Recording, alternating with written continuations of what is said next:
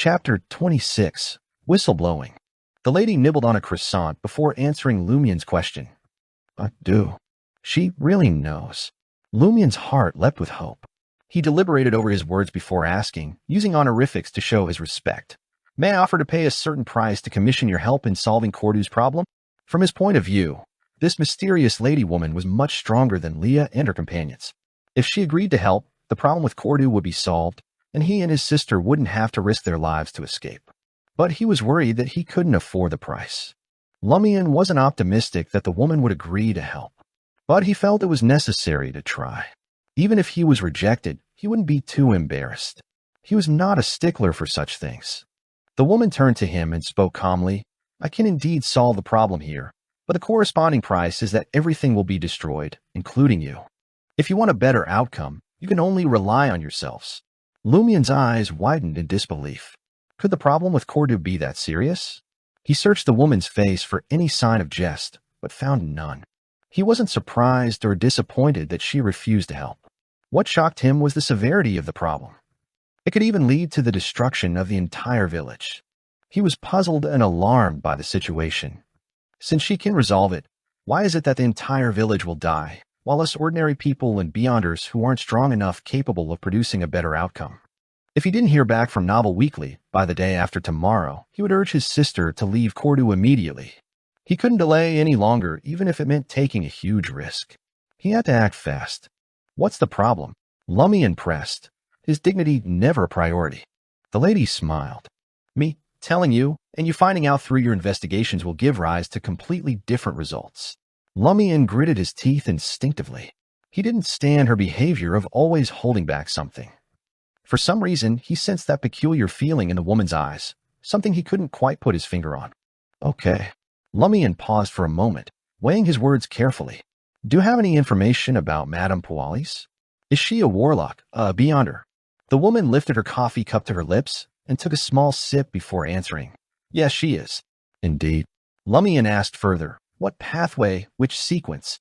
The lady's expression turned serious in an instant. It's not a normal pathway. What do you mean it's not a normal pathway? He pressed. The lady smiled. You'll find out later. I want to know now.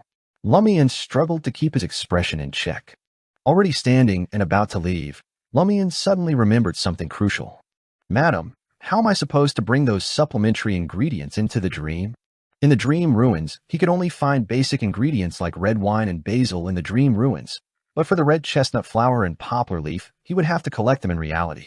The task wasn't impossible, and Lumian had already thought of a way to borrow them, but he knew it would all be for naught if he couldn't transfer them to his dream.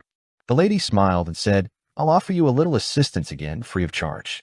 Find those materials in reality, put them on the table in your bedroom before you sleep. I'll help you send them into your dream. She can send those things into my dream? Lumian was first shocked before feeling a wave of relief wash over him. At least his problem was solved. He never thought he'd encounter someone else with the ability to enter the special dream world like he could. Lumian couldn't shake the feeling that his ability to enter dream ruins had something to do with the cryptic symbols etched onto his chest. As he gazed at the woman before him, he couldn't help but wonder if she was connected to those same markings or that bizarre and terrifying voice that had been echoing in his mind. Lumian had just left the old tavern and had plans to collect the red chestnut flower and poplar leaves. But as he turned the corner, he saw Ryan, Leah, and Valentine exiting the back door of the tavern. They were still dressed in the same clothes and outfits. Lumian's heart skipped a beat as he greeted them with a smile. Good morning, my cabbages. Leah turned her head and laughed amidst the tinkling sounds. You're early, too. Lumian tried to act sneaky and looked around before speaking in a hushed tone. I noticed something unusual yesterday. Ryan's expression turned serious as he exchanged glances with Valentine and Leah. What is it? Lumian's voice quivered slightly as he spoke. I suspect that Naroka's death is abnormal. You attended her funeral yesterday. Ryan gave Lumian an encouraging look to continue, and Lumian took a deep breath before proceeding with his suspicions. I told you about the funeral customs in the Dirige area, didn't I? After everyone went to the cemetery, Pons Benet entered Naroka's house without any objection from the owner. Isn't this destroying the influence of their family's horoscope and taking away the corresponding good luck? There must be something wrong. Pons Benet, the brother of the padre. Ryan thought for a few seconds and asked. Lumian nodded heavily. As Lumian thought about the Padre's strange group and his impending departure from Cordu, he realized he had nothing to fear from speaking his mind. With a deep breath, he declared, "The Padre is not a good man." "Why do you say that?" Leah asked with a grin, clearly unsurprised by Lumian's criticism of the Padre.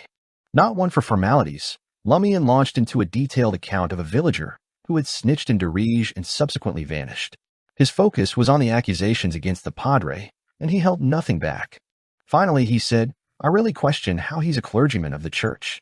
One time I said something that was deemed too real, and I had to hide temporarily in the cathedral. I was about to doze off behind the altar when the Padre walked in with Madame Pualis. And let me tell you, they were doing the dirty deed right under the deity's gaze." In the conversation that followed the deed, the Padre even lamented to Madame Pualis, saying, "Why can't a man marry his sister?" Madame Pualis was appalled by his words and begged the Padre to repent. However, the Padre said, "Many wealthy families lose their fortunes when their daughters marry and their sons start families. But if a son could marry his sister, these problems would disappear. Unfortunately, the law and morals don't allow it."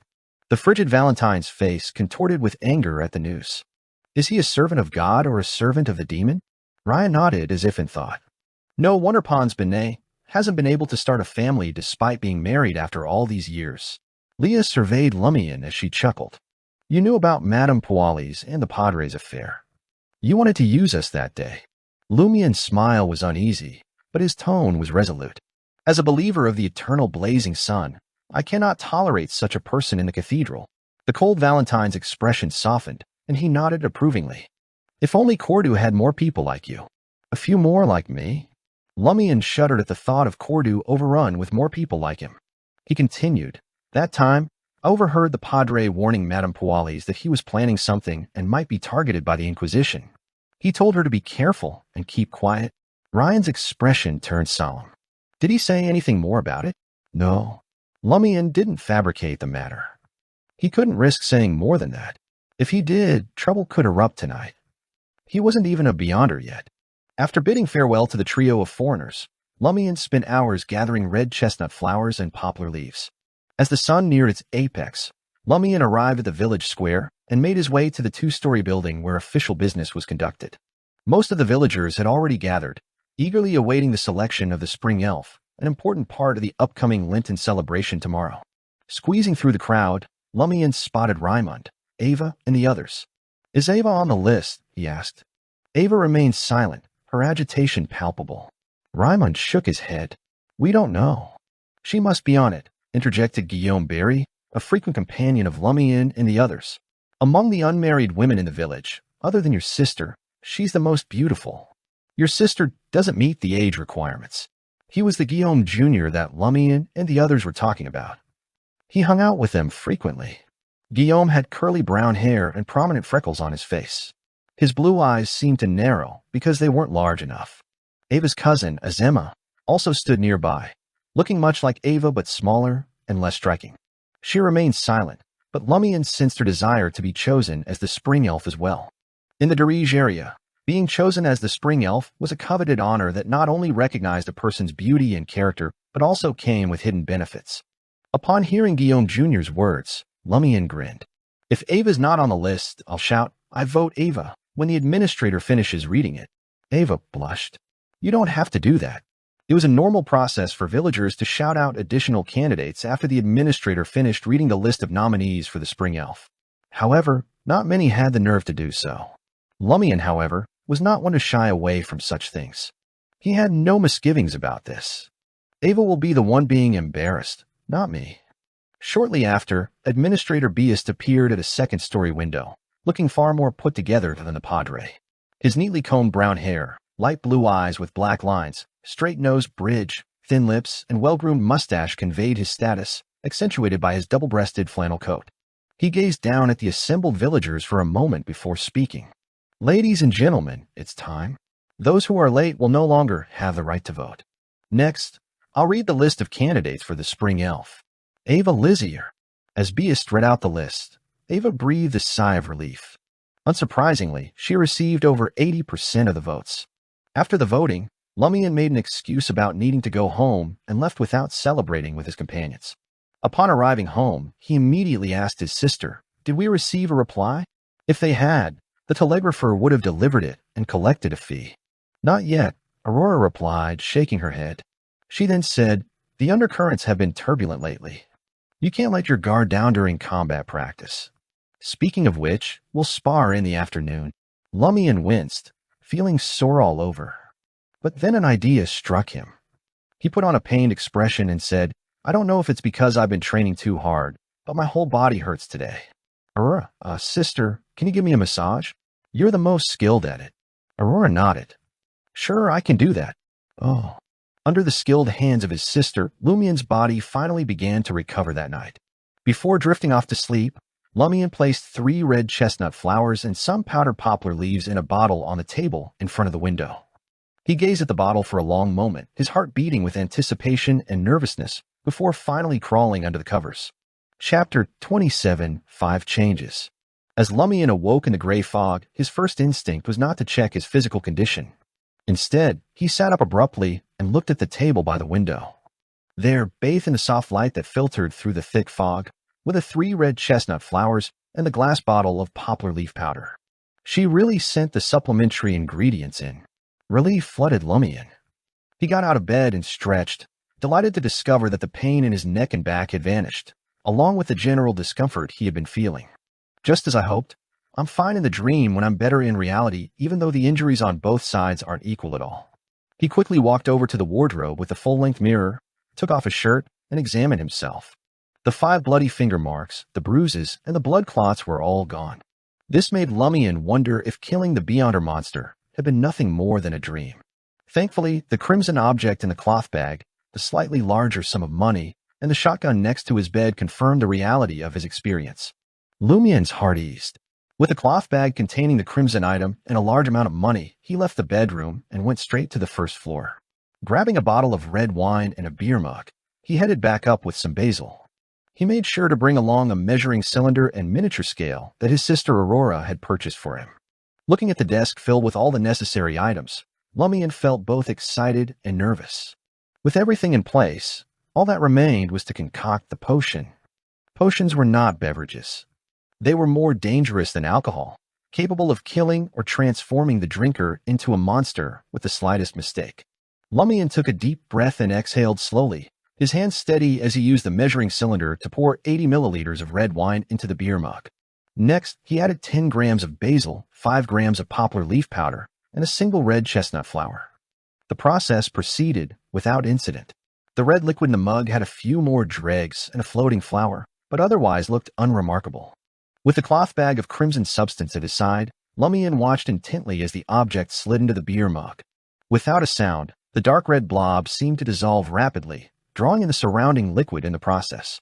Bubbles erupted, and the entire mug turned a deep shade of red. The red chestnut flower had dissolved completely. This is the hunter potion. Lumian gulped and picked up his beer mug. The supernatural power he had sought for so long was finally within his grasp. Without hesitation, he took a deep breath and steeled himself for what was to come. Raising the mug to his lips, he drank the potion in one swift gulp.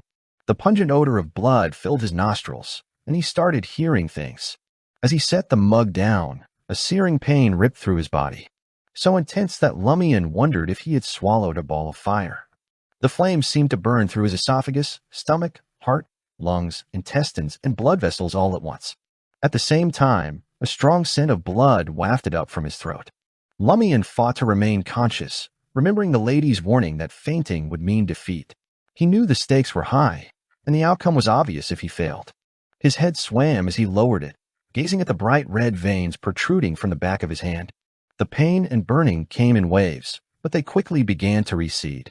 But just as he thought it was over, a mysterious voice echoed in his mind, as if coming from both infinitely far away and right beside him. The sound was like steel thorns piercing his brain, stirring it forcefully. Suddenly, the near-death experience he had faced before returned, and the pain and burning flared up once more. Lumian gritted his teeth and clenched his fists, feeling as though something was trying to claw its way out of his flesh. The gray fog around him seemed to thicken.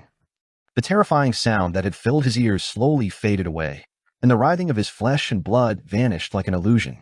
The excruciating pain, the burning sensation, and the metallic scent of blood dissipated, leaving Lumian gasping for cold air as he regained control of his body. He bent over, hands on his knees, panting heavily as he realized the true dangers of pursuing supernatural powers, as his sister had warned him. A mere Sequence 9 potion had nearly claimed his life. Of course, it had first seemed manageable, dangerous, but manageable. But the mysterious voice that had been brought on by the symbol on his chest had almost caused him to collapse at the critical moment. Each breath he took seemed to restore some of his strength, and before long, he felt fully recovered. Bang! Lumian clenched his fist and swung it hard, striking out at the air with a force that caused a sonic boom. He had never imagined possessing such power before, and the realization filled him with excitement. In his small bedroom, he practiced a combat technique his sister had taught him, each punch producing a crisp sound. Bang, bang, bang. Despite the commotion, Lumian moved with precision and control, not touching anything as he completed the set. To his surprise, he felt neither tired nor fatigued, but rather energetic and alive. He assessed his condition. In terms of strength, speed, reaction, or body control, they've all been greatly enhanced. It's a little inhuman. I possess the strength of a bear and the agility of a cat. It's slightly equivalent to the combination of the two. Without the potion, I might never be able to reach this level of power in my life. But before he could finish his inspection, Lumian caught the scent of blood, his heart tightening with fear. Instinctively, he sniffed the air and realized that he could determine the source of the blood. It came from his body. Lumian looked down and saw that the back of his hand was covered in blood-red spots. He came to the full-body mirror again and realized that his face was similarly stained. He wiped some of the blood away, but found no sign of any wounds. After a moment's thought, Lumian came to a realization. Did the potion cause the capillaries Aurora talked about to burst? And then they quickly healed after I absorbed the potion? The only explanation for his current condition was supernatural influence. Realizing he was not injured, Lumian pushed the matter aside and focused on his sense of smell, which seemed to have undergone a significant change. As he concentrated, the scents around him were decomposed and drilled into his nose in various forms. The smell of blood, the residual smell of alcohol, the fragrance of flowers, the smell of dust. Lumian began identifying the scents around him one by one, even the slightest ones not escaping his heightened senses. Simultaneously, he saw invisible footprints in the distribution of dust in the bedroom, heard the beating of his own heart and the breeze outside the house. The second change is that my sensory abilities have increased exponentially, surpassing the standards of ordinary humans. No wonder the monster he had encountered was so skilled at tracking. Lumian was delighted. More importantly, this improvement did not interfere with his daily life and only appeared when he focused. It only took the form of a weaker version. Through experimentation and self-examination, Lumian discovered two other changes brought on by the Hunter Potion. The third change allows me to accurately locate certain points in his environment, such as weak spots in a wall, enabling me to set traps more efficiently and kill my enemies, be they humans, beasts, or monsters, more effectively. The fourth change is that I have more knowledge about wild plants and animal organs, allowing me to survive better in the wilderness and quickly find hemostatic medicine when injured. I can even make poison to smear on weapons if needed. As he confirmed these newfound abilities, Lumian couldn't help but feel a sense of absurdity. I actually managed to kill that shotgun monster. The current me is much stronger than the previous me, and it was not much weaker than the current me. Lumian contemplated for a while and concluded two crucial points. Ability is important, but brains are equally important. Exploiting a good environment can effectively increase my strength. After some thought, Lumian added inwardly, also, I can't be careless and lose my patience at any time. He walked to the window and gazed at the dream ruins again. An indescribable sense of oppression, fear, and danger surged into his heart. This was something he had never felt before. The fifth change is some kind of intuition strengthening. Lumian nodded gently. He went to the washroom and washed his body with clean water. He changed into a fresh set of clothes and then lay back on the bed with the money close. He wanted to get back to reality as soon as possible, eager to know if the hunter abilities would stay with him or if they would be weakened. In the dead of night, Cordu was eerily silent. The clouds shrouded the crimson moon and stars, leaving the darkness to reign supreme. Lumian surveyed the night scenery and felt an overwhelming sense of happiness. He was now a beyonder in the real world, and his powers hadn't weakened at all compared to the dream realm. As an intuition struck him, Lumian unbuttoned his shirt and gazed down at his chest. The black symbol resembling a thorn chain was slowly fading away. It also appears in reality. Lumian muttered, feeling a twinge of unease. He noticed that the bluish-black symbol that had loomed over the thorny chain existed only in his dreams. Suddenly, Lumian's heart skipped a beat as he gazed up at the nearby elm tree. The legendary owl of the warlock was perched on a branch, observing him quietly. Chapter 28 Laws. The brownish-yellow eyes of the owl glowed in the dark, fixating on Lumian as it perched on the branch. Lumian was no longer as intimidated as he was during their previous encounters. He yelled, "What you looking at? Say something if you dare." Lumian didn't have to provoke the owl, but he hoped it would reveal the owl's true motive. He couldn't bear the thought of the creature lurking around and staring at him in the dead of night. To his surprise, the owl remained silent and didn't make a sound. After a few tense seconds, the owl spread its wings and flew off into the darkness. Crazy. Lumian let out a frustrated curse, but he didn't dare let his guard down. Lumian remained focused on scrutinizing the dark shadows outside, trying to detect any signs of danger. He recalled that the last time the owl had appeared, he had seen Naroka's figure and learned of her death the following day. I wonder if something similar will happen this time. But after careful observation, he didn't notice anything abnormal and breathed a sigh of relief. He drew the curtains and lay back on the bed. In the deep darkness, Lumian opened his eyes, contemplating his next move. I wonder what this owl is trying to do. It's acting so strange and mysterious. It shouldn't be up to anything good. Whatever. With the situation in the village, I have to leave with Aurora as soon as possible. I don't believe that it can follow us to try her. If I don't receive a reply tomorrow, we'll leave Cordu the morning after tomorrow. If there's a reply, we can leave Cordu openly from the village entrance. If not, we'll have to improvise. It's Lent tomorrow, and everyone will still be celebrating the day after tomorrow, so we won't attract too much attention. Aurora can borrow Madame Puali's pony and spend some time in the nearby alpine pastures. We don't need to go down the mountain, so it shouldn't attract the investigators' attention. When the time comes, we can use a dangerous trail to leave the mountain. The path is treacherous, with several broken parts in the middle. Even the shepherds don't think it's passable. However, with my newfound abilities in Aurora's witchcraft, allowing her to fly a distance, she'll have it easier than me. There's a good chance we can hoodwink the investigators. Becoming a hunter had allowed him to do what was previously impossible. It gave Lumian a newfound sense of confidence, allowing him to quickly formulate a plan. His heart became more certain, and he slept soundly. The next morning, Lumian rose early and got to work in the kitchen. His thoughts turned to how he had become a Beyonder, and how he was about to leave the abnormal village of Cordu with his sister. Lumian's mood brightened, and he even found himself eager to hum a tune. When Aurora came downstairs, there were already 2 bowls of minced meat noodles on the table. How did you know I was about to get up? She asked, pleased. I started cooking noodles when I heard movement in the washroom. Lumian grinned, inwardly noting, "You're always in a groggy state after waking up. How do you realize this?" Aurora nodded. As she sat at the dining table, she casually asked, "That owl flew over again in the middle of the night?" "That's right." Lumian knew that his sister had discovered him looking out the window, so the owl's appearance had been a fortunate distraction. Otherwise, he wasn't sure how to explain himself. He couldn't risk telling Aurora about his newfound Beyonder abilities just yet, as he would be given a dressing down by her. However, Lumian planned to divulge the truth to his sister sooner than later. He wanted to avoid Aurora from having considerations that might hinder their escape. He planned to tell his sister about this the day after tomorrow when they escaped from Cordu to prevent her from diverting her attention to take care of him. By then, she wouldn't have the time to give him a dressing down. Aurora furrowed her brow in confusion. What a strange owl. She was still trying to decipher the bird's true intentions. All it did was come over to take a look. Lumian slurped up the last of his noodles, then turned to his sister. "If there's a reply, we'll leave Cordu this evening and take the usual path down the mountain. If not, borrow a pony from Madame Puali's tomorrow morning, and we'll head to the nearest alpine ranch. I know of a trail that leads down the mountain, and the investigators won't be aware of it." Aurora fiddled with her hair, deep in thought. After a while, she grinned and said, "Sure, probability of this plan succeeding is quite high." She clicked her tongue and added, "My stupid brother has grown up." Lumian couldn't help but feel smug, basking in his sister's praise.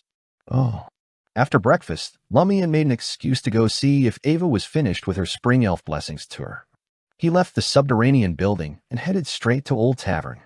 As a newly minted Beyonder, Lumian was eager to gain more knowledge, and the lady had promised to share some with him. Not far from the tavern, Lumian spotted an old acquaintance walking towards him. It was Pons Benet, the younger brother of the local padre. He's alone. Lumian couldn't help but smile at the thought of how he had been chased by Pons and his thugs in the past. Having just obtained supernatural powers, he was already eager to test out his new supernatural powers. "Hey, my illegitimate son," Lumian greeted him. "How dare you go out alone without Daddy's permission?" Lumian hoped to provoke Pons and goad him into a fight instead of letting him run. Pons Benet looked in the direction of the voice and saw him. The villain's expression changed slightly. He turned to run away. Thud, thud, thud. Lumian watched in disbelief as Pons sprinted away, disappearing at the intersection not far away. He sure ran fast. Quite an alert one. Lumian sighed silently. He knew, without a shadow of a doubt, that he could take down Pons Benet in a one-on-one scrap, even before he ascended to Beyonder status. But it seemed likely that Pons Benet had the same notion. The two of them had never properly thrown down, but they both had confidence in their own abilities. So it caught him off guard when Pons Benet bolted the second he caught sight of him today, like he'd come face to face with a bloodthirsty beast. It's impossible for him to know that I secretly became a Beyonder last night. Is he so dense that he's developed animal instincts and can sniff out danger? Lumian slandered Pons Benet in his heart. He refrained from pursuing Pons Benet because he regretted the moment he greeted him. The village was riddled with aberrations, and the situation was perilous. Lumian knew better than to stir the pot before he left. If he had pummeled Pons Benet, the padre and his goons might spring into action prematurely, thus jeopardizing his and Aurora's escape. It would be too late for regrets when that happened. Furthermore, the padre's group was an enigma, and there could be something off about Pons Benet. Lumian suspected that if he engaged in fisticuffs with him, his Beyonder identity would be exposed, and that would spell trouble in the future. Being a Beyonder has made me too haughty and overconfident. I need to rein myself in, Lumian mused, reflecting on his behavior as he entered Old Tavern. He had intended to head straight to the second floor, but his eyes landed on the lady seated in the corner. Today, the lady was garbed in a pearl gray dress and a light-colored lady's bonnet. Lumian noticed that there wasn't any food in front of her. "Have you had breakfast?" he asked, taking a seat opposite her. The lady replied nonchalantly, "Not yet. I'm meeting someone here, and I'm still waiting for her." "Her? Not me." Lumian scanned the area, but saw no one else except the tavern owner. He looked at the lady again and sincerely said, "I've become a hunter. It's time for you to keep your promise and give me more common knowledge." The lady wasn't surprised at all. She remarked with a smile, "It seems you're in pretty good shape." She spoke in a voice that sounded almost otherworldly. "What you need to master now are 2 laws and 1 method. Why does it feel like I'm studying physics?" Lumian didn't dare speak his thoughts aloud. The lady continued to speak. "For most Beyonders, this knowledge is incredibly valuable. They trade everything they have just to acquire it. But for you, fate has brought you here, and so I'll give it to you for free. Free things often come at the most hefty price. How will I pay the price?" Lumian felt a weight settle on his shoulders. Ever since he became a hunter, his intuition and observation skills had improved significantly. He could sense a strange, indescribable emotion in the lady's eyes, much stronger than before, but he still couldn't put a finger on what it was. The lady straightened up. "All supernatural powers come from the oldest one, the Creator. As a believer of the eternal blazing sun, you should know that his eyes became the sun." Yes, Lumian had heard the padre's sermons about it before. "That's a symbolic description," the lady clarified. "In essence, the oldest one created this world and many deities. Eventually, he disintegrated himself and split into Beyonder characteristics of different pathways. So that's why they're called the paths of the divine." Lumian connected the dots. The lady nodded slightly. "Yes, every pathway's sequence 0 is equivalent to a true god. For instance, the Bard pathway's sequence 0 is known as the sun, which is also the eternal blazing sun you believe in." Lumian was surprised and a little apprehensive. So every Beyonder can become a god in the end? If he were a devout believer of the eternal blazing sun, he would have accused the lady of blasphemy. But he wasn't that kind of person. He was just a casual believer who didn't give it much thought. He even asked, "What's the hunter pathway's sequence 0? And what about the mystery prior pathway? Didn't I already tell you? It's the Red Priest, and the position is currently vacant, the lady replied with a chuckle. As for the mystery prior pathway, the sequence 0 is known as the Hermit, and it's currently occupied by an evil god called the Hidden Sage. He likes to impart knowledge to beyonders of the same pathway, earning him the nickname Knowledge Pursuer. Your sister's troubles stem from him. Is that so? Lumian felt a twinge of dislike towards the Hidden Sage. The woman redirected the conversation. Since beyonder characteristics come from the oldest one, they won't disappear or increase. They only transform from one form to another, moving from one object to another. This is known as the law of beyonder characteristics indestructibility, or the law of conservation. Chapter 29 Method. Lumian put his physics knowledge to work and pondered for a moment. Why not just call it the law of conservation? That's another law, but don't worry about the details for now. The woman nodded in agreement. Essentially, it's the same as the law of indestructibility, but with additional prerequisites and specific elaborations. Is that so? Lumian considered for a moment before speaking. So, according to the law of indestructibility, if I want to obtain beyonder characteristics, I can target other beyonders, in addition to hunting the corresponding monsters. Since beyonder characteristics were indestructible, a beyonder's death would result in the appearance of the corresponding beyonder characteristics. The woman's face showed a certain amount of emotion. You're very perceptive.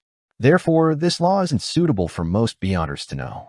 It would result in beyonders killing each other, and they won't be able to trust each other. Lumian didn't mind this. Even without this law, humans still kill each other. In the real world, there's plenty of suspicion, bullying, and murder. The woman replied with interest, but at least there's still a certain warmth and light of the human spirit. Lumian pondered for a while before speaking. Looking at it from another perspective, this law should become a consensus among beyonders. That way, the weak can be prepared in advance and not become easy prey for those who know. The lady nodded slightly. That does make some sense. Actually, if battles between beyonders happen frequently enough, people involved would likely be able to figure it out. She then introduced, the second law is called the law of beyonder characteristics convergence. Convergence? Lumian struggled to understand. He couldn't quite derive it from their earlier conversation. The woman's expression turned serious.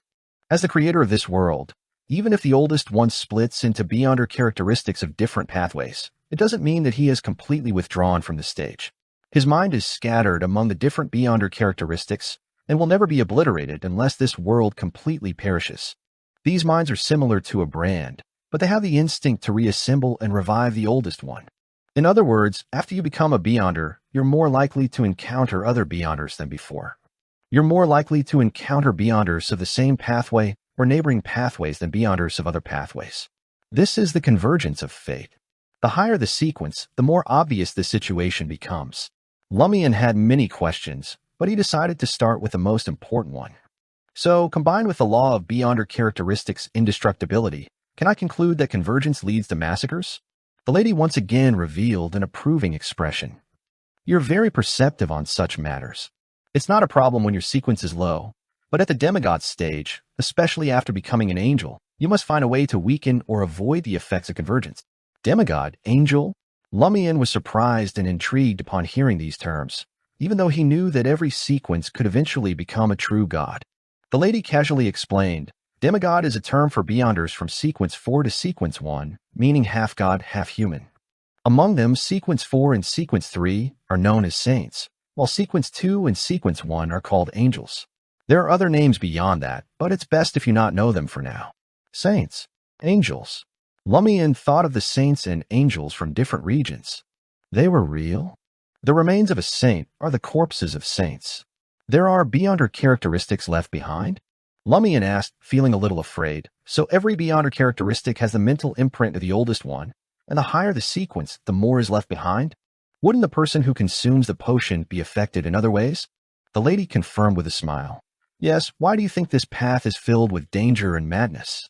Losing control is one of the main reasons why consuming a potion can be so dangerous. To be specific, it's losing control of supernatural powers in one's own mind, transforming into a terrifying monster. Is there another reason? Lumian pressed. The lady tersely grunted. Firstly, the intensity of the mental imprint mainly depends on the level of the owners of the corresponding beyonder characteristics. Their obsession and madness before death also contribute to it. Secondly, consuming the potion in the wrong order or method can cause a huge conflict in the body. Thirdly, some existences can use the consumption of potions to exert influence. For example, every time the mystery prior pathway consumes a potion, they passively receive knowledge installation from a hidden sage. Similar to the voice I heard after drinking the hunter potion, Lumian deliberated for a moment before recounting his encounter truthfully. Which entity's influence is that? The next second, he saw the expression of the lady opposite him become a little odd. She said solemnly, "Some existences can corrupt and take control of you just by knowing of their existence. Unfortunately, the owner of that voice is one such existence. It's not suitable for you to know their honorific name at the moment." Lumian's mind raced with thoughts. That horrifying? A sequence 0 true god? But most people in Intis, and I know about the eternal blazing sun and the god of steam and machinery. There's nothing wrong with them. Could there be a difference between a true god and an evil god? But she mentioned the hidden sage, who is also a sequence 0. Is it possible she doesn't know who it is and is using vague terms to mask her ignorance? He gave up on the topic, considering his own strength, and asked about another intriguing term. What is a neighboring pathway? The woman's expression returned to normal as she explained. Under normal circumstances, if you choose a pathway and consume the corresponding potion, you can only go down that path one step at a time. Otherwise, you will definitely lose control, or at the very least, half lose control. However, there are always exceptions. Every pathway has one or more neighboring pathways. You can jump over at a specific sequence, such as sequence 4, which divides between humans and demigods. Hunter's neighboring pathway is assassin. Assassin. Sounds cooler than hunter. Lumian asked with concern, which pathway's neighbor mystery prior? Will one no longer be affected by the hidden sage after jumping to a neighboring pathway? The savant pathway. The current sequence 0 is the god of steam and machinery, the woman replied calmly. After jumping over, one will still be affected by the hidden sage, but the degree will decrease significantly. However, the corresponding beyonder characteristics still exist unless one find a way to expel them. How? Lumian asked, surprised. The easiest way is to have children. In mysticism, there's a high chance of transferring the corresponding beyonder characteristics to a child through heredity, the woman explained. Alternatively, you can use the special abilities of certain pathways, but there's a certain risk, and you have to pay a considerable price. Lumian nodded before raising another question. Can I switch only at a particular sequence? The chances of reaching sequence 4 and becoming a demigod were slim. The lady glanced at him. In theory, it's possible to switch at a lower sequence, but the risk of losing control is much higher. Unless there's no other way, it's best not to attempt it. The woman paused before saying, I've finished explaining the 2 laws. Now I'll explain the method. This is one of the most important pieces of knowledge in the mystical world. Most important. Lumian instinctively straightened his back, feeling abnormally focused. The lady continued to speak. It's called the acting method. It's a way to help you digest the potion. By digesting the potion, the risk of losing control will be greatly reduced when consuming the next sequence potion. It's no wonder I can't drink the sequence 9 potion today and drink the sequence 8 potion tomorrow. I have to use the acting method to digest the previous potion. Lumian came to a realization. He did not interrupt her and listened attentively to her explanation. Remember, it's digestion, not control. What's the acting method? It involves acting according to the name of a sequence like an actor. By reconciling the differences between one's body and the remnant mental imprints of the beyonder characteristics, one can obtain the corresponding recognition. This allows them to bypass the barrier that originally existed and fuse the beyonder characteristics with themselves. So, I have to act like a hunter and hunt in the mountains every day? Lumian asked attentively. Lumian appeared as attentive as a student. The lady shook her head. That's just the most superficial form of acting. We not only have to understand the surface meaning of a sequence's name, but we also have to investigate its deeper meaning. For example, the city is also a jungle. Everyone is both prey and hunter. I'm familiar with this. Lumian was already familiar with this concept, which he had learned during his days as a vagrant. How can you be sure that you have digested a potion and can advance to the next sequence? Lumian asked curiously. The lady smiled. You will sense it when the potion is truly digested. All right. Lumian didn't continue the topic and asked in puzzlement, who named the different sequences? Why could he digest the potion just by acting them out? The lady's expression turned serious. The earliest sequence divisions came from the remnants of the oldest one splintering. It was a stone slab filled with mystical knowledge. As it involves the secret of becoming a deity, it's called the blasphemy slate. In ancient times, during the end of the second epoch and the entire third epoch, a powerful deity close to the oldest one appeared. He was called the ancient sun god. After he perished, a second blasphemy slate was born from his remains. All the current sequence names and potion formulas came from it. That's not the second and third epoch history I learned. Lumian muttered inwardly. The lady continued to speak. When Emperor Roselle was alive, he used the second blasphemy slate as a reference to create a Cards of Blasphemy set based on tarot cards.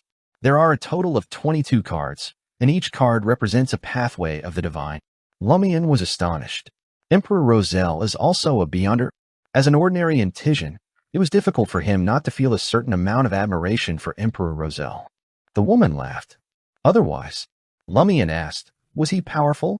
Almost a deity, the lady said concisely. That amazing. Lumian was stunned but felt that was only right. He thought for a moment and said, then wouldn't the diary left behind by Emperor Roselle be very valuable? The lady nodded. Yes, but there are very, very few people who can decipher those strange writings. Lumian fell into deep thought. Aurora seems to have some of Emperor Roselle's diary transcripts in her collection. She seems to be able to decipher them. Could it be that a portion of her strength comes from there? Chapter 30 begins. The woman turned her head to look out of Old Tavern's window. It's about time. I'll end this with giving you some pointers. Based on the law of Beyonder characteristics indestructibility, we know that humans and Beyonder characteristics combine to become Beyonders. Similarly, creatures and Beyonder characteristics combine to become Beyonder creatures. But what about items that combine with Beyonder characteristics? She asked, not giving Lumian a chance to answer. They are called mystical items. As items don't have will, spirit, and self-control, coupled with the combined effects of other factors, after they fuse with Beyonder characteristics, they will not only display corresponding special abilities, but also bring about very strong negative effects. The various churches tend to seal them and use suitable methods to activate them when needed. This is why mystical items are also called sealed artifacts. The mystical items that have been sealed by the various churches have their own serial numbers and are divided into 4 grades: 3, 2, 1, and 0. The smaller the prefix number, the higher the danger. Among them, there are a limited number of level 1 and 0 sealed artifacts that are extremely dangerous. The serial numbers are common to the various churches and won't be repeated. Lumian muttered, level 0 sealed artifacts. Lumian had a deep impression that sequence 0 was equivalent to a true god. This led him to make a certain connection and ask, are these sealed artifacts formed by fallen deities or exterminated evil gods? He had noticed that there were 22 pathways with sequence zeros, but the number of deities clearly didn't add up. However, Lumian also recognized that his lack of understanding of evil gods and secret existences might have caused this confusion. Not all of them, the lady replied after thinking for a moment. Most of them are at the level of angels. Only a small number have the ability to kill gods. Lumian nodded. I understand. I won't underestimate the items in other people's hands. The woman added, you can't underestimate the negative effects of sealed artifacts either. In the future, you will definitely come across sealed artifacts. Oh, and there's another category of items in the field of mysticism called extraordinary items. They are made by Beyonders of corresponding sequences using their abilities, spirituality, or with the help of the spirit world or deities. They don't contain Beyonder characteristics, but they have a certain level of supernatural effects. However, their strength will gradually dissipate over time. Charms, lotions, and other items can only be used once. In comparison, Beyonder weapons are more stable and can be used for years. As a hunter, you lack the ability to deal with spirit body ghost-type creatures before sequence 7. If you have the chance in the future, consider obtaining the corresponding sealed artifacts or Beyonder items. Lumian listened carefully and asked, the spirit world? He had seen this term in Hidden Veil, but it did not provide sufficient explanation. The woman quickly explained, from a mystical point of view, this world is divided into 3 levels, the real world, the spirit world, and the astral world. The rest are formed by attaching to one of these 3, like the underworld. I don't need to explain much about the real world. You already know it very well. The spirit world is a place where spirits reside, and many concepts of reality no longer exist there. You will gradually understand it in the future. As for the astral world, it originally referred to the world of gods, But now the entire cosmos needs to be included in that definition. Lumian was just asking casually, but after obtaining a preliminary answer, he immediately returned to the previous topic. Can a hunter create beyonder items? He asked, thinking that warlocks could probably do it. The lady shook her head before saying, hunters can't rely on their own sequence, but because their spirituality has been enhanced, they can learn ritualistic magic and pray to a deity or a hidden existence. They can use their responses to create charms, weapons, and other beyonder items. However, I have to remind you that most hidden existences are very dangerous. It's best not to attempt praying to them. Otherwise, death would be the best outcome. And the 7 Orthodox gods basically won't respond to you unless you join the corresponding church and become an official beyonder. In other words, it's impossible for a hunter to create a beyonder item? Lumian asked, feeling somewhat disappointed. The lady smiled and said, not really. On the one hand, you can use the blood and saliva of certain beyonder creatures to create poisonous weapons. In a sense, this can be considered a beyonder item. On the other hand, after you unlock the secret of the dream, I'll tell you the honorific name of a great existence. You can pray to him. Lumian was shocked and suspicious. This was the first time she had used the word great as an adjective. He had never heard her use it to describe the eternal blazing sun or the hidden sage. Who could this great existence be? Was it safe to pray to him? The more he learned about mysticism, the more he realized how little he knew. Lumian tersely acknowledged her answer and asked, what are the corresponding sequences 8 and 7 for hunters? The woman replied indifferently, sequence 8 of the hunter pathway is called provoker, and sequence 7 is paramaniac. All right, that's all for today, she said as she stood up and walked towards the entrance to the 2nd floor. After a few steps, she stopped and said over her shoulder, I forgot to remind you. Remember, you're just acting. Just acting. Lumian mulled over her words and thoughtfully asked, what if you take the role seriously? You will become less and less like yourself until one day. The woman smiled and closed her mouth before turning around, walking to the stairs and disappearing. She didn't finish her sentence again. Lumian muttered silently. He sensed that forgetting he was only acting would have serious consequences. Lumian sat quietly in a corner of Old Tavern, reviewing the general knowledge the woman had just taught him to prevent forgetting anything. The more he thought about it, the more he realized the importance of the 2 laws and 1 method. They are like the main framework of mysticism. Everything else is derived from them. I wonder if Aurora knows. After leaving Cordu, I'll discuss this problem with her. I wonder if that lady will allow me to inform Aurora of all these directly. Oh. As Lumian left Old Tavern, he looked back and muttered to himself, why haven't those 3 foreigners taken action yet? It's already Lent today. He continued to ponder as he made his way to the village square. After he finished asking if there was any reply, he saw Ava, Raimund, and the others approaching. Ava was wearing a long white dress with a round headdress made of branches and flowers on her head, and a huge necklace hung around her neck.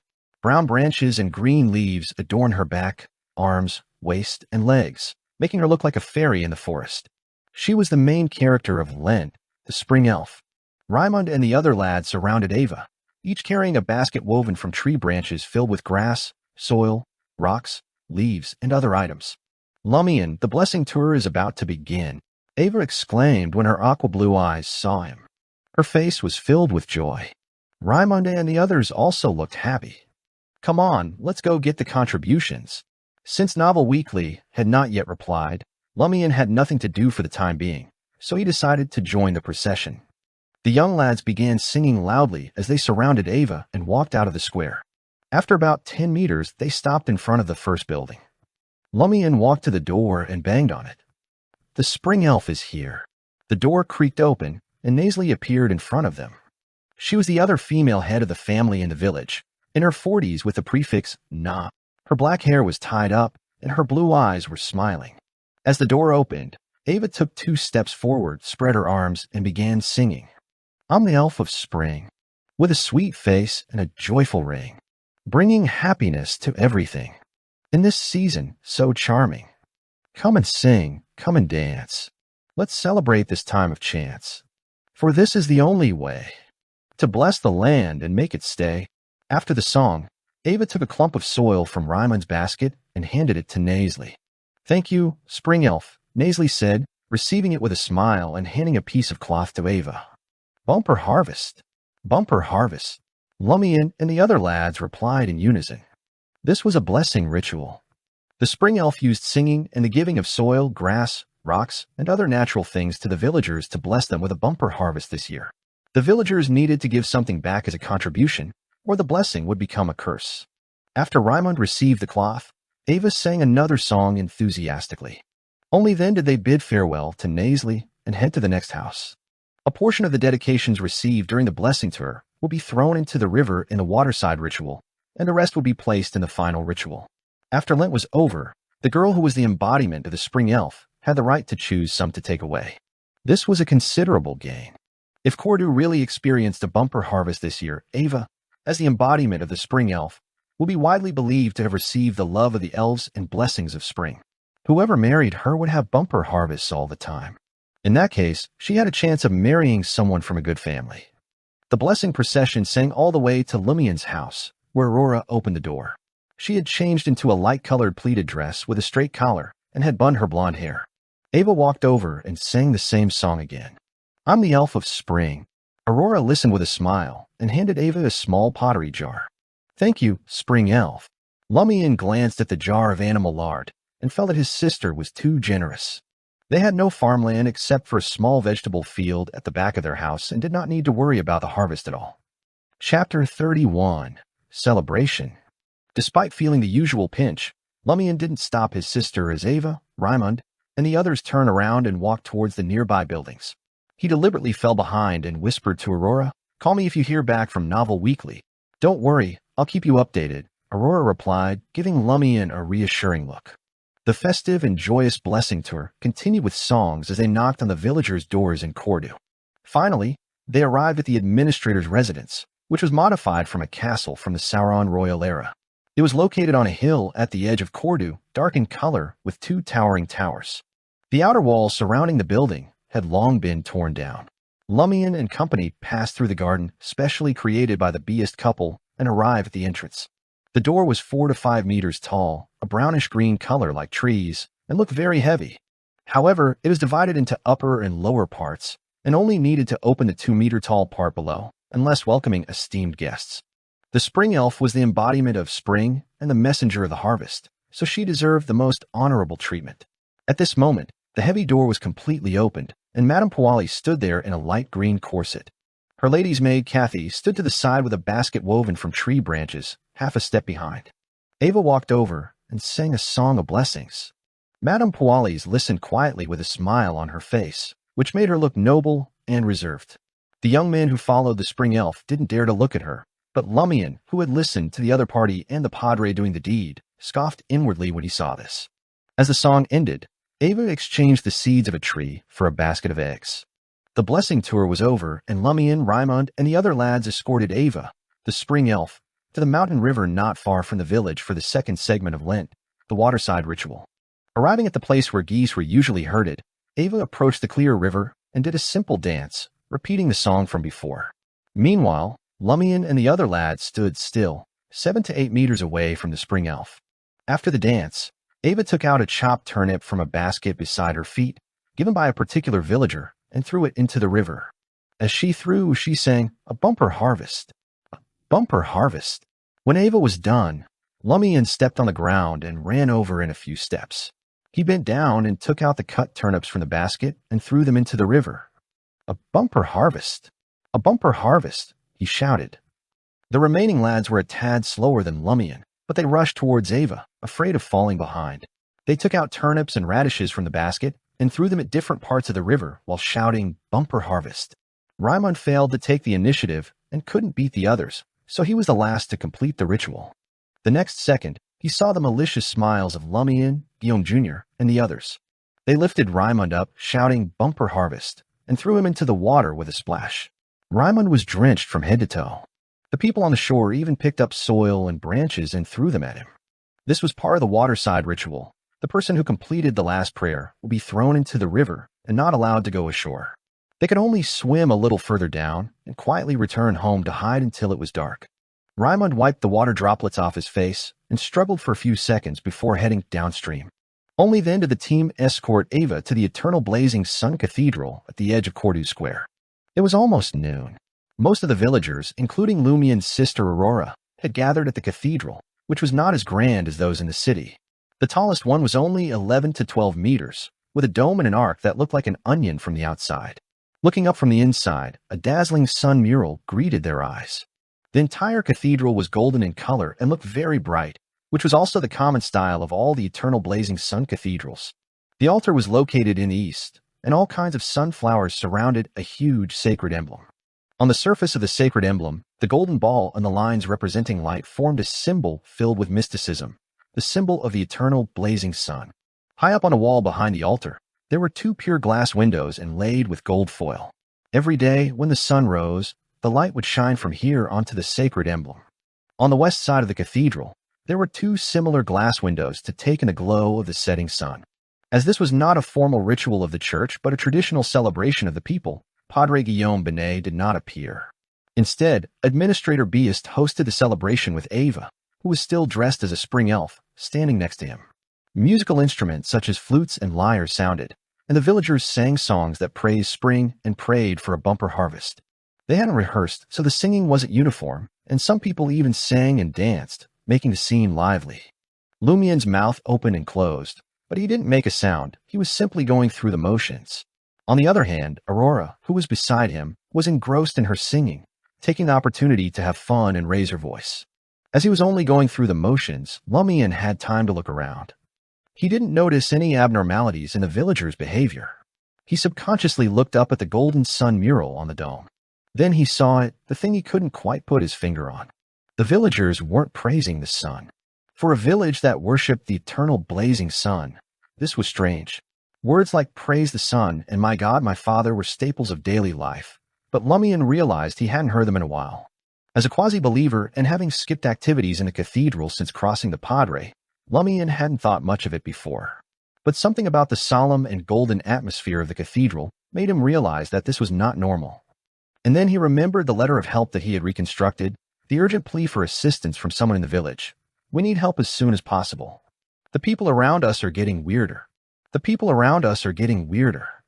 At that moment, Lumian gained a deeper understanding and agreement with this sentence. Lumian's heart raced as he looked around, searching for Leah and the other foreigners. But they were nowhere to be found at this Lenten celebration. Seriously, they don't appear when they're needed. Lumian muttered inwardly. Lumian forced himself to join in the chorus, pretending not to notice anything out of the ordinary. Finally, the singing died down, and the celebration ended. Lumian whispered to Aurora, his voice urgent, "Go home first. I have something to tell you later." He knew he couldn't leave yet. As an escort for the spring elf, he had to participate in the final part of the ritual. He couldn't force his way out of the cathedral, risking an anomalous eruption. Aurora nodded thoughtfully. Okay. She didn't ask further and left the cathedral with Madame Pualis and the other villagers, leaving Lumian behind.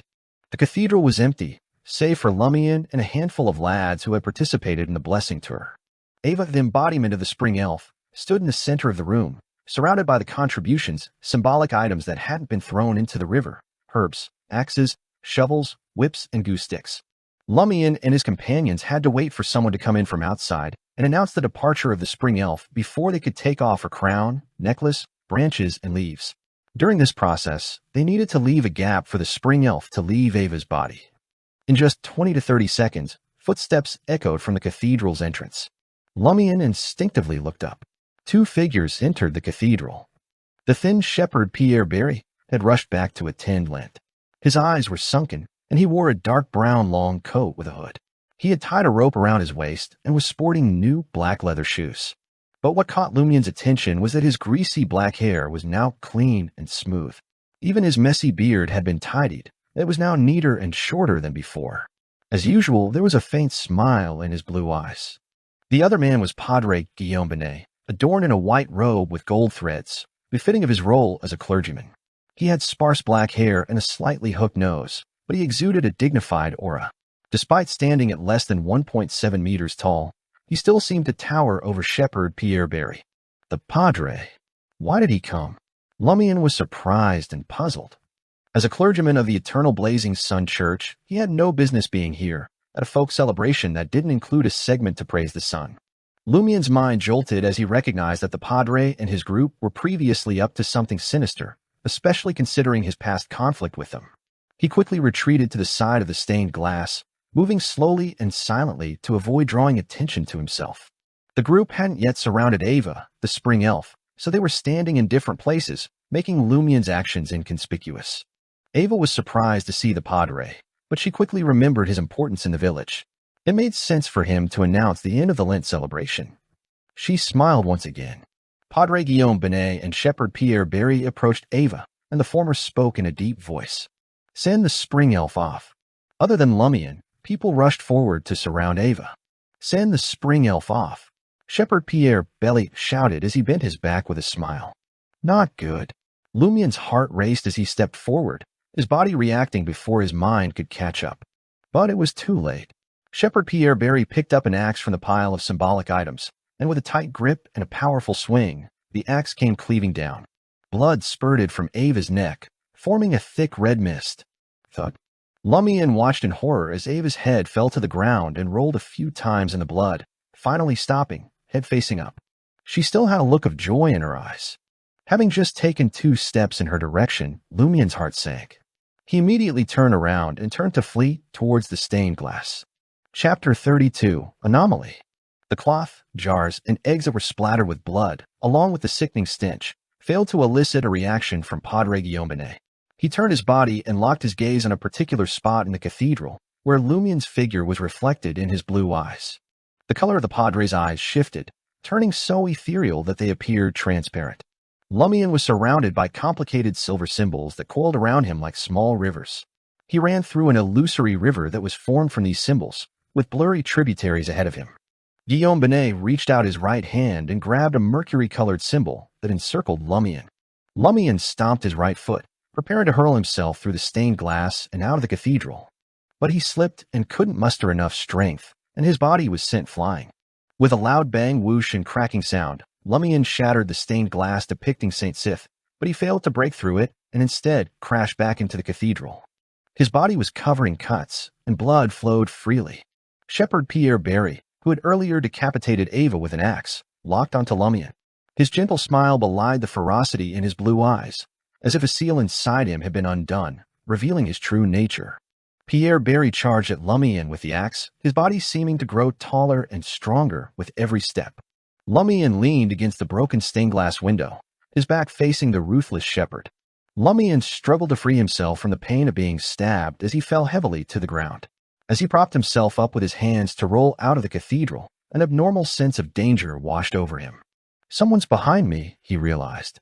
Ignoring the pain and blood, he continued pressing down on the broken glass window frame and pretended to roll out, using it as a cover to quickly retract his body and fall back instead of moving forward. Bang! Suddenly, an axe smashed into the window frame, sending it flying out of the cathedral with a loud bang.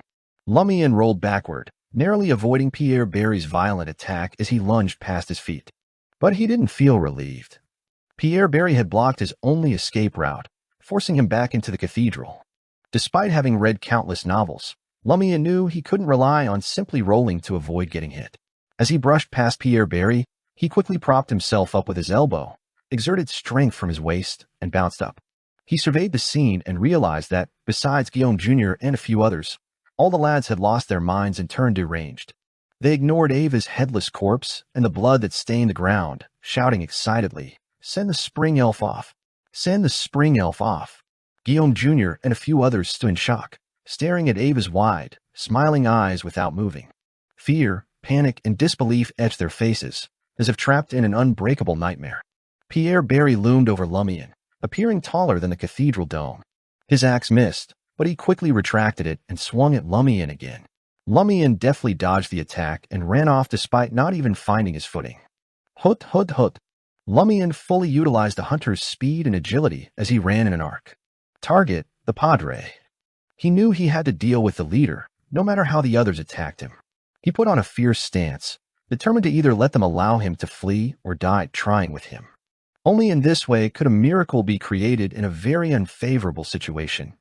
Shepherd Pierre Barry didn't pursue Lumian. He stood in front of the broken window frame, holding his blood-stained axe and extending his left hand towards Lumian's direction. The cathedral plunged into darkness, and Lumian's surroundings grew even more ominous.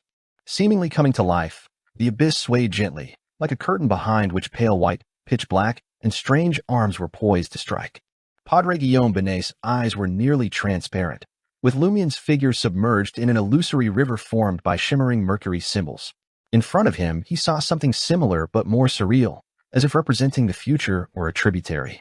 After experimenting, Guillaume Benet's right hand finally grasped the key pattern formed by multiple symbols. With a single move, he could rewrite Lumian's future and render all his efforts futile.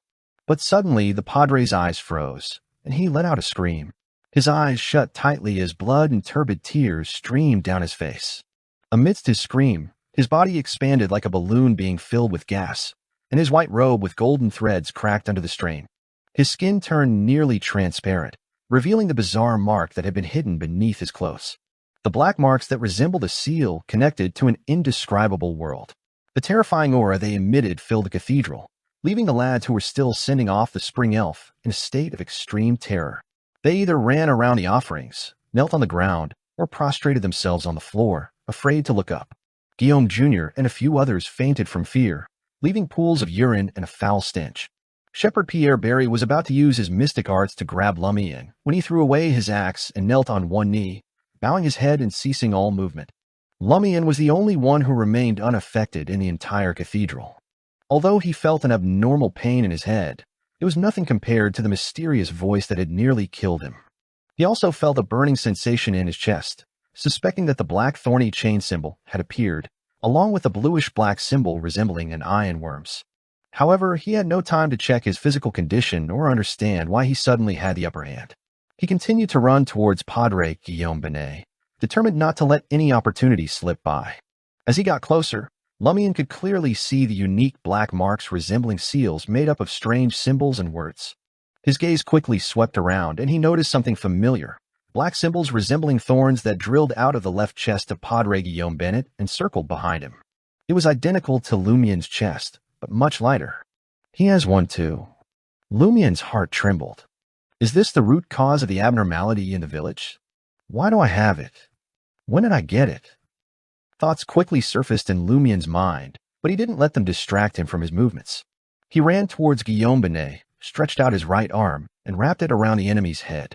Without pausing, he forcefully circled behind the Padre, and with a snap, Guillaume Benet's head turned and faced his spine. Phew. Lumian breathed a sigh of relief, knowing that the biggest problem had been resolved. He had to hurry home and escape with his sister, leaving the rest to the three foreigners to deal with. But just as Lumian turned to leave, Guillaume Benet, who was supposed to be dead, opened his eyes. They were bloodshot, and a sharp buzz split Lumian's head in half, the intense pain preventing him from screaming. Everything shattered before his eyes, and he was engulfed in darkness as he lost consciousness. Oh, painful. How painful. Lumian suddenly sat up, opened his eyes, and rubbed his head. He saw the familiar surroundings of his bedroom, the wooden table, the reclining chair, and the wardrobe and small bookshelves on both sides. I was saved by Grande Sir. How long was I out? How is the situation in the cathedral? Lumian didn't have the time to think through it.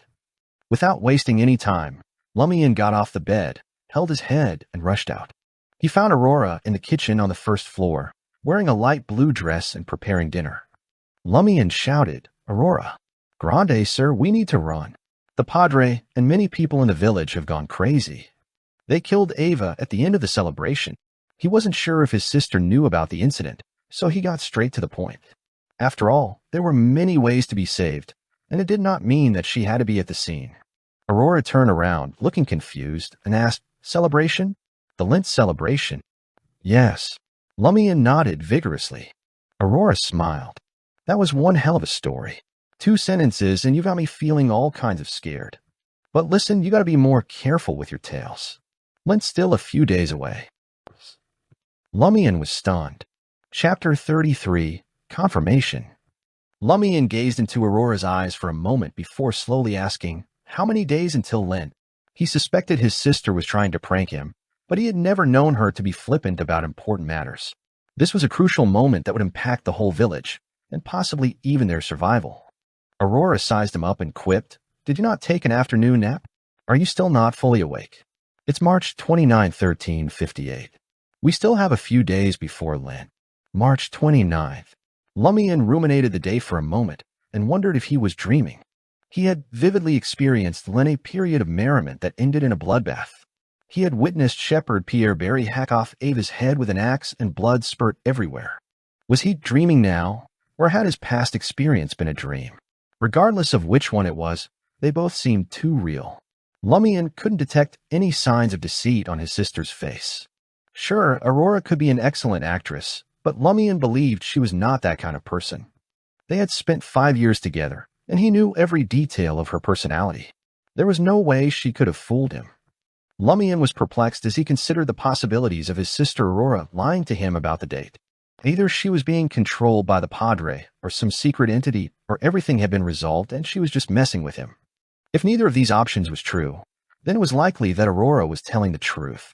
Time had rewound to March 29th, a few days before Lent. With Lumian's understanding of the world, this was clearly impossible and shouldn't have happened. However, his sister's attitude left him at a loss. I have to think of a way to confirm it. Lumian tried to recall everything that had happened during that time period and realized he could easily remember most of the details. Aurora was wearing a light blue dress on that day, on the March 29th, corresponding to the successful celebration of Lent. He also remembered meeting Leah, Ryan, and Valentine that night before taking them to the cathedral to catch the Padre in the act. What's wrong? Aurora stretched out her right hand and waved it in front of her stunned brother. Lumian quickly gathered his thoughts and said, Aurora, I just remembered something. I need to go out for a while. I'll be back soon. Lumian realized that the only way to confirm if time had really returned to March 29th was to find Ava. If she was still alive, he would have to come to terms with this unbelievable change. He didn't wait for Aurora's response and hurried to the door, bypassing her. Call me Grande, sir. Don't be late for dinner, Aurora shouted after him. As he ran towards Ava Lizier's house, Lumian feared that if he were even a second slower, he would be caught in an indescribable nightmare and completely devoured. Along the way, many villagers noticed him, but they were afraid it was a prank directed by him and didn't stop to ask for a reason. Finally, Lumian reached his destination. Guillaume Lizier, Ava's father, was a famous shoemaker in the village of Cordoue and the surrounding mountains. Although they weren't particularly rich, they weren't too bad either. They lived in a subterranean grayish-blue two-story building, with an empty space at the back where grass and firewood were piled up, and a goose house was repaired. It was almost dinner time when Lumian arrived, and several figures were busy in the kitchen of the Lizier's household. Lumian walked through the open door and immediately saw Ava. This brown-haired girl with aqua-blue eyes was wearing a gray-white dress and preparing dinner for her mother. Her hands and feet were nimble, and her eyes were lively. Lumian could tell just by looking at her that she was alive. She's really not dead, Lumian thought to himself as he looked at Ava's neck, trying to find signs of stitches. In one of Aurora's horror novels, there was a scene where a corpse was stitched up to act as a living person. But Ava's neck was long and smooth, without a single scar. Guillaume Lizier, the shoemaker, noticed Lumian standing in the doorway and asked, Lumian, what's the matter? He stood up from his kitchen chair and faced Lumian, his brown hair disheveled, and a slightly greasy brownish-white apron hanging in front of him. Ava, who had been busy in the kitchen, turned around in surprise and looked at Lumian. She saw Lumian standing there in a daze. What's the matter? She asked. Lumian was momentarily stunned but quickly regained his composure and planned to make up a random reason to explain his visit. However, Guillaume Lizier inspired him with a question. He deliberated for a moment and asked, Monsieur, did Pierre of Berry order a pair of leather shoes from you? He remembered that he and Raymond were supposed to meet Shepherd Pierre Berry the next morning, and were surprised he had abandoned his flock to rush back to participate in the Lenten celebration despite the dangers of the long and difficult journey. By that time, Pierre Berry had already put on a new pair of soft leather shoes. Unless he went to a shoe shop in Daria-Ge that sold finished products, it would take time to make a pair of leather shoes.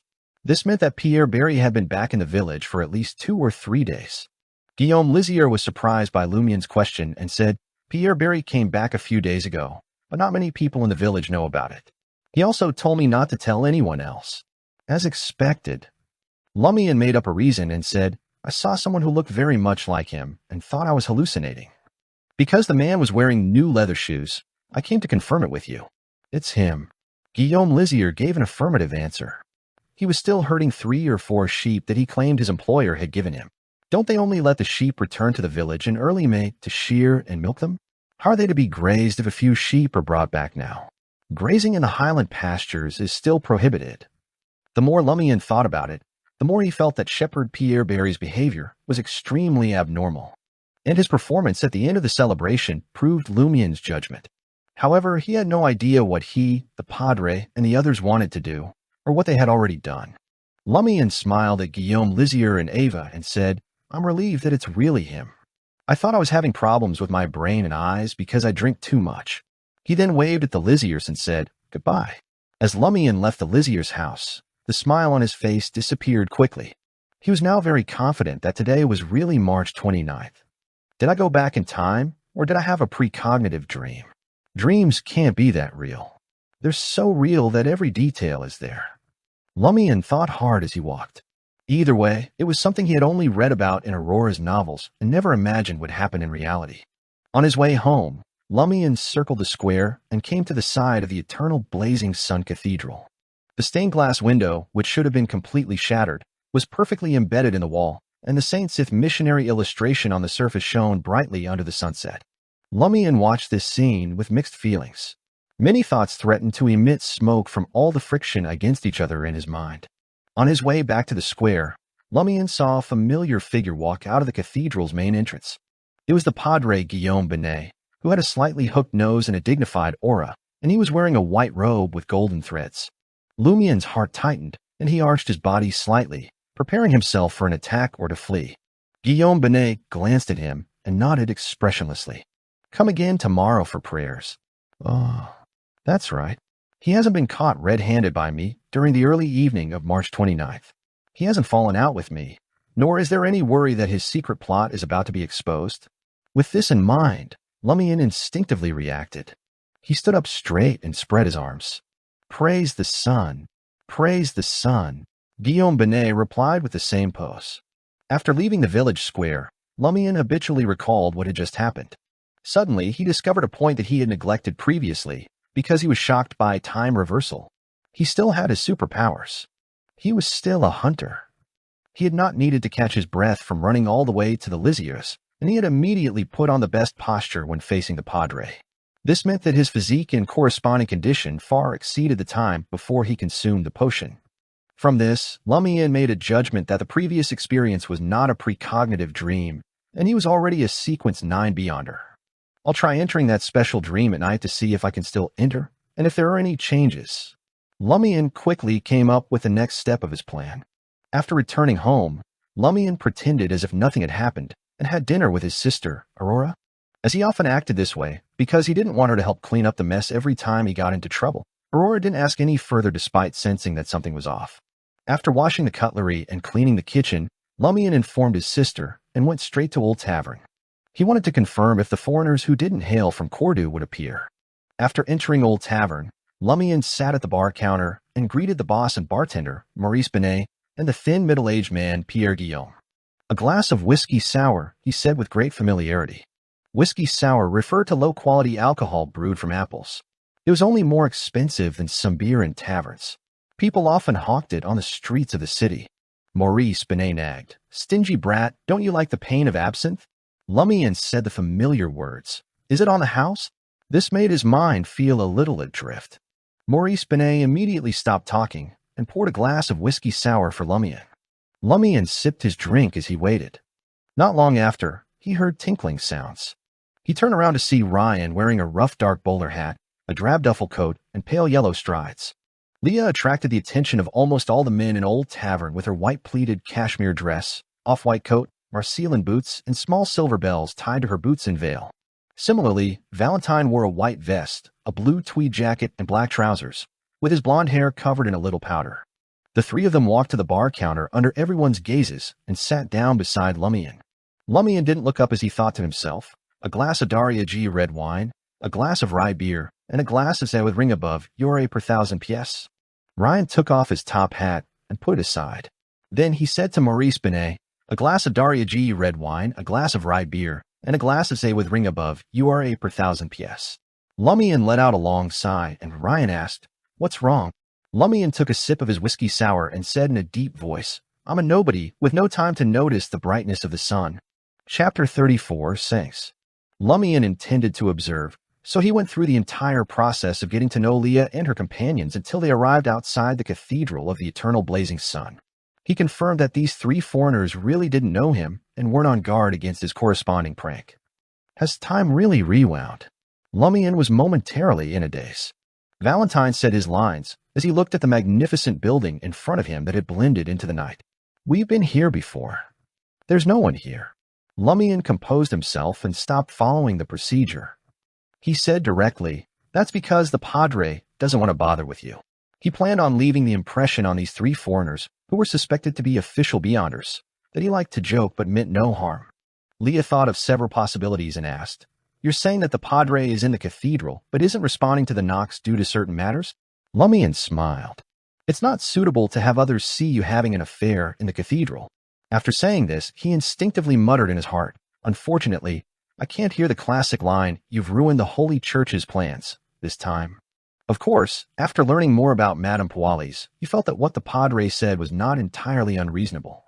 Perhaps Padres could be like the main characters in Aurora's spy novels, who were willing to endure temporary humiliation and betray their bodies to infiltrate the evil forces represented by Madame Pualis to complete an important mission.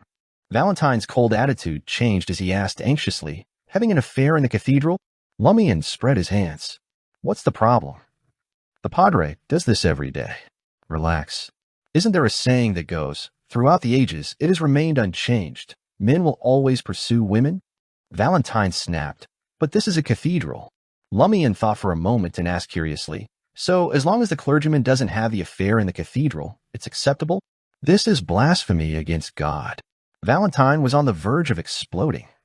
Ryan placated him with a pat on the shoulder, and the most composed foreigner in the group asked, do you know who the Padre is having an affair with tonight? Lumian shook his head. There are too many possibilities. His mistresses include Madame Pualis, Madonna Benet, Philippa Guillaume, and Sybil Berry. Madonna Benet? She has the same last name as the Padre. Leah interjected. Lumian nodded. She and the Padre are cousins twice removed. Valentine was stunned for a moment. He gritted his teeth and asked, is Guillaume Benet a servant of God or a servant of the demon?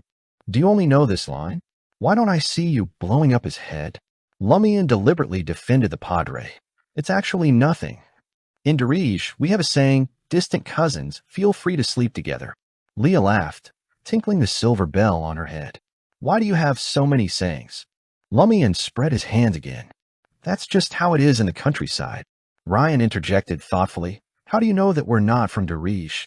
You wouldn't have said, in Darige, there's a saying. You told me this yourself. Lumian had been quick to shoot off his tongue and actually treated what had happened previously as information that he already knew. He had no choice but to make up a reason. You don't look like Darige locals. He pointed to the road leading to the village and said, I've already helped you find the Padre. I have to go home now. Leah smiled faintly and said, I thought you'd follow us. I don't dare offend a Padre, Lumian casually mentioned. The villager who snitched on him previously has been missing for a long time. Without waiting for Ryan and the others to respond, he waved his hand and ran to the other side of the square, saying, remember to keep my secret, my cabbages. Oh. Lumian walked along a starlit country road, the crimson moon obscured by clouds. He pondered recent events, his hands in pocket. As he neared his home, he looked up at the roof of the semi-subterranean two-story building. As expected, Aurora sat there, hugging her knees and gazing at the cosmos. In the darkness, she seemed lonely and distant. It has really repeated. Is there a possibility that what happened previously is real and I'm dreaming now? Lumian had just come up with a new guess when he suddenly realized the difference between the two March 29 THS. He realized that the woman who had given him the wand card and taught him mysticism knowledge was absent from Old Tavern, preventing him from determining if he was dreaming or not. I'll do a confirmation tomorrow. Lumian composed himself, walked to his house, and pushed the door open. Just like last time, Lumian climbed to the roof using a ladder on the second floor and sat beside Aurora. What's so interesting about this view? Lumian said deliberately. Aurora turned her head and sighed. Just as she was about to speak, Lumian added, what does the cosmos mean to you? Aurora sized him up. You're being rather direct today. She then looked at the cosmos and said faintly, as you know, I'm not from Cordu or Darige. I don't know if you've ever heard the saying that home is where you can't return to. Lumian didn't joke as he looked into the cosmos. Aurora proceeded to fly into her bedroom and write a letter to her pen pal. Lumian didn't reveal his newfound Beyonder status. He returned to the second floor, chatted with her sister about her pen pal, then closed Aurora's door and returned to his bedroom. Upon seeing the white four-piece bed, Lumian's heart skipped a beat. He lifted the pillow and found a minor arcana tarot card representing the Seven of Wands. Looking at the man in verdant attire with a determined expression on his face, his hand holding a wand, poised for battle his enemies, Lumian remembered the woman's interpretation of the card: crisis, challenge, confrontation, courage. The more Lumian thought about it, the more he felt that these four words truly revealed his current situation. Before drawing the card, there was a high chance that he would enter a crisis and face challenges. What I need to do next is to muster my courage and confront the problem. Wait, hasn't time already turned back? I haven't even met that lady or drawn the card. Why is it here? Lumian was alarmed. He wasn't too confident about his previous guesses. All kinds of thoughts and deductions quickly emerged in his mind, like bubbles bubbling in boiling water. This made Lumian's head hurt. He felt like he was about to go crazy. In the end, Lumian decided to treat the woman and the item she gave him as an exception for the time being. With that lady's mysteriousness and uniqueness, it was considered normal for her to be unaffected by time reversal. If I can find her tomorrow and she still knows me, it means that there's nothing wrong with my deduction. Lumian exhaled, feeling mentally exhausted. He went to the washroom to wash up and went to bed early. Oh. Lumian woke up in the familiar faint gray fog and sat up, seeing the wooden table and chair in front of the window. He had once again entered the special dream.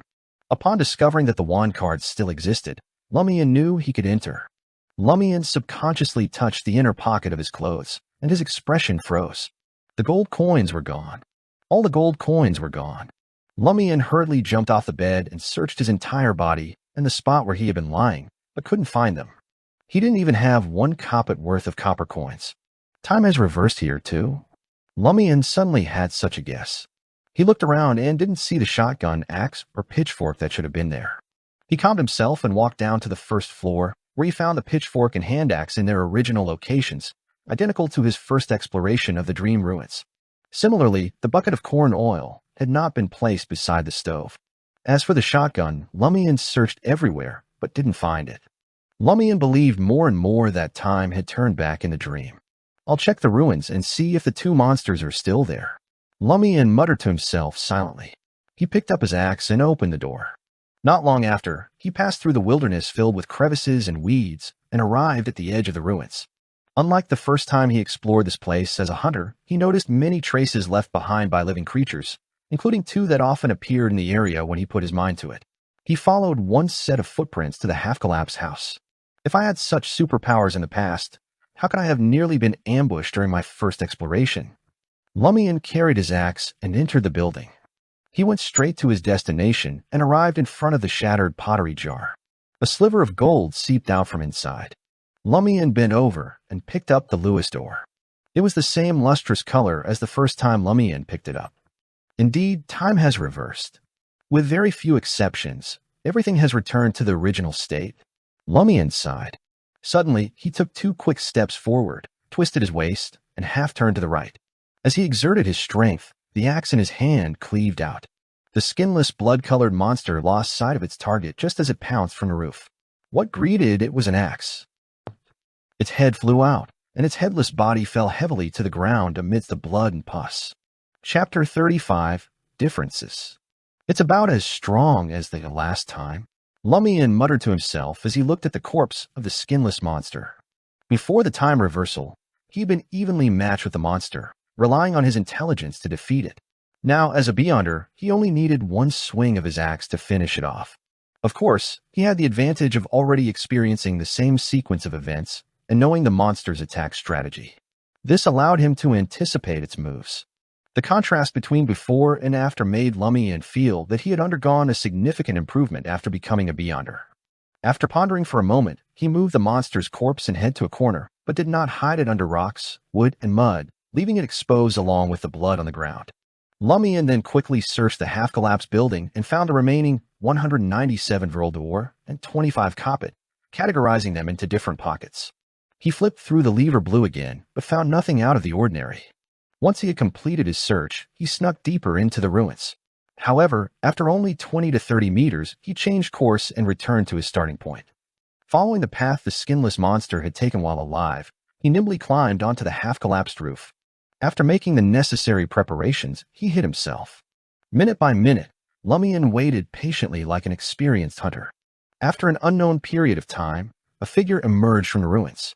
It was the same monster that had previously given Lumian a hunter-beyonder characteristic, with its half-human, half-beast appearance, bent knees, greasy black hair, and shotgun on its back. The shotgun monster approached cautiously, as if on a daily patrol. Suddenly, it sniffed the air and detected the blood in the distance. It quickly changed direction and headed towards the half-collapsed, burnt building. Following the trail of blood, the monster found the skinless monster's corpse and head. It squatted down to examine it carefully. On the half-collapsed roof, Lumian shook his head and muttered to himself, "You can't even smell me from such a distance? Even with the smell of blood, you shouldn't have missed me." As he muttered, he raised his axe and struck hard at the crevice in the stone beside him that he had prepared earlier. Crash! The half-collapsed roof shook, and heavy rocks crashed down. The shotgun monster reacted quickly, twisting its waist, kicking its feet, and lunging towards an uncollapsed area. Lumian smiled and swooped down from the intact roof like an eagle grabbing its prey in midair. In the midst of the howling wind, Lumian and the shotgun monster clashed in the air. Lumian raised his axe with one hand while the monster desperately tried to turn around and block. Lumian clenched his left hand into a fist and punched down. As the monster extended its arm to block, Lumian opened his palm and reduced his strength, grabbing the monster's arm. As Lumian pulled back with his left hand, he suddenly cleaved down with his axe in his right hand. The blade struck the monster, and they both fell to the ground in a pool of blood. Lumian, who had a buffer pad, was not affected by the impact. He raised his hand and cleaved the monster's head from its body with his axe once again. Despite its unwillingness, the head rolled twice and separated from the body. Standing up, Lumian looked at the monster and sneered, "You've weakened. All you have is a terrifying shell, nothing more than a stuffed scarecrow inside." As a hunter, he was confident in dealing with the shotgun monster again, but he hadn't expected it to be so easy. Looking at the corpse on the ground, Lumian patiently waited for the beyonder characteristic to appear. However, after waiting for a long time, he saw no sign of the dark red light. Nothing. Lumian muttered to himself in puzzlement. He wasn't surprised, though. Last time, he had obtained the shotgun monster's beyonder characteristic and turned it into a potion that he had already consumed. Since the time reversal didn't turn me back into an ordinary person, and the beyonder characteristic in my body hasn't disappeared, it means that there's one less hunter beyonder characteristic here. The shotgun monster is only back in its living state, but it essentially lacks what's important. The question now is, why am I still the same before the time reversal? He couldn't come up with an answer, so he decided to loot the copper coins from the shotgun monster and leave the ruins. The next morning, Lumian didn't feign a headache in front of his sister like he had on March 30th. Instead, he got up early and prepared breakfast, including toast, fried poached eggs, sliced bacon, and more. Aurora was surprised to see Lumian's diligence. "Oh, you're so diligent. I thought you wouldn't be able to get up this morning after drinking so much yesterday." Lumian casually replied, "Just a glass of apple whiskey sour and a glass of absinthe. How is that too much?" Aurora shook her head and smiled. "What's there to be proud of? Other than wine, other alcoholic beverages are unhealthy and affect our brains. No wonder you're becoming more and more stupid, my drunkard brother." Lumian, who couldn't argue with his sister, muttered to himself, "Why is wine an exception?" "Because I like it," Aurora replied, challenging Lumian to retort. Lumian had no response. After breakfast, he stayed home and kneaded dough instead of going out. Aurora clicked her tongue in wonder. "Did you cause any trouble? You're so obedient. Tell me, I won't beat you up. At most, I'll give you an additional combat class." "Nothing." Lumian deflected the question and said, "I find things in the village getting weirder and weirder. Some people are acting more and more abnormally." "Aurora, do you feel that way?" Lumian had observed that his sister didn't have any memories related to the time reversal, but the abnormality in the village had to have started before March 29th. As a mystery prior, Aurora might have sensed it but didn't pay enough attention to it. Aurora's expression turned serious. "Even you can sense that something is amiss? Tell me, who were the ones who made you feel this way?" As expected, Aurora knew that there was something wrong with some people, but she didn't expect the problem to be so serious. Lumian washed his hands and thought before responding, "Madame Poalis, the Padre Pons Benet, and the shepherd Pierre Barry, who returned to the village early. There is indeed something wrong with Madame Poalis. I knew something was off about her when she came to Cordu with the administrator, but she was very restrained. Apart from constantly having extramarital relationships, there was nothing evil about her. I saw something on her. Aurora stopped herself, not wanting to drag Lumian into the supernatural world. Constantly having extramarital affairs. Before Lumian found out that Madame Pualis was having an affair with a padre, he found Madame Pualis a decent lady. He was surprised to learn that Madame Pualis had affairs with men other than the padre. Of course, this was in line with Lumian's stereotypical view of Madame Pualis. As for the padre, he has the same strong desire for superpowers as you, but he has never received the blessings of the eternal blazing sun church, Aurora continued. A guy like Pons Benet, whose brain is nothing but muscle, can't do anything strange. As for the shepherd, Pierre Barry, rushing back a few sheep seems a little off, but I can't tell what's wrong, and I don't dare to look deeper. As one would expect from a sequence 7 of the mystery prior pathway.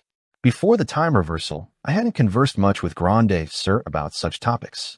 In fact, I overlooked the crucial hint that there could be an issue with Pierre Barry's sheep.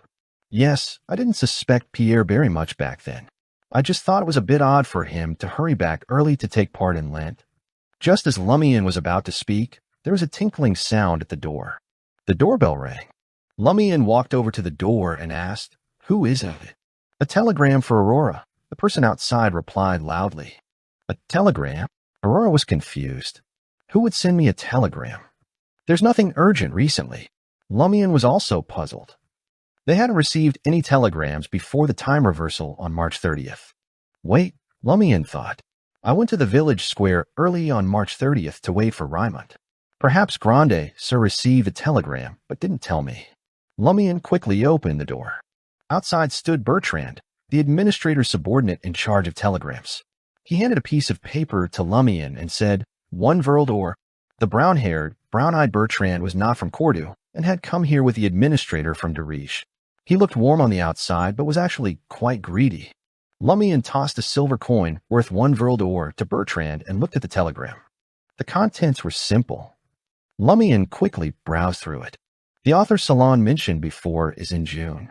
If you're willing, Miss Aurora, you can set off for Trier now. Leave enough time for a tour. We guarantee that this will be a very beautiful journey. It was signed by the editorial department of Novel Weekly. W.H. Lumian's eyes widened. Was this a reply from Novel Weekly? When did I say I wanted to attend the author's salon? Aurora leaned over and read the telegram. What's wrong with the editorial department of Novel Weekly? It's annoying having to meet so many people at once. Bertrand was well away from the door by now. Lumian was stunned and suddenly had a bold guess. The telegram in his hand was indeed a reply from Novel Weekly, but it was a reply to the telegram he would send in a few days. To be more precise, the telegram he had sent before going back in time had received a reply after the time reversal, and in his current experience, that telegram had yet to be sent out. Chapter 36, Meeting Again. Lumian reached a conclusion that if his guess was true, Cordu and the surrounding area were the only places affected by the time reversal. Other places were not affected. Lumian's thoughts raced, wondering if leaving this place would allow him to return to his normal life. He turned to Aurora and pretended to be guilty. Well, this telegram is my doing. You. Aurora was both angry and amused, but, more importantly, at a loss. She wondered if her brother had pranked her. This was akin to being pecked in the eye by an eagle despite being an experienced hunter. Lumian explained sincerely, "Here's the thing. Haven't I always wanted to go to Trier to take a look? So 2 days ago, I secretly sent a telegram to Novel Weekly at the telegraph office. I wrote it in your style to ask when the nearest author salon is. As expected, they warmly sent an invitation. Aurora showed a look of enlightenment, as though the mystery was finally solved. So that's how it is. The next second, she picked up a wooden stick beside her and gritted her teeth. So the child has grown up. Lumian quickly added, Aurora, no, Grande, sir, listen to my excuses. No, listen to my explanation. He didn't panic and even deliberately joked. Fine, go ahead, Aurora said as she held onto the wooden stick. I've always made sure that others accept any punishment with my best conduct. How can I convict someone without listening to the suspect's statement? Even if you are to die, I'll make sure you die knowing why. Lumian quickly said, in Intis, Trier has the most and best universities. I'm going to take the college entrance examination soon, and I want to visit them to decide which 3 to apply for. Aurora nodded slightly, indicating for Lumian to continue. Lumian praised his sister sincerely. I believe that as long as I make this legitimate request, you will definitely take me to try her. However, you will have to spend your money. If Novel Weekly sends an invitation, not only will the steam locomotive ticket and hotel accommodation fees be reimbursed, but also various entertainment expenses and trier. I know you don't need the money, but all the writing you've done was painstaking work, word after word. I won't let a way of saving money go to waste. Aurora's expression eased. At least you care about me. But have you considered that I don't want to attend an author salon? I hate interacting with so many strangers. Lumian smiled. Aurora, a grande, sir, have you thought that Novel Weekly invited you so warmly not to let you attend the salon, but to build a good relationship with you? You're a famous best-selling author. The salon isn't important. What's important is you. You can find a reason to reject the salon if you're willing to accept the invitation to visit Trier. The people in Novel Weekly will be glad that you accepted the first part of the invitation. Aurora sized up Lumian. You're getting better at reading people. She exhaled and said, All right, I'll handle some matters and pack our luggage. We'll leave for Trier in 2 days. Send a telegram to Novel Weekly before we leave and ask them to pick us up at the Trier train station. All right. Lumian couldn't hide his joy. Although he suspected that it was impossible for him and Aurora to simply walk out of Cordu and find the corresponding source of the time reversal, he had to try. He couldn't trap himself in one place. Having such thoughts, he had tried to convince Aurora. Lumian didn't plan on telling Aurora about the time reversal, because she had lost her corresponding memories. Lumian knew that it was unlikely that she would believe such a delusional speculation unless Lumian kept making prophecies that were eventually verified. However, he still pretended that he wasn't aware of the time reversal.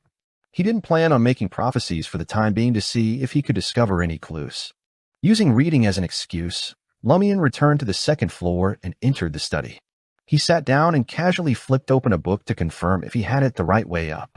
Then he sank into his own thoughts, hoping to make further sense of the current situation through the various details he discovered last night and today. As his gaze shifted across the empty space, Lumian saw the lever blue on the table. His heart skipped a beat, and he retracted his thoughts. He stretched out his palm and took the lever blue, flipping through it quickly. The pages that were missing some words and had corresponding holes appeared before his eyes. That letter. Lumian muttered silently. He combined the late reply from Novel Weekly with the letter of help that Leah, Ryan, and the others had received, and he had a new guess. Perhaps that letter was really written by me. I'm the murderer. Time reversal might have happened more than once. According to the definition in Aurora's novel, this should be called a time loop. In a previous cycle, I discovered a certain abnormality through certain exploratory actions and decided to seek help from the outside world by sending an anonymous letter without implicating Aurora. By the time officials realized the seriousness of the problem and sent Ryan and the others to deal with it, Cordu had already begun a new cycle. Like Aurora now, I lost all my corresponding memories and returned to my initial state. Now that begs the question, why are words still missing from this lever blue? Logically speaking, it should have returned to its initial state just like the food I ate in the previous cycle. There are two possibilities. Firstly, if I discover an abnormality and ask for help before time starts to loop, then the relevant memories shouldn't be reset. Could there be another reason that caused me to lose a portion of my memories? This is getting more and more complicated. Secondly, I had found a way to keep something from being affected by the loop during that particular cycle. What could it be? If there is, why don't I just find a piece of paper and write down what I found?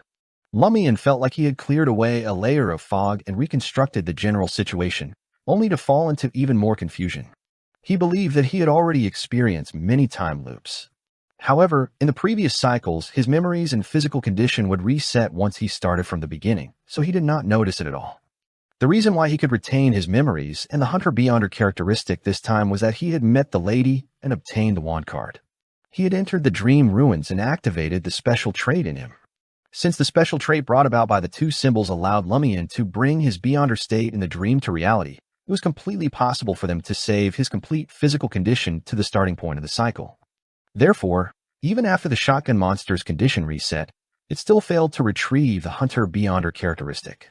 Lumian leaned back in his chair and looked at the ceiling as he slowly exhaled. He then laughed self-deprecatingly. I've just become a Beyonder, but I have to face such abnormal things. I don't even get the time to develop. I can't confirm that the request for help was created by me.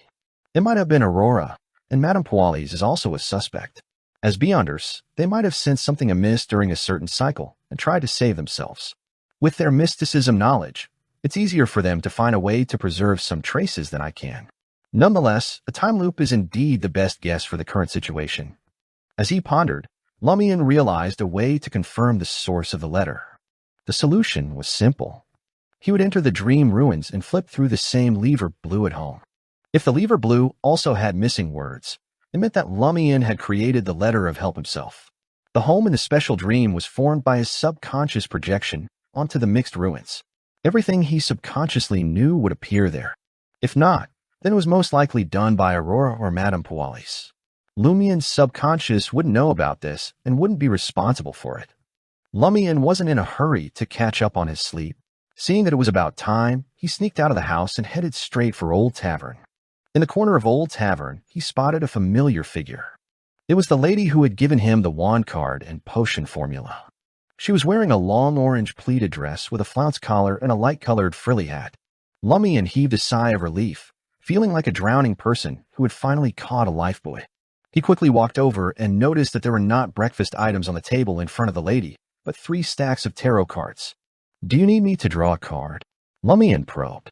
"You've already drawn it." The woman shuffled the 3 stacks of tarot cards without looking up.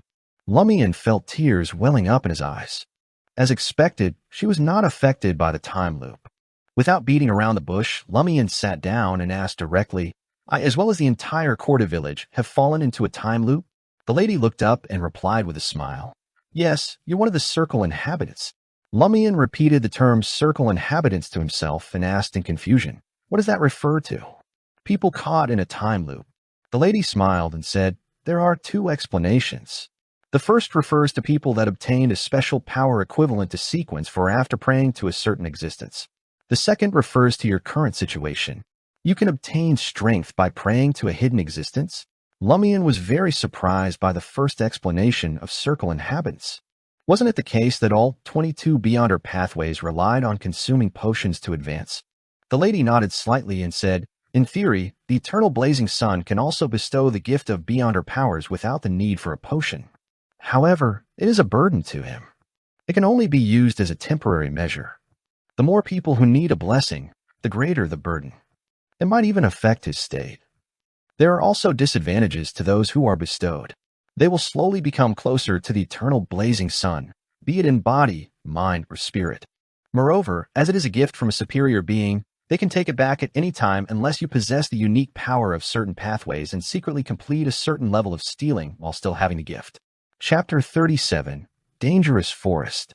Lumian paused for a moment and then said, "So the body, mind, and spirit will approach the bestower because the power of the gift carries a corresponding brand?" He made this inference from the Beyonder characteristics left behind by the oldest one and the previous owners. Although the bestowment was pure strength and didn't contain any characteristics, it was also likely to have been tainted with all the previous owners' quirks. The lady held the tarot cards and nodded in agreement. "Your logical ability is impressive. You should thank Aurora for giving you enough basic education." Lumian muttered inwardly, "No need for your reminder." The lady continued, "Even if the bestower doesn't wish to affect the bestowed, it's difficult to prevent the other party from approaching them physically, mentally, and spiritually. This is because if the power bestowed doesn't contain the bestower's will, it will be challenging for the bestowed to control it, and it will quickly dissipate. Therefore, the blessings of the orthodox gods in this aspect are basically temporary and limited to a certain extent. And the evil gods don't care what happens to the bestowed?" Lumian nodded thoughtfully and asked curiously, "Beyonders, what I mean is, can people with Beyonder characteristics still accept gifts? Will the 2 conflict and cause them to lose control?" The lady smiled and shook her head. "There may be some conflict, but not much. Think about it. The power of the gift will transform your body to match that of the bestower, but your body has already adapted to your Beyonder characteristics. So there will be a conflict until you find a new balance. However, this conflict won't affect your mind or spirit, so you won't lose control unless you're on the brink of collapse. The only problem is that you might have to get used to seeing a third eye and a fourth hand growing on your body. Of course, the prerequisite is that the power bestowed on you will last for a long time. The corresponding level has to be very high as well. Otherwise, the little changes in your body can be ignored. Lumian acknowledged the information in a terse manner. What if the gift is from the same or a neighboring pathway? He asked. The lady nodded. It won't cause any conflict. She then chuckled. But that doesn't mean there won't be physical changes. What does this mean? Lumian was confused and was about to ask for clarification when the lady interrupted him with a chuckle. I thought you'd be more interested in the time loop after learning about circle inhabitants. It's surprising that you're paying attention to this knowledge that may not be useful to you in the future. That's not like you. Lumian revealed a self-deprecating smile. I wanted to ask if you could help us break the time loop, he said. But then I remembered what you said before. You claimed that the price for resolving the corresponding problem would be the complete destruction of Cordu. Everyone would die. If I wanted to achieve a better outcome, I could only rely on myself. I didn't understand it at the time, but now I can guess the reason. If you want to break the cycle and you're not a circle inhabitant, the only way is to destroy everything. The lady nodded in agreement. That's correct. Lumian was confused and asked, then why didn't you make it clear before? It's not like it's something that would lead to destruction. Or was this lady used to speaking in a half-concealed manner? The lady immediately laughed. Would you have believed me if I had told you that the whole village was caught up in a time loop? Lumian thought about it for a moment and replied, probably not. It was difficult to believe such an absurd story without experiencing it firsthand. The lady smiled and said, that's why I didn't make it clear. I didn't want to spend a lot of time explaining it to you. Lumian fell silent for a moment before seizing the opportunity to ask, do you know what the key is to breaking this cycle? In what direction should I focus my efforts? The lady shook her head. Divination on certain matters is very dangerous here. Huh. Lumian was confused. The woman could only add, if I knew the key, I would tell you, the lady said. The sooner I solve this, the sooner I can end this journey. She sighed. When can I have a work-free vacation? Work? Lumian couldn't obtain any inspiration from the mysterious lady, so he probed. If the Padre isn't killed, will time stop repeating itself? No, the lady replied accurately. There are many trigger points in the loop, including time reaching the 12th night. You can figure out the rest yourself. 12th night? There's still quite a bit of time to investigate. Lumian thought for a moment and said, because I triggered the specialness in my body, I can maintain my memories and beyonder characteristics every time I loop, right? Seeing the lady nod, he further asked, so as long as I'm alive and continue to investigate, I'll be able to find the key to end everything sooner or later? This was an application of the exhaustive method that Aurora had mentioned. In theory, that's right. The woman's emotive eyes, which puzzled Lumian couldn't put his finger on, surfaced again. But you should have realized that only Cordu and the surrounding area are in a time loop. Time is passing normally in the outside world, and the date is completely different from Cordus. The three investigators will send telegrams to describe their situation and the village, and the officials will sense the abnormality here once they mention the date. Even if the investigators fail to send a telegram before the cycle restarts, or they don't mention the date, as time passes, the officials will discover the problem. What do you think they will do to resolve the time loop in Cordu? Lumian fell silent for a moment before replying, they'll destroy it directly, just like your alternative choice. The lady nodded with mixed emotions. That can effectively prevent the abnormality from spreading and affecting others, she said. If you have the chance to go to the Sonia Sea in the future, you can ask about Bansi Harbor. It was destroyed by the Church of Storms due to some kind of corruption. No one escaped. Lumian felt a renewed determination to find the key point of the loop on his own. He mocked himself, saying, looks like I don't have much time left. He knew he only had 3 or 4 more cycles, and he couldn't have it loop to the 12th night every time. The lady stood up and calmly said, at least you still have a chance. Some people don't even have that.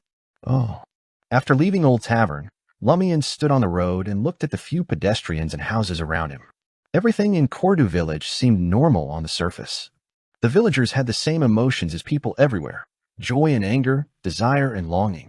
However, beneath the peaceful and noisy facade, this village hid an unimaginable horror. Everyone here had fallen into a loop and lived the same few days over and over again. Aside from a few people like Padre Guillaume Benet, Shepherd Pierre Barry, Pons Benet, and Ava Lizier, Lumian was temporarily unable to determine who was innocent. He wasn't even 100% sure that Raymond Gregg, who was usually rather dim and unscheming, was fine. The Padre's superpower may have influenced the lad's strange behavior at the end of Lent, instead of them having issues beforehand.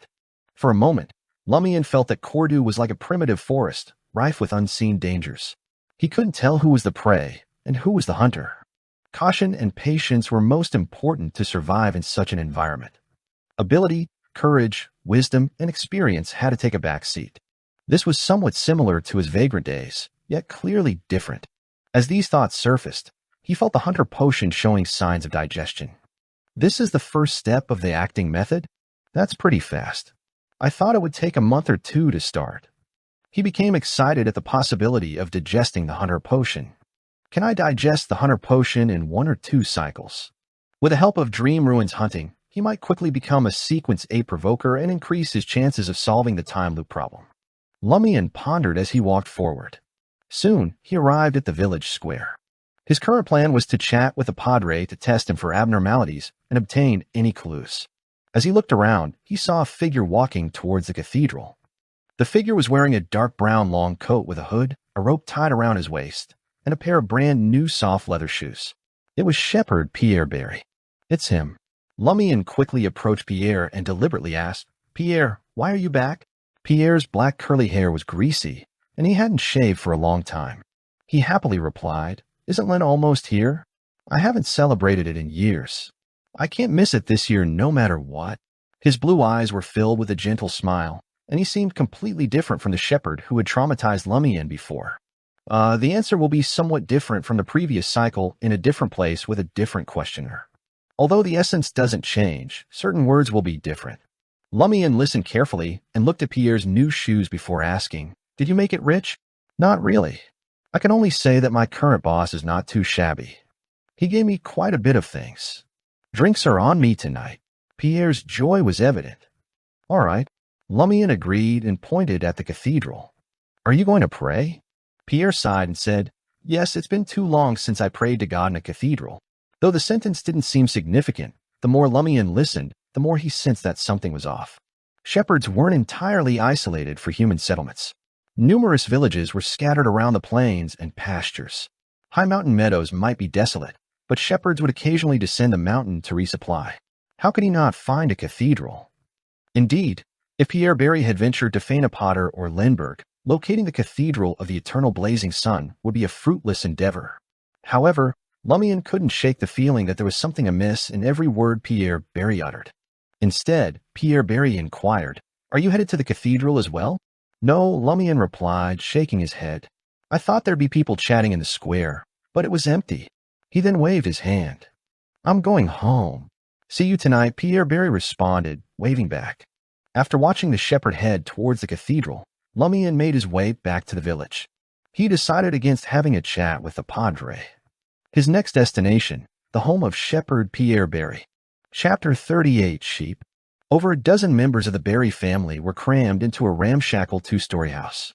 Lumian seemed unfazed by the open door and carefully maneuvered around it to the vacant area enclosed by wooden fences at the back. Piles of hay and firewood were scattered near the eaves of the clearing, and 3 filthy, white sheep, muddied with dirt, were lingering there. Lumian remembered Aurora mentioning that the sheep Pierre had hurried back with seemed peculiar, but she couldn't quite pinpoint what was unusual about them. That's why Lumian had taken advantage of the shepherd's absence during prayer at the cathedral to inspect the sheep. Although he had never herded sheep himself, he had lived near the highland pastures in Cordu, so he had at least encountered 70 to 80 sheep. He was by no means unfamiliar with them. After observing closely for some time, Lumian couldn't discern any differences between the 3 sheep before him and others of their kind. All he could do was mutter under his breath, "Can't see any issues with my naked eye. Do I need some superpower?" Sadly, hunters didn't possess such abilities. Lumian had already utilized his enhanced vision, sense of smell, and understanding of various clues, but he still couldn't identify any problems. The only oddity he noticed was that the sheep's droppings were piled in one corner rather than scattered everywhere. Of course, there was a high probability that the Barry family regularly cleaned the area to use the feces more efficiently. After several more seconds of observation, Lumian murmured softly, "Looks like just looking and sniffing isn't enough. Do I need to get hands-on?" Without any hesitation, he placed his hand on the fence and flipped over it, as if he was right at home.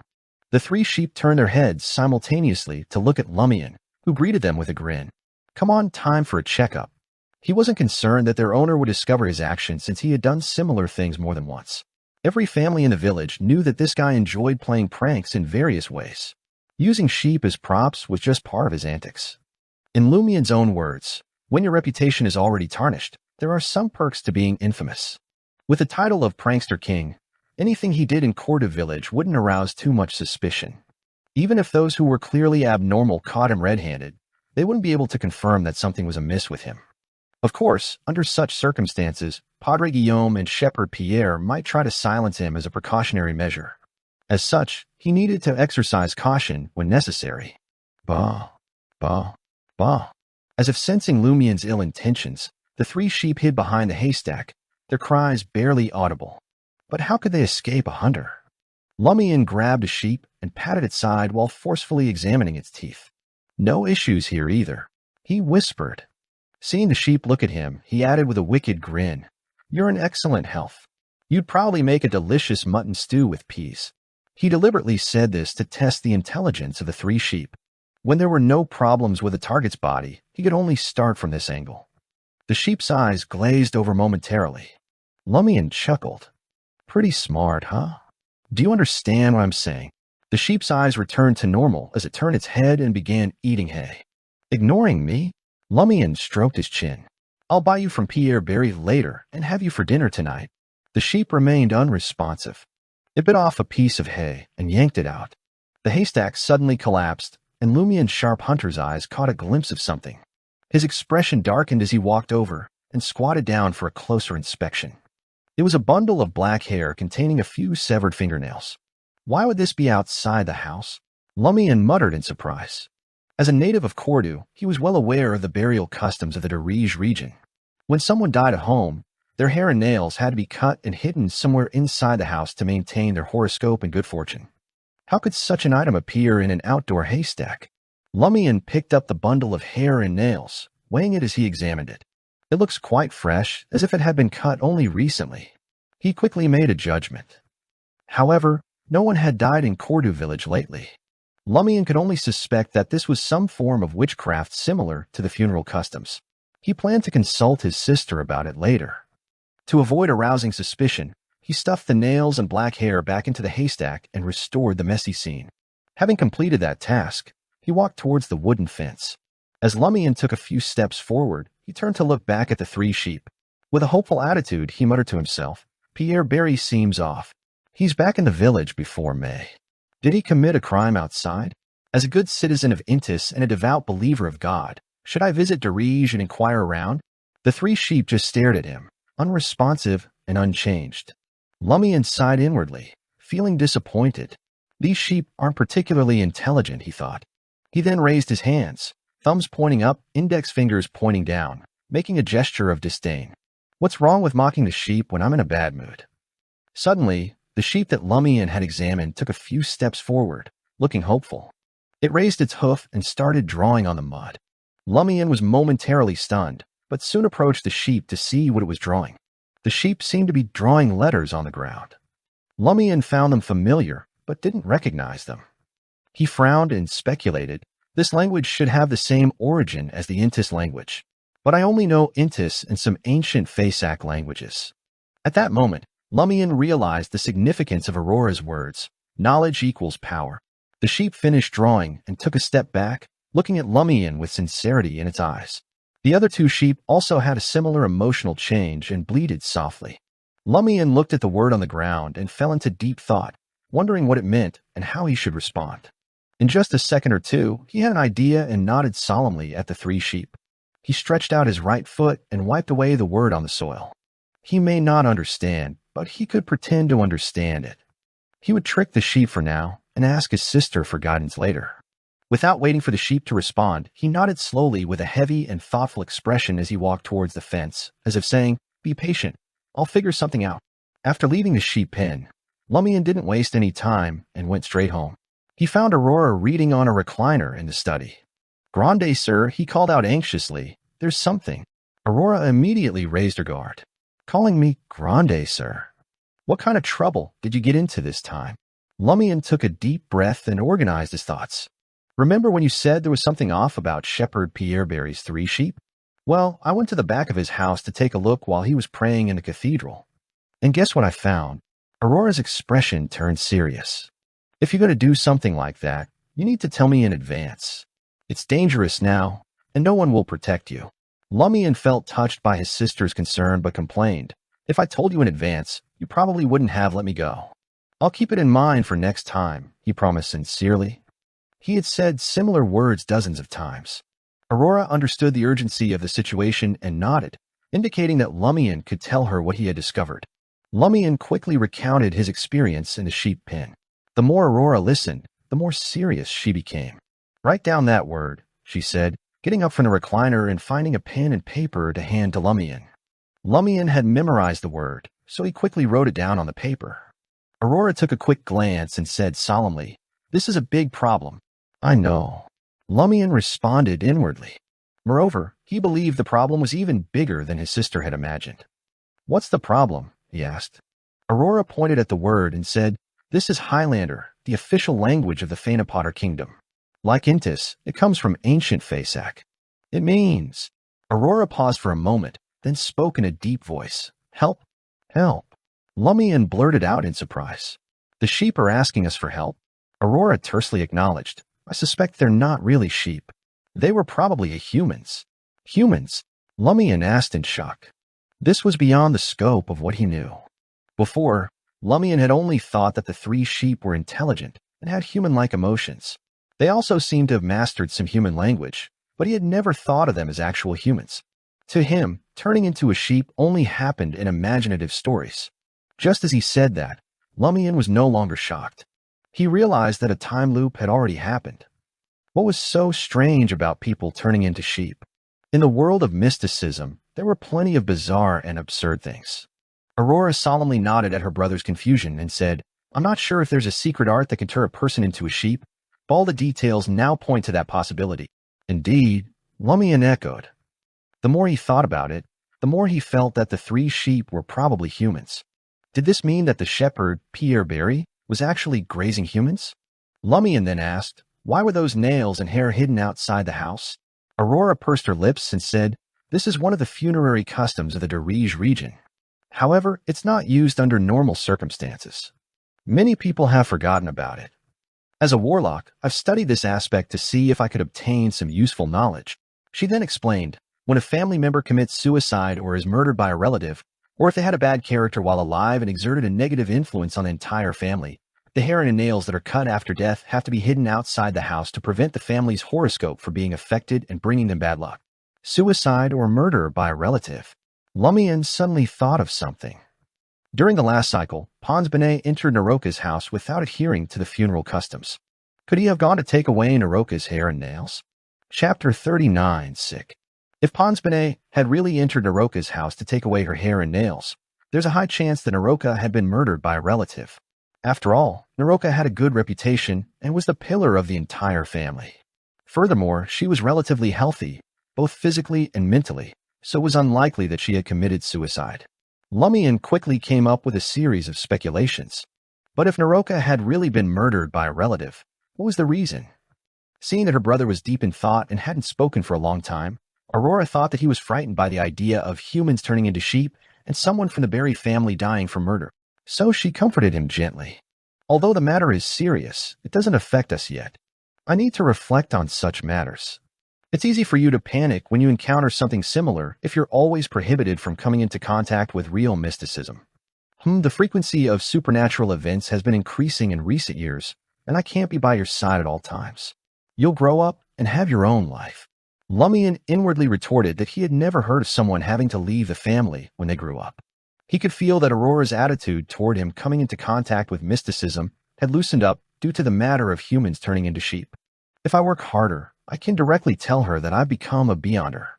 Lumian thought, but before he could speak, Aurora had already made her decision.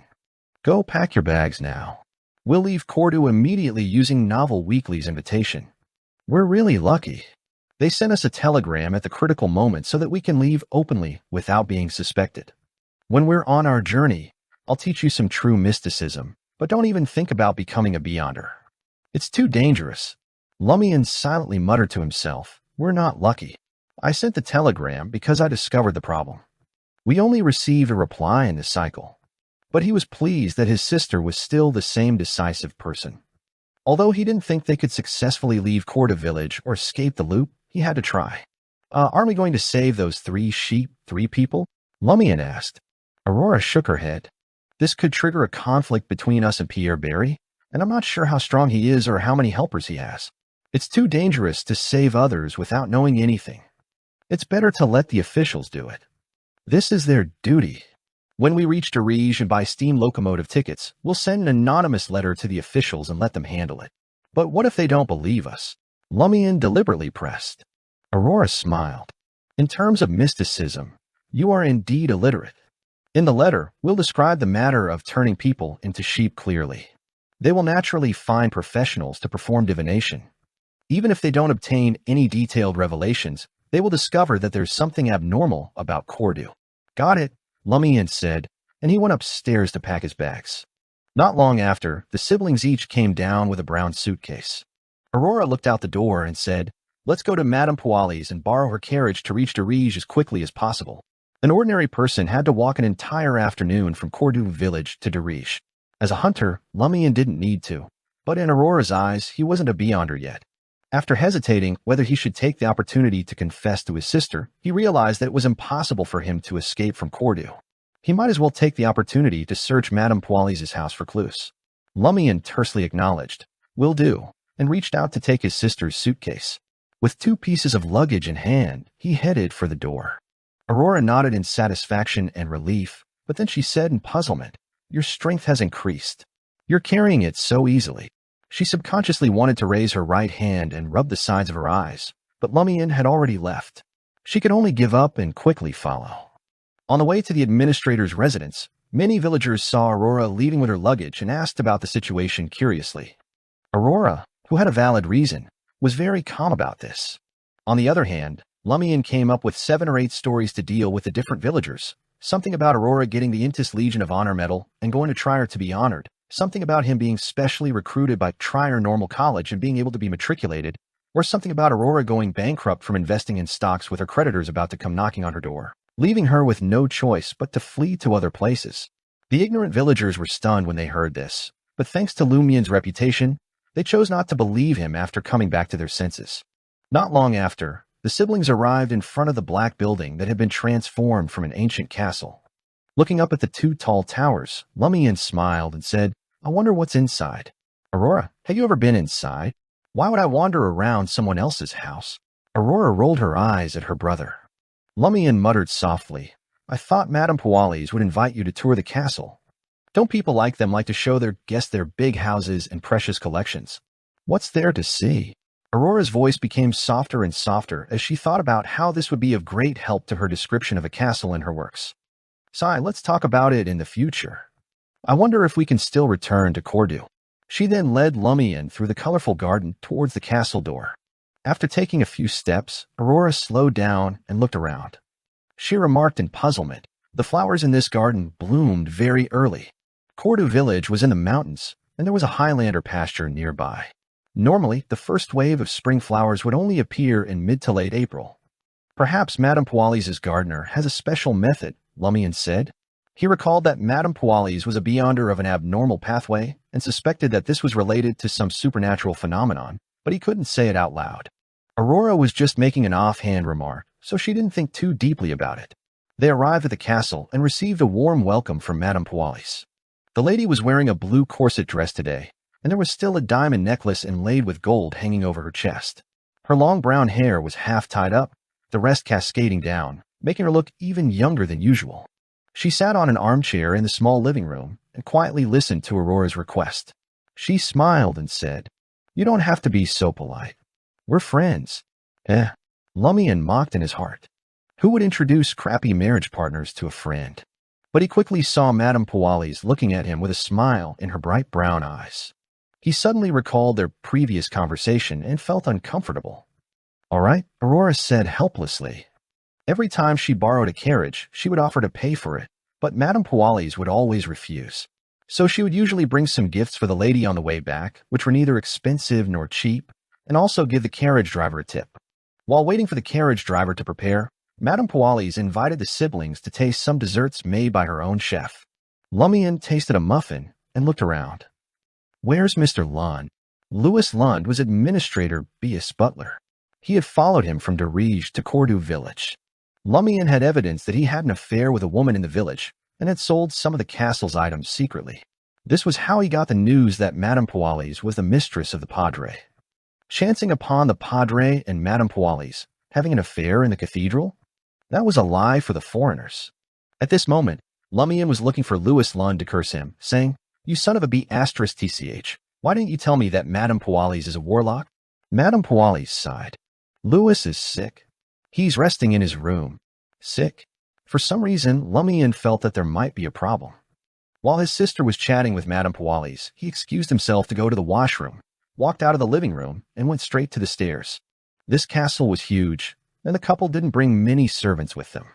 It looked empty everywhere, and one could even hear echoes when walking in certain places. This gave Lumian better conditions to infiltrate. Relying on his powerful senses, he easily dodged a valet and a maid. With light footsteps, he arrived at the second floor and found Louis Lund's room. He was in no hurry to knock. He turned his head and pressed his ear to the wood. Ah. Sound of a man screaming in pain came from the room. Is he really sick? It sounds quite serious. Lumian thought for a moment and walked to the side. He opened the door of the other servants. Administrator Beast and Madame Pualis lived on the third floor. After darting into the room, he gently closed the wooden door, took a few steps to the other side, and pushed open the glass window. Lumian looked down and saw that no one was around. He immediately propped himself up with both hands and nimbly flipped over, hanging on the outer wall of the castle. Then he leaped lightly like a wild cat and silently landed on Butler Louis Lund's windowsill. Lumian stood at the edge of the glass window, turned his body, and secretly looked into the room. He saw Louis Lund lying naked on the bed, his belly bulging, giving the impression that he might burst at any moment. Seeing that the butler's black hair was drenched in sweat and his face was grimacing with pain, Lumian couldn't help but frown when he heard his tragic cries from time to time. What kind of illness is this? It looks scary. A stomach can actually grow so big. At this moment, a woman in her 40s stood beside Louis Lund's bed. She had brown hair and brown eyes. She was pretty and didn't have many wrinkles. She wore a grayish-white dress and was shouting excitedly at Louis Lund. Soon. What's happening soon? Just as this thought flashed through Lumian's mind, he heard a scream and saw something holding up Louis Lund's stomach. In the blink of an eye, that spot had burst open. Louis Lund's stomach had burst. A small, bloody hand reached out. It's born. The woman shouted happily. She then leaned down and took out a wrinkled, dirty, and bloody baby from Louis Lund's stomach. Lumian was stunned.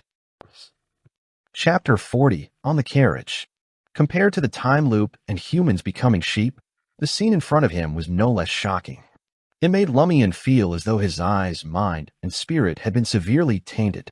If he had known beforehand that he would witness such a thing, he would definitely have abandoned his actions. What the F***CK is going on? Louis Lund is clearly still a man. Whose child is he carrying? The administrators? Or Madame Pualis? Is this the world of mysticism? Aurora didn't let me come into contact with this for my own good. For a moment, Lumian's thoughts were disordered, and his mind was in a state of chaos. He wished he could dig out his eyes and forcefully forget what he had seen. What? The baby that Louis Lund had given birth to cried out, making the filthy delivery room instantly have a holy aura. This was the beauty of a new life. Lumian, who was hiding outside the window, directly experienced the joy of human origins. Of course, besides that, the strange, absurd, dirty, and disharmonious feeling became even more obvious. Lumian finally came back to his senses and subconsciously looked into the room again. The baby had already been placed on a white silk cloth beside Louis Lund by the woman in the grayish-white dress.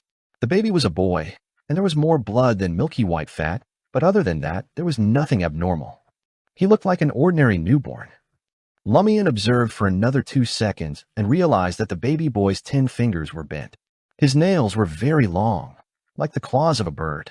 Just now, he had used these hands to rip open Louis Lund's stomach. Louis Lund, on the other hand, lay in a semi-conscious state. The wound on Louis Lund's stomach had yet to be stitched up, and blood kept seeping out. One could vaguely see the intestines pressed to the side and a strange, bird's nest-like thing covered in a flesh-colored membrane. As the woman wrapped the baby in silk, she picked up a sewing needle and catgut and began chanting as she sewed the groaning Louis Lund's wound. This was quite easy for you. The last time I gave birth to quadruplets, that was considered painful. Lumian's facial muscles twitched slightly. He felt that after his eyes, brain, mind, and spirit were affected, his ears were also tainted. He retracted his gaze. He had to get out of there fast. He leaped back to the window he had come from and flipped into the room. After closing the window, he rushed out the door and headed straight for the stairs. After dodging a male servant, Lumian tiptoed and quickly returned to the hall. "Where did you go?" Suddenly, a slightly magnetic and gentle voice sounded in his ears. Even with Lumian's hunter senses, he didn't sense that someone was standing beside the staircase entrance. He turned around to see Madame Pualis in a blue corset, her hair half-tied, and her bright brown eyes reflecting his figure. The madam no longer had a smile on her face. Her eyes reflected Lumian's figure with a piercing intensity. Lumian's mind tensed up. He was terrified, but prepared to fight if necessary. Aurora appeared from a side room and asked, "Where did you go?" "The carriage has been waiting at the entrance." Having been in a similar situation, the experienced Lumian said half-truthfully, "Didn't Madame Pualis say that Mr. Lund is sick? I had drinks with Mr. Lund and wanted to visit him, but this castle is too big. I couldn't find his room." Aurora nodded and said, "You could have asked Madame Pualis directly. You don't have to hide it from us. It's not a bad thing." "My bad. I'm sorry." Lumian looked at Madame Pualis sincerely. After seeing the scene upstairs, Lumian was more afraid of this lady than disgusted. He was relieved when she finally smiled, no longer as serious as before. "Let me thank you on behalf of Lund for your kindness, but he isn't in the best of health. He isn't willing to appear in front of others in that unseemly manner."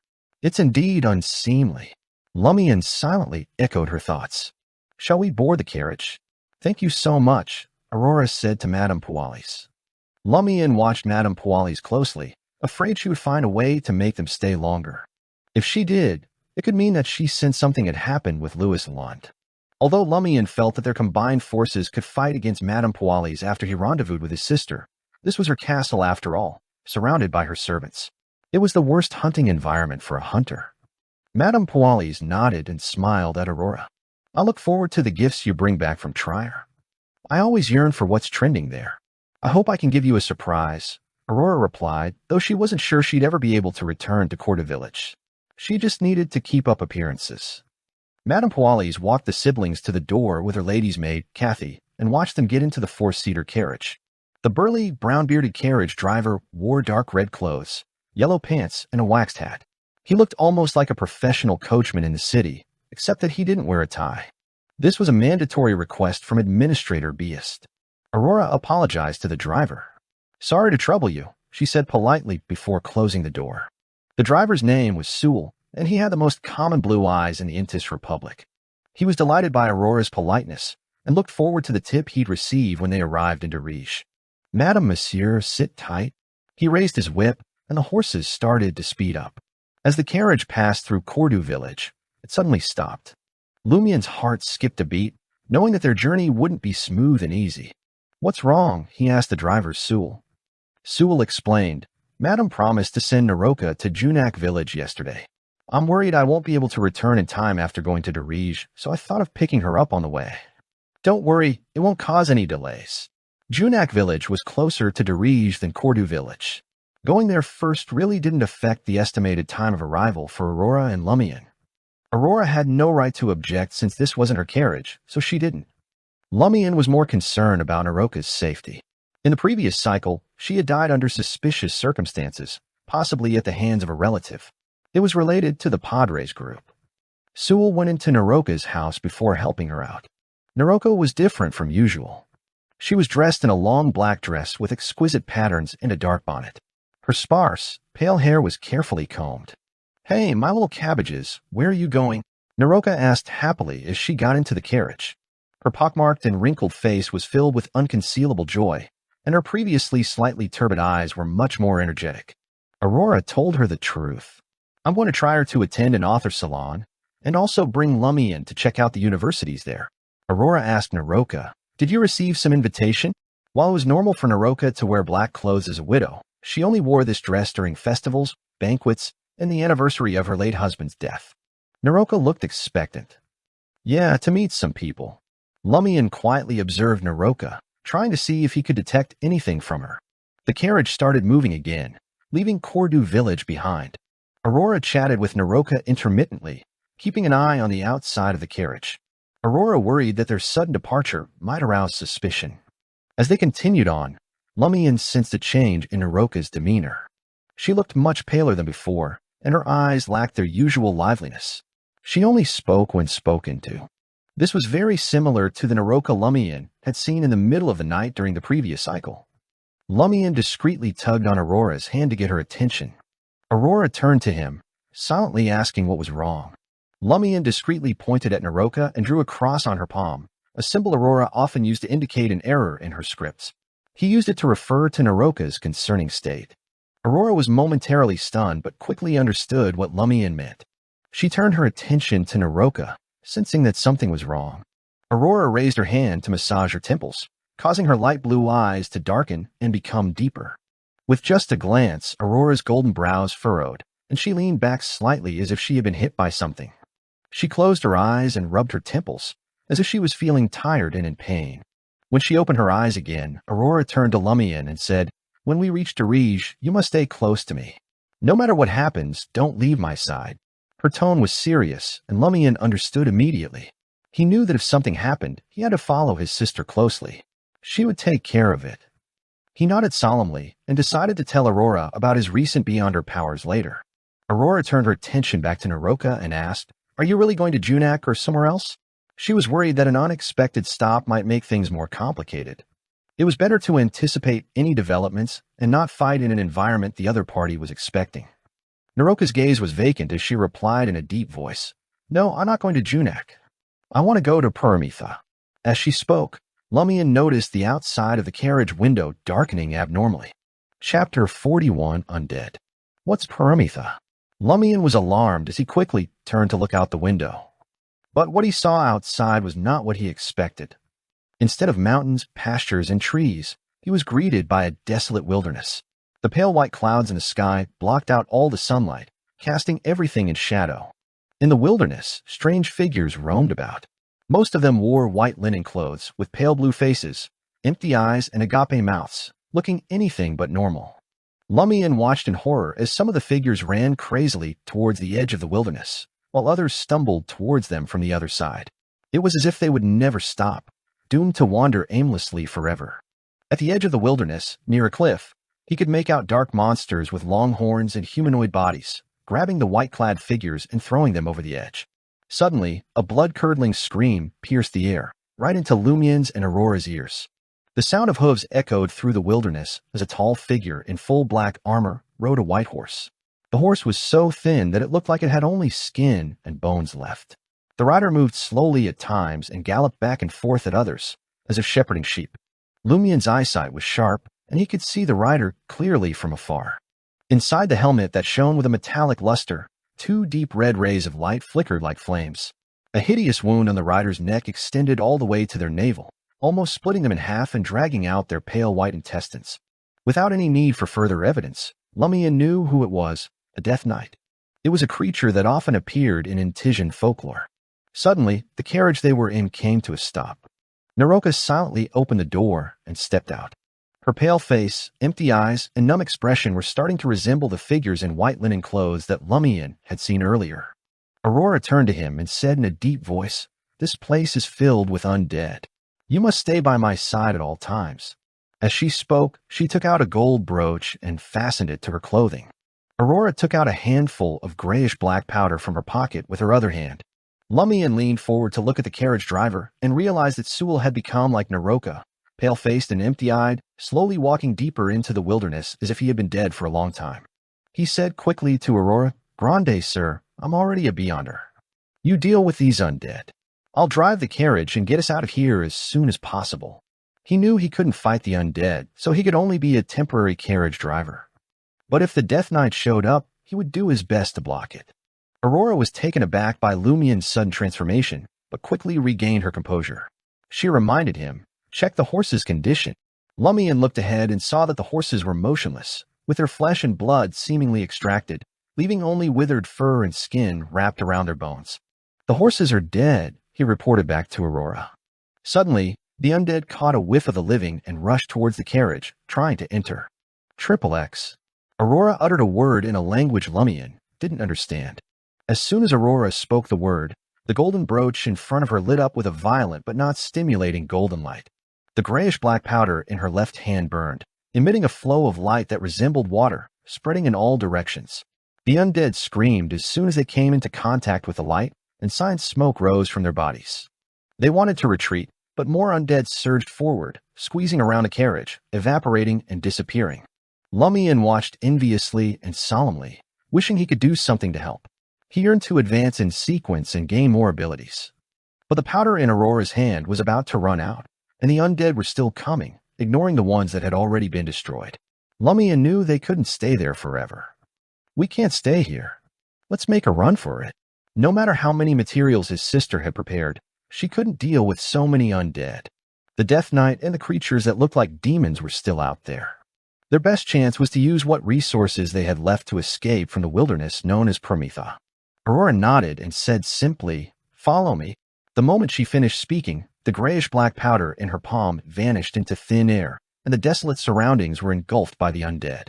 Aurora wasted no time and retrieved another handful of materials, igniting them with the golden brooch before her. The materials combusted, creating a dazzling golden light. That decimated the approaching undead. Their agonizing shrieks echoed through the wilderness before they disintegrated into nothingness. Aurora leaped off the carriage with Lumian hot on her heels, sprinting towards the nearest edge of the wilderness. Suddenly, a hand jutted out from the golden blaze, snatching Lumian's arm. Lumian's instincts kicked in, alerting him of the imminent threat. He pivoted his forearm and delivered a swift blow to the hand. Bah! It felt like he had punched a block of solid ice. A shiver ran through his body, rendering him immobile for a moment. Lumian's teeth clattered as he caught sight of the hand's owner. It was another undead clad in white linen, but it donned a mask made of white paper over its face. The figure disintegrated slowly under the golden light. The peculiar undead lunged towards Lumian, but before it could make contact, a beam of pure holy light descended upon it. The masked undead halted in its tracks, burning fiercely before dissolving into black vapor. "Keep moving," Aurora shouted, withdrawing her hand from the golden brooch and darting forward. Lumian shook off the cold and picked up his pace to follow his sister. The duo relied on the grayish-black powder and warlock spells to traverse the wilderness. The golden light eradicated countless undead garbed in white linen. Unfortunately, Aurora couldn't simply rely on one material to stuff every bag. As a warlock, she had to anticipate various scenarios. Before long, the bag containing the sunflower powder was empty, and they were still hundreds of meters away from the wilderness's edge. The undead horde seemed never-ending. What frightened them even more was the Death Knight's approach. The horse-mounted knight had sensed the turmoil and was galloping towards them. Aurora's expression changed several times in the golden light. She slowed down, gritted her teeth, and spoke urgently to Lumian. "When I shout 3, run towards the edge of the wilderness and don't look back." Lumian opened his mouth to protest, but Aurora cut him off. "Don't worry, I'll follow you. If you stay, you'll only interfere with my use of a powerful spell and slow us down when we try to escape." As she spoke, Aurora removed the golden brooch from her chest and handed it to Lumian, giving him instructions. "Focus your spirituality and extend it to this brooch. Repeat this word when you're running, XXX." Lumian didn't understand the word, but he committed the pronunciation to memory.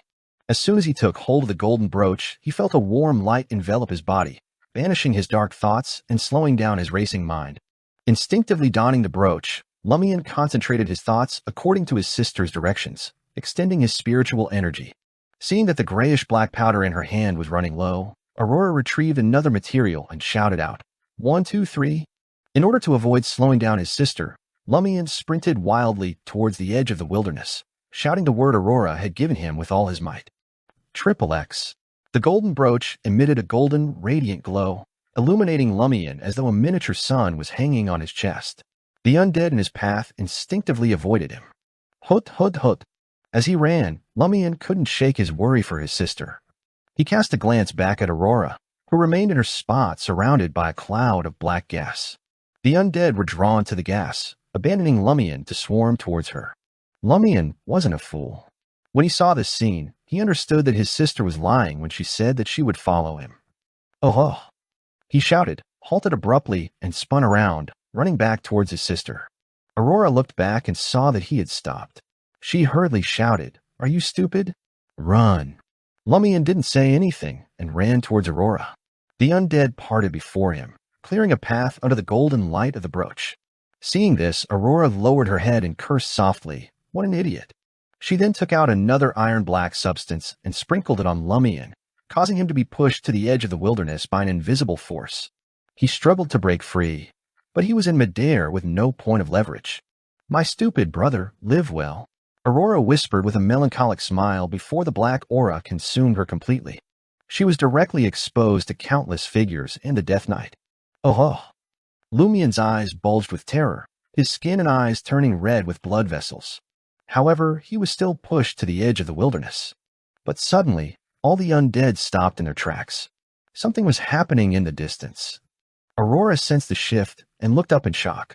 She saw an open carriage passing by, pulled not by horses, but by two demonic creatures with goat horns. The carriage was a deep red color, resembling a conch or a cradle, and a woman resembling Madame Poalis wearing a flower crown and green dress sat inside. But unlike Madame Poalis, she was very dignified. The Death Knight abandoned his target and turned his horse towards the carriage. All the undead followed suit, clustering around the carriage as it headed towards the hazy mountain range beyond the wilderness. Chapter 42. Madam Knight. Lumian was stunned by the carriage pulled by the demon and the undead's reactions. He forgot to struggle and got pushed by the invisible palm for over 10 seconds before coming to a stop. Although the carriage was getting farther away, he could still see the woman's face clearly with his eagle-like vision. Her long brown hair was tied up high, and her brown eyes were beautiful and bright. She had light eyebrows and wore a fresh green dress and a laurel crown made of flowers. She had an elegant and dignified aura. Madame Poalis. Lumian's first thought was that the woman on the carriage was Madame Poalis, the administrator's wife and the padre's mistress. However, on closer inspection, he noticed an obvious difference between the two. Not only was there a vast disparity in their aura, but there was also a distinct difference in their looks. The lady in the car had softer and more mature facial features.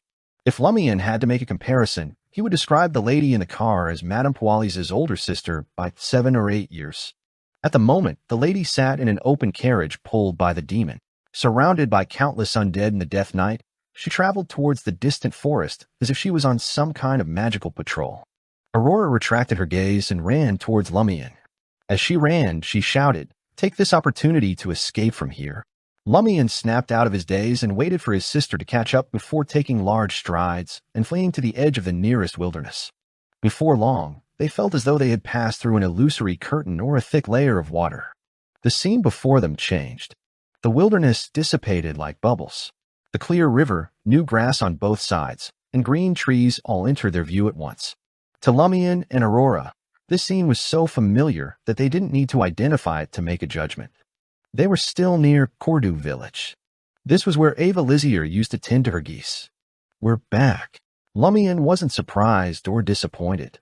Instead, he looked around, having confirmed his suspicion. Aurora panted and said, "Whether Madame Poalis made a mistake on purpose or not, we can't go back to the village now. Let's head to Derige." Lumian suggested immediately.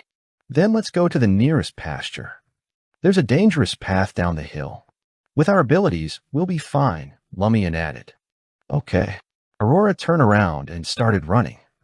Having borrowed the pony from Madame Poalis from time to time, she was familiar with the highland pastures around Cordu. Lumian followed his sister closely, both glad and terrified at what had just happened. He didn't expect Madame Poalis to be so powerful that she could have so many undead, the demon, and the Death Knight chase after her. Of course, it might not be Madame Poalis. As she ran, Aurora slowed down. Her breathing became heavier, and her gasping became more and more pronounced. What's wrong? Lumian still had plenty of energy. This was one of the benefits of being a hunter. Aurora stopped and panted heavily. I'm exhausted. The spellcasting took up a lot of my energy. Lumian said without hesitation, "Then I'll carry you." I'm not tired yet. They were in a dire situation, and time was of the essence. Aurora nodded, went behind the squatting Lumian, and leaned on him. Lumian first took off the brooch in front of him and returned it to his sister. Then he straightened his body and ran again. Is this a mystical item?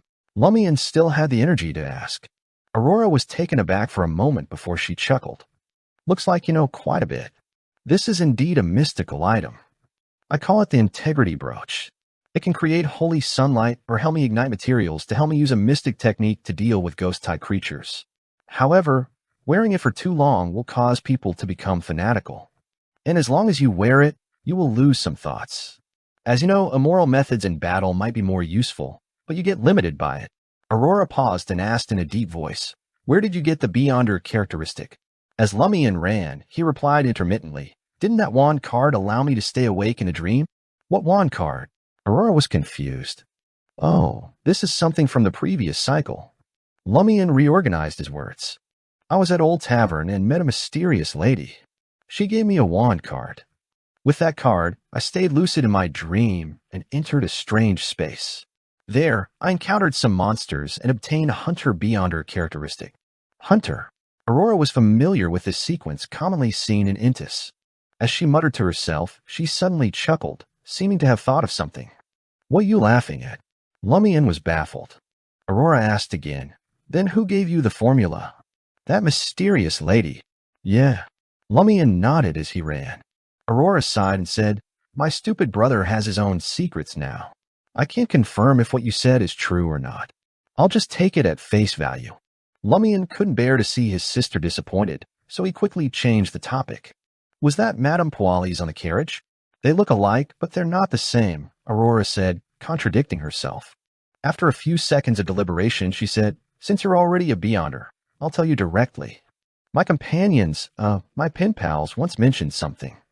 They said that in the past few years, there have been many strange phenomena similar to what happened just now in the southern parts of Lone, the southern parts of Intis, and the Fainapotter Kingdom. Women ride carriages pulled by demons, patrol the wilderness, and have hordes of undead following them. Some Beyonders who have grasped the corresponding mystic arts will let their spirits leave their bodies and follow the carriage for a period of time to experience something wonderful and obtain mystic knowledge. One of my companions obtained one of the Beyonders' notebooks. It mentioned that the lady's name is Madam Knight. The owner of the notebook obtained a secret medicine production method from his experience following a carriage, which can create an invisibility potion from a baby's corpse. According to the investigation, the women in different places exhibit similar phenomena, but things happen at night." Lumian said in surprise, "But it's daytime now. Could the anomaly in Cordu village have brought about a change?" "That's why I'm not sure," Aurora said after thinking for a moment. "Perhaps sending Naroka to Permitha made a difference. Perhaps that wilderness is Permitha, where Madam Knights patrol in the day and appear in the human world at night. Yes, combined with the fact that the lady resembles Poali's, I'm inclined to the previous guess." Lumian didn't know much about mysticism, but he instinctively felt that his sister's suspicion was right. He ran in silence for a distance before finally asking, "Why did you sacrifice yourself to save me?" "I wish you were more selfish." "I'm very selfish," Aurora said with a smile.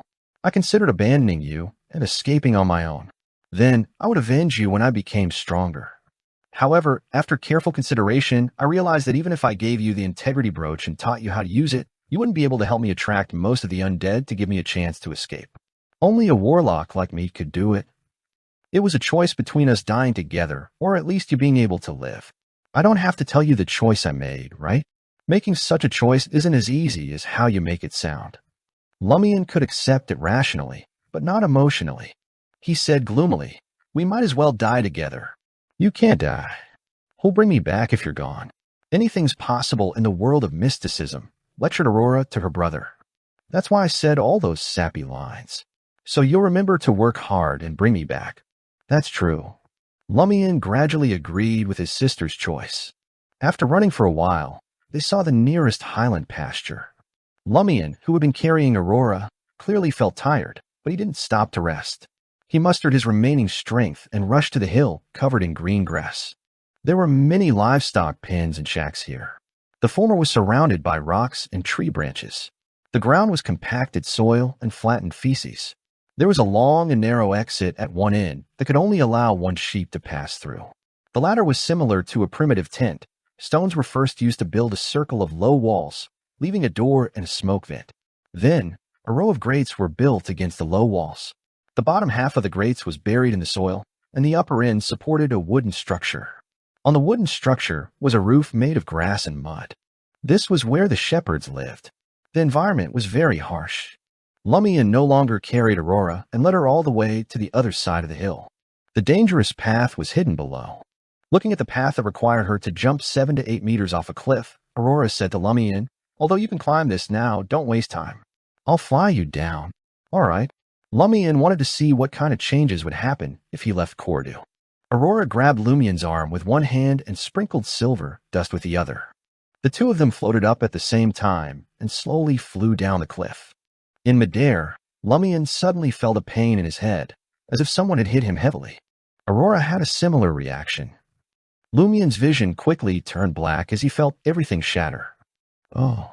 Lumian jolted awake and saw the familiar sights of the table, chair, bookshelf, and wardrobe. Back to square one.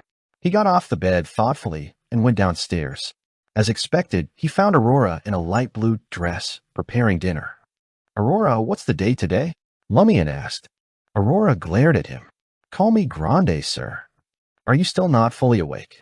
It's the 29th today. Chapter 43, Frank." As expected, the loop has repeated. Lumian wasn't surprised to hear Aurora's answer. This was the third cycle he could recall. Combined with his own experience and mysterious lady's pointers, he had a preliminary conclusion. The time limit for the loop is until the 12th night.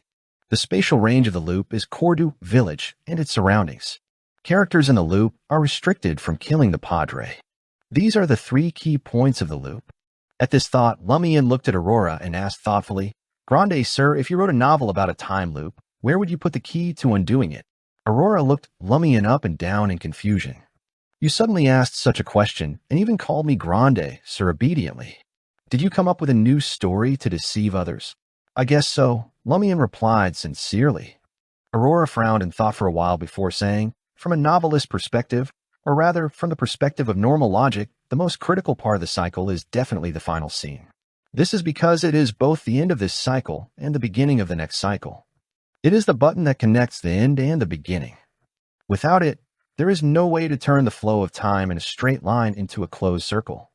Think about it. The loop reverses, so there will always be a first time. Something must have happened at the last moment to cause time to restart. 12th night? Lumian agreed with his sister's guess about the 12th night. He nodded and asked, "Then why can't the most critical part be the first day of the loop? Shouldn't we ask why the loop starts at this moment?" Aurora chuckled and said, "Making a short story to deceive a few people temporarily is your forte, but when it involves this kind of content that requires strict logic and rich knowledge, you aren't capable of it. The reason why the first day of the loop is the first day is perhaps due to the power or energy that causes the loop. Proceeding past the last day will end up overlapping this day. This is like why a loop probably doesn't cover the entire world, but some localized area. It's not that it doesn't want to, but it's incapable of doing so." Lumian had actually considered this possibility. He just hoped that his knowledgeable sister would come up with a different answer. Aurora thought for a moment and added, "If the loop is not a completely closed circle, where there is still interaction between those inside and outside the loop, for example, information inside can be transmitted, and people outside can enter, but not leave, the first day of the loop might start from the day the outsiders happen to enter, so that when the loop is repeated, they don't have a position. Of course, it can also compel the outsiders to do something they will do subsequently on the originally eventless first day. There are too many ways to make up similar stories." Lumian's eyes lit up when he heard that. He wanted to praise his sister loudly. He suspected that the entry of Leah, Ryan, and Valentine caused the cycle to start on the afternoon of March 29th. If that was the case, the 12th night might have already turned into the 10th or 9th night. Of course, it might also have originally been the 13th night that turned into the 12th night due to the intrusion of the outsiders. These are all possibilities that Lumian needed to verify himself. He completely agreed with his sister's deduction. He believed that something must have happened on the 12th night to cause the loop to happen. Only by figuring out what happened at that time could he find the key to undoing the loop. Therefore, Lumian decided not to trigger any abnormalities in the cycle. He also found an excuse not to join the procession and stay until the 12th night. But he couldn't do nothing. Time wouldn't allow it. Unless Lumian broke out of the cycle after experiencing the 12th night, he would have to make the best use of time for the next cycle. A complete cycle lasted 12 days. After that, the probability of the outside world discovering any abnormalities in Cordu would increase exponentially. Lumian had, at best, one complete cycle or less to resolve the problem. If he wanted to stop the abnormality in one cycle, he needed to have enough information and a sufficient understanding of the entire village. Lumian couldn't help but mock himself. Not only do I have to avoid triggering the abnormality, but I also have to investigate the problem. What was the difference between this and a clown walking on a tightrope at the edge of a cliff? Wanting both wasn't something good. Aurora saw that he didn't speak for a few seconds and seemed to be making up a story. She waved her hand and said, "I almost forgot to make dinner." "Wait a minute," Lumian said with a solemn expression. Aurora immediately clicked her tongue. "I smell mischief," Lumian said bluntly. "Aurora, a grande, sir. Actually, we've already fallen into a loop." "Hey, you just learned the trick, and you're already using it on me?" Aurora was both angry and amused. "I guess people need to be trustworthy at times." Lumian sighed silently. "Can you at least listen to the story I made up first? Why don't you score me while we're at it?" Aurora looked outside at the bright sky. "That works too." Lumian began from the time he met Leah and the other outsiders. He spoke as if he had a general outline, claiming that he had maintained his consciousness in the dream and entered a unique ruin. Through hunting monsters, he obtained a Beyonder characteristic and became a hunter. He didn't hide the matter about the thorned ring pattern that sealed his chest because it might involve the key to the time loop. He had seen the same symbol on the Padre, and killing the Padre had caused time to restart. At first, Aurora was still smiling, thinking that her brother had come up with a creative story. But as she listened, her expression turned serious. There was a lot of knowledge that Lumian shouldn't have known. When Lumian said that he had become a Beyonder, Aurora raised her right hand and massaged her temples. Her light blue eyes instantly became deep, but there was no figure reflected in them. She looked at Lumian for a while and nodded slightly. "Your ether body has undergone a huge change. Your life force and physical state are much stronger than ordinary people. Your astral projection has changed to a certain extent, but not much, as expected of a hunter who's better at hand-to-hand combat than spellcasting. I can't see the symbol and the related changes, and I don't dare to look deeper." Aurora pouted and asked in confusion, "Don't tell me you deliberately made up such a ridiculous story to make me accept you're becoming a Beyonder?" This was a typical Lumian modus operandi. Lumian didn't explain and directly talked about the mysticism knowledge that the lady had imparted to him. Of course, he only briefly mentioned the name and did not elaborate. This was not because he was very moral and principled about not telling his sister before obtaining the lady's permission. Instead, the other party was clearly very powerful. If he leaked precious knowledge and angered her, the time loop might be resolved, but they would die. Indestructible law, a law of convergence, acting method. Aurora was dumbfounded. Aurora was stunned that her illiterate brother in the field of mysticism had grasped such incomparably precious knowledge. It had been more than 5 years since she became a Beyonder. At first, she had relied on Emperor Rozel's diary to join that organization. Her pathway was a symbol of knowledge in the field of mysticism. From time to time, she would be pursued by knowledge, allowing her to master the acting method, the law of Beyonder characteristics indestructibility, and the law of Beyonder characteristics conservation, the 3 cornerstones of the Beyonder world. Therefore, she thought of herself as a Beyonder with insufficient experience but sufficient knowledge, miles ahead of most of her peers. Now her brother, who had never come into contact with mysticism, could actually mention such terms. Furthermore, he knew about a law of convergence of Beyonder characteristics that she didn't know about. This eliminated the possibility that Lumian had peeked at her witchcraft notebook. As a Beyonder of the mystery prior pathway, Aurora suppressed her desire to know the specifics of the law of convergence as she looked at her brother. She asked in puzzlement, surprise, and worry, "What did you pay for that lady to teach you this knowledge?" The potion formula was even free of charge. She sized up Lumian again from top to bottom, then from bottom to top, trying to find out what was missing from him. "Nothing," Lumian laughed self-deprecatingly. "That's why it's terrifying. I don't even know what price I'll have to pay in the future. Yes, I suspect that it has something to do with the symbol on my chest and the dream ruin. That lady probably wants me to unravel the corresponding secret." Aurora tersely acknowledged. "Continue." She waited for the rest of the story with a serious attitude. Lumian talked about the owl, the anomaly during Lent, and the siblings' experiences during the second cycle. He also talked about how the cycle would restart the moment they attempted to leave Cordu. Aurora listened carefully and muttered to herself in disbelief, "Either I've been hypnotized by you and told you everything, or time has really entered a loop." She began to believe Lumian because she had named her integrity brooch herself, and there was no record anywhere. Unless she told her brother herself, it was impossible for Lumian to know, and she had no impression of it. Lumian struck while the iron was hot. I can also prophesy that the 3 foreigners will appear at the old tavern at night. I can also prophesy that the padre is having an affair with Madame Pualis tonight. I can also prophesy that the shepherd, Pierre Barry, has returned to the village. There's something wrong with the 3 sheep he brought with him. The more Aurora listened, the more serious she became. After a while, she said, the 3 foreigners entered the village in the afternoon while we were practicing combat. After that, we rested and didn't go out at all. Yes, in the combat class in the afternoon, you were still an ordinary person. She accepted Lumian's time loop theory. If it were anyone else, Lumian would have laughed and said, you believed it. Huh.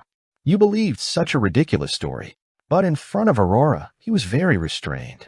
He then suggested, I'll go around the village now and see if I can gather more information. Aurora nodded. I'll also use my eyes to look around, but there are huge restrictions and it's very dangerous. I'm not sure I'll gain anything. Lumian waved his hand, indicating that he understood, and walked out the door. As Lumian took a few steps, he looked back at Aurora's figure standing in the kitchen. He immediately thought of the scene of Aurora, pushing him to safety among the countless undead, and felt an inexplicable pain of separation. He subconsciously asked, Grande sir, why did you adopt me in the first place? Aurora grumpily replied, I didn't want to either. I was just kind enough to give you some food, but you kept following me. I couldn't shake you off, and you even obediently helped me do all kinds of things. My heart softened for a moment, and who knew that you would grow into this? Do you know how hard it was for a young girl to raise a child like you? Lumian wanted to thank and praise her, but the words were stuck in his mouth, as if they wanted to rush to his eyes and nose. He turned his head and walked back into the village. Chapter 44, Eavesdropping. Lumian had to investigate, but he couldn't activate any abnormalities, causing the cycle to restart ahead of time. He had to consider starting from the peripheral problems and edge in one step at a time. His initial idea was to find the Padre's mistresses this afternoon and use eavesdropping and other methods to see if they knew anything. If he didn't gain anything or lacked the opportunity for the time being, he would go to the cathedral to see if he could meet the Padre and chat with him about daily life in the village. Lumian's first target was Sybil Barry, the mistress of the Padre Guillaume Bennett, and the sister of the shepherd Pierre Barry. She had a close relationship with the 2 abnormal figures, so perhaps she knew something. Lumian's friend Guillaume Jr., Guillaume Barry, was a distant cousin of Pierre Barry. Even his hair color was different, and they didn't live together. Sybil Barry was 24 years old and married to Jean Maury, a middle-aged man in his late 40s. He had been single for more than 30 years. The reason why he could marry Sybil Barry was because he did not have any requirements for dowry. Lumian suspected that the reason why she married him using only a small amount of assets was that she had already become the Padre's mistress at that time and needed a husband to be her illegitimate son's father. The Padre had secretly promised something. Although Intis was open-minded and illegitimate children were common, many husbands or wives were still willing to take their spouse's illegitimate children under their wing despite being angry when they found out. After all, this was equivalent to having an additional free manservant or maid in the future. Furthermore, they didn't have the right to inherit any of the assets, but clergymen of the Eternal Blazing Sun Church weren't allowed to get married and have children. They often found fathers for their illegitimate children. Lumian arrived at Jean Maury's house, a grayish-white short house at the edge of Cordoue with only 1 floor. Behind the kitchen was the bedroom, and the other side was connected to the basement, serving as a living room and dining room. There was no washroom. They only built a shed at the back of the house. Lumian entered without knocking, quietly coming to the side of the house and squatting under the bedroom window. At that moment, someone was sitting inside.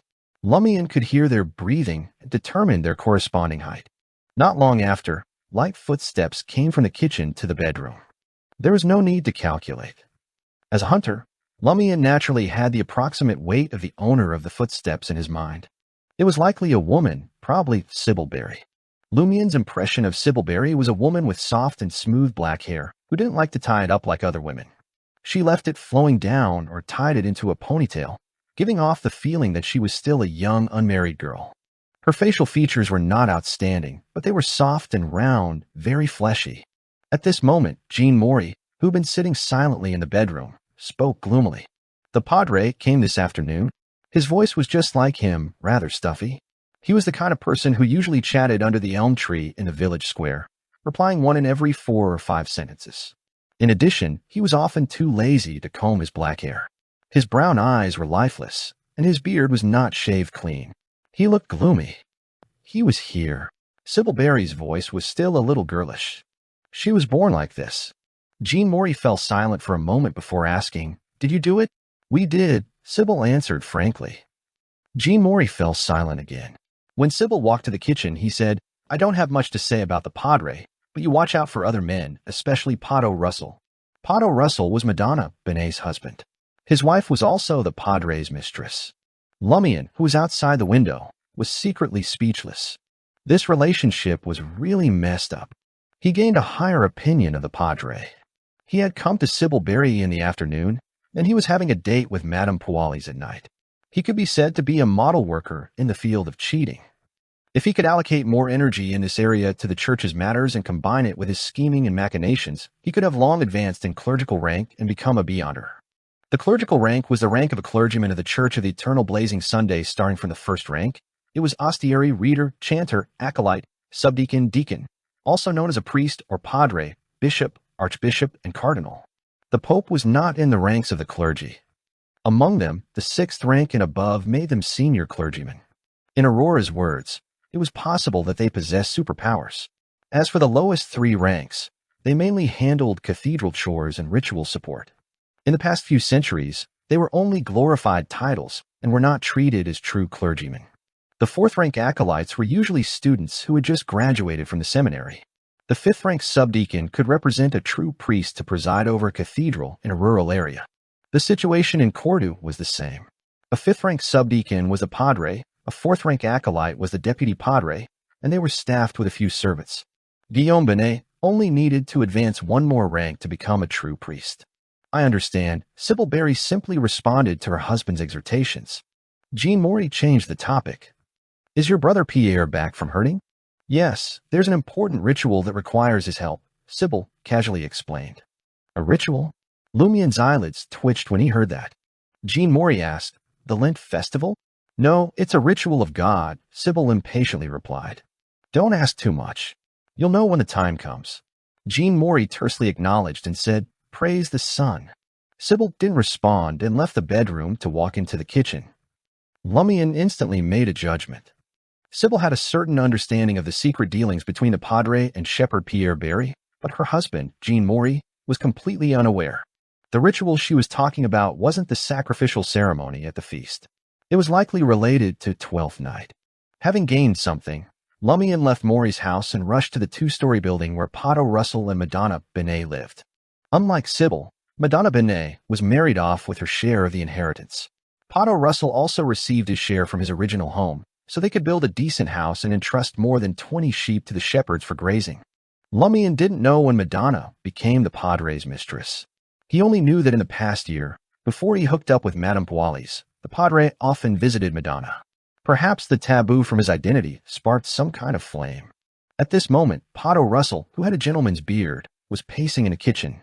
He asked Madonna, who was busy commanding a lady's maid, "When will you invite the Padre over as a guest again?" He had a fervent expression, hoping to cling to the person with real power in Cordoue. Madonna glanced at Potto's father's illegitimate daughter, who was also the servant cooking, and said in a subtle tone, "I don't know. It depends on his mood. And his physical condition, I suppose." Lumian, who was eavesdropping outside, silently muttered, "Don't you often go to the cathedral to pray recently? You can ask him while you're at it." Potto Russell refused to give up. "Often go to the cathedral?" Lumian frowned. "The Padre's group is planning something in secret in the cathedral? He really doesn't give a damn about the eternal blazing sun and Saint Sith."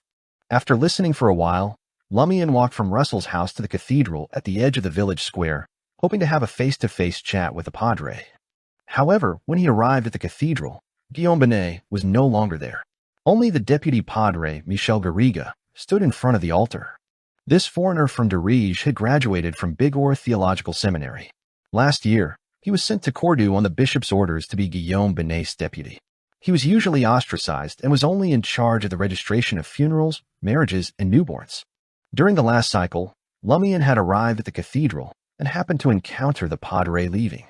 The latter had asked him to pray the next day, not giving Michel a chance to listen to the prayers and confessions of the believers. Michel was taller than Lumian. Lumian felt that he had grown 2 to 3 centimeters taller after consuming the hunter potion. He was almost 1.8 meters tall. He was a young lad with curly brown hair. Looking at Michel Garriga, who was wearing a white robe with golden threads, Lumian spread his arms. Praise the sun. After bowing, he stared at Michel, wanting to see how this deputy padre would react to the Church of the Eternal Blazing Sun's etiquette. If there was a certain amount of hesitation, Lumian would be able to determine that he had been implicated by the padres group. But Michel Garriga immediately returned with the same posture. Praise the sun. He did not hesitate at all. His brown eyes were filled with joy and anticipation. From Madonna Benet's words, the padres group often discussed matters here. As a deputy padre, Michel should have noticed something, right? Lumian didn't ask directly. He looked around and asked, "The padre isn't here?" "He's been gone for a while," Michel replied.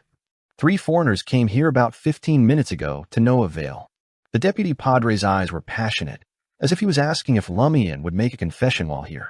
Considering that the padre might have taken a detour and hid back in the cathedral, waiting for Madame Poalis to bring dinner over, and was eavesdropping on his conversation with Michel, Lumian deliberately sighed. "Then forget it. I'll pray again tomorrow." Michel's eyes lost their luster. Lumian turned around and left the cathedral. He planned on sneaking to Michel's residence when the night deepened to see if he could get any useful information.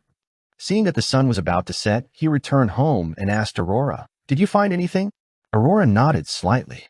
"In addition to the abnormalities you mentioned, I also discovered that there's something wrong with the deputy padre, Michel Garriga." Huh. Lumian didn't hide his surprise. Chapter 45, Makeup Lesson. Lumian had just confirmed that Michel Garriga should not have been implicated by Guillaume Benet and the others. He planned to visit the deputy padre late at night, but when he returned home, he heard his sister say that there was something amiss about him. Aurora glanced at Lumian and smiled. "My clueless brother was standing right in front of him when I realized that something was off about him. Seems like you didn't notice." She appeared quite delighted, to the point that she had to raise her right hand to cover her mouth. After all, her younger brother, who was clearly ignorant of mysticism, had suddenly become a beyonder. He had grasped a wealth of advanced knowledge and discovered that Cordu was stuck in a time loop. Not only had she been useless as a sister, but she also found herself outmatched in mysticism knowledge. This made her a tad unhappy. Now, she had finally regained her dignity as an elder sister. Lumian looked at his sister's smile and nodded. "I didn't see anything unusual in his behavior." Aurora tersely acknowledged, "His astral projection, how can I put it? Simply put, it's brighter than a normal person's, and he's not a beyonder. He hasn't been training his body systematically for a long time. Maybe he was born with a good physique?" Lumian guessed before asking in puzzlement, "What's an astral projection?" Aurora asked in surprise, "You don't know?" "No." Lumian shook his head. Aurora grinned again and said with a hint of disbelief, "That woman taught you divine paths, the law of beyonder characteristics, indestructibility, and the acting method, but she didn't tell you basic concepts like astral projection." She was in a hurry, so she only focused on the main points. Lumian defended the mysterious woman.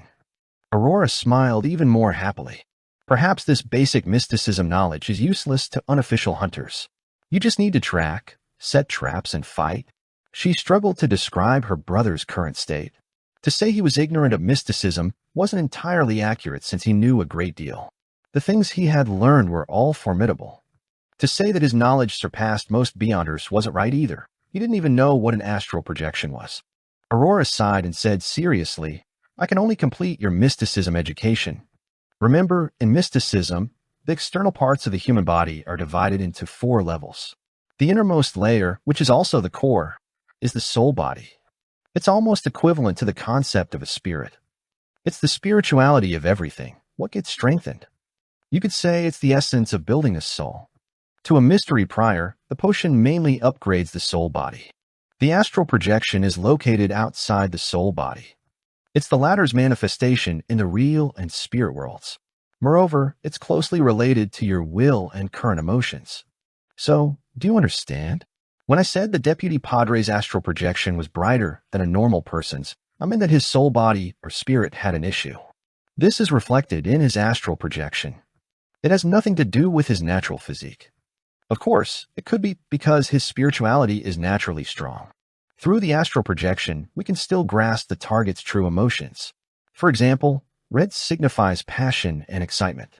Orange represents warmth and satisfaction. Yellow indicates happiness and extroversion. Green conveys calmness and peace. Blue suggests coldness and introspection. White denotes brightness and eagerness to improve. Dark colors symbolize worry, sorrow, and silence. Purple implies that spirituality is taking control, coldness, and estrangement. It's very difficult to fake these colors, but they're relatively generic. It's impossible for us to distinguish subtle emotions and delicate feelings. Lumian listened attentively, as if he wanted to take out a fountain pen and jot everything down. Just listen. Aurora felt a little worn out from talking. She sat down at the dining table. I'll give you my first witchcraft notebook later. It's filled with such basic knowledge. All right. Lumian sat down and nodded obediently. What's outside the astral projection? Aurora picked up her carved glass cup and took a sip. Beyond that is the body of heart and mind. From this point on, spirit and flesh merge. The body of heart and mind involves the mind. It relates to one's reasoning, thinking, insight, and ability to understand things. Some potions mainly improve this, but there are also many spells targeting it. The outermost layer is the ether body. It's a manifestation of life force and physical state, so I can tell at a glance that your body has improved greatly. Yes, through the thickness, brightness, and color of different parts of the ether body, I can also determine the target's health. As a Sequence 7 mystery prior, I can even determine the target's lifespan from the specific situation of the ether body. As for how to differentiate them, read the notebook later. Lumian was enlightened. The Hunter potion mainly targets the ether body? You're wrong. It targets the body and life force, and ether body is the straightforward manifestation of both. Lumian nodded as he revised, gaining a preliminary understanding of such mysticism knowledge. He recalled his sister's words and asked curiously, Aurora, how did you observe the deputy padre? Why didn't I sense you nearby? Aurora smiled. Actually, I've been staying at home all this while, using the mystery prior pathway's special trait. What's special? Lumian asked with the mentality that it didn't matter if his sister didn't answer. Aurora pointed at her eyes. The most unique ability of a mystery prior is called the Eyes of Mystery Prying. Although I need to reach a higher sequence before I can activate the complete Eyes of Mystery Prying, allowing it to not only be of use to me, but can also be placed on the surface of other objects to help me monitor matters remotely. This doesn't mean that Mystery Prior's eyes aren't special before this. From Sequence 9 onwards, a Mystery Prior has seen more than most Sequence Beyonders of the same pathway. The simplest example is that a hunter can only see an ether body before they undergo a qualitative change in their godhood. Furthermore, it's in a less detailed manner. And now I can examine the various details of the astral projection. In addition, I can also see things around me that aren't normally visible. Aurora glanced at the kitchen. This made Lumian inexplicably shocked. There was clearly nothing in that direction, but he felt that there might be something invisible that he could not see. Aurora continued, Of course, this might not be a good thing. It's very easy for something to happen when you see something you shouldn't see. Therefore, I've been restraining myself. I don't look at things I shouldn't see, but as my sequence increases, it's not up to you not to look. Lumian thought for a moment and asked in confusion, Didn't you say that only higher sequences can project out the eyes of mystery prying? Why can you observe the people in the cathedral from home? Aurora raised her right hand and pointed with her index finger. I've always told you that knowledge equals power, but you didn't believe me. Under normal circumstances, it's true that I can't observe things hundreds of meters away from home, but humans can use tools, and I have 2 assistants. As she spoke, she took out 2 items from a hidden pocket in her blue dress. One was a brass telescope that could shrink and lengthen, and the other was a miniature version of a dark ink bottle. This was more like a child's toy. Look, the telescope can help me see people a few hundred meters away clearly. Once the visual range is closed, I can observe the target's astral projection, ether body, and body of heart and mind state, Aurora introduced with a smile. This is suitable for open spaces without obstacles. Lumian was a little dumbfounded. That works too. They were clearly discussing mysticism. Why did his sister take out a telescope? What about this? He pointed at the pocket ink bottle. Aurora didn't answer. She massaged her temples and opened the bottle cap. Lumian suddenly felt a little cold. A cool breeze seemed to blow in through the window. It's a unique spirit world creature, Aurora introduced. Where is it? Lumian looked around. Aurora was rather surprised. You still don't know how to activate spirit vision. But didn't you say you saw a lot of undead in the wilderness? Lumian had read about the term spirit vision in Psychic and knew what it meant. However, he was completely at a loss as to how to activate spirit vision. He looked at his sister and slowly shook his head. I don't know. Then he guessed, maybe ordinary people can see ghosts and undead directly when entering the so-called Prometha. Aurora thought seriously and asked, so you don't know Hermes, ancient Hermes, Elvish, Dragonese, or Jotun? What are those? Lumian fully displayed what it meant to be illiterate in the field of mysticism. Aurora couldn't help but facepalm. What exactly did that lady teach you? Law of beyonder characteristics, indestructibility, law of convergence, acting method, paths of the divine, sequence 0, sealed artifacts. Lumian answered honestly. Aurora felt like he was flaunting. I think you want a beating. She sighed for a few seconds before regaining her composure. Then I'll combine it with my contracted creature to teach you how to activate spirit vision, how to carry out ritualistic magic, and how to use language with supernatural powers. This is only a rough explanation. If you really want to completely master it, especially those few languages, it will take at least a year or two. Of course, this is also a problem with your sequence pathway. Hunters probably don't have their learning abilities improved, nor do they have any enhancements in mysticism. Back then, I relied on diligence and indoctrination to master all of them in less than half a year. Her right hand gently stroked the void in front of her, as if she was stroking a transparent kitten. It's very simple for Beyonders to activate their spirit vision, but it's not completely dark yet. Let's talk about something else first. I call it white paper. It's a very weak spirit world creature. As long as you have an accurate description, you can hold a ritual and summon it in your name. Other than the fact that spirit world creatures are difficult to see, it only has one use. That is to carry a certain supernatural ability of the contractor, but it can't be too complicated or too powerful. Chapter 46, Ritualistic Magic. Lumian gazed at the invisible spirit world creature and contemplated for a moment. How complicated can it get? How strong can it be? I thought you'd ask how to summon or perform ritualistic magic, but you just want to know how to use it. Aurora teased. That might be a characteristic of the hunter pathway. You don't need to fully understand the principles, only consider how to apply them. Not waiting for Lumian's response, she pondered and said, I've tried. Not too complicated means it can only perform one action. Not too powerful means it can't surpass a Mystery Prior's Sequence 7 Warlock spell. It's nice discussing this with Aurora. She has a habit of analyzing things both qualitatively and quantitatively, unlike someone who prefers vague descriptions. Lumian felt emotional hearing that. As he mulled it over, he stood up and helped his sister bring the food to the dining table. As they ate, he asked, But I remember your spells often require materials. You can't carry white paper, right? Yes, that's inconvenient. Aurora grabbed a piece of fried trout and stuffed it into her mouth. After chewing and swallowing, she said, Moreover, a warlock's spells can't be completed in one move. Even the simplest has 3 steps. First is concentrating spirituality. The second is outlining the symbol of the corresponding spell in the mind. This can also be replaced by reciting the incantation aloud. The third is using materials to cast the spell. The materials serve either as a medium or part of the spell. This does sound a little complicated. It isn't something the single-celled white paper can do. Lumian knew he couldn't do it anytime soon. He'd need extensive training before he could cast spells proficiently. Aurora glanced at him. Don't even think about it. It's impossible for you to be like me. First, you're limited by your sequence, and your spirituality is insufficient. Second, using materials to help cast spells is a unique ability only warlocks have. Yes, perhaps certain sequences of certain pathways can do it. I don't know enough to make a definite judgment.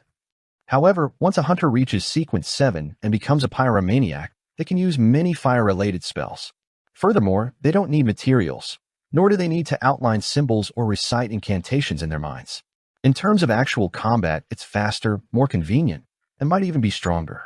As for warlocks, their main advantage lies in their versatility. The more knowledge they acquire, the more comprehensive and powerful they become. Lumian said with anticipation, I don't know when I can become a pyromaniac. He planned to explore the dream ruins again tonight. Firstly, he wanted to use hunting to help digest the potion, and secondly, he wanted to find clues about the main ingredient of Sequence 8 Provoker. As for the corresponding monsters of the pyromaniac, he didn't dare think about them yet. He believed it would be like serving himself on a platter. After all, those creatures could definitely launch long-range attacks, rendering his special abilities useless. He then asked, Can white paper withstand the pyromaniac's one-movement spells? Theoretically, yes, but I'm not sure if pyromaniac's spells exceed a certain level. Aurora's reference standard was Warlock.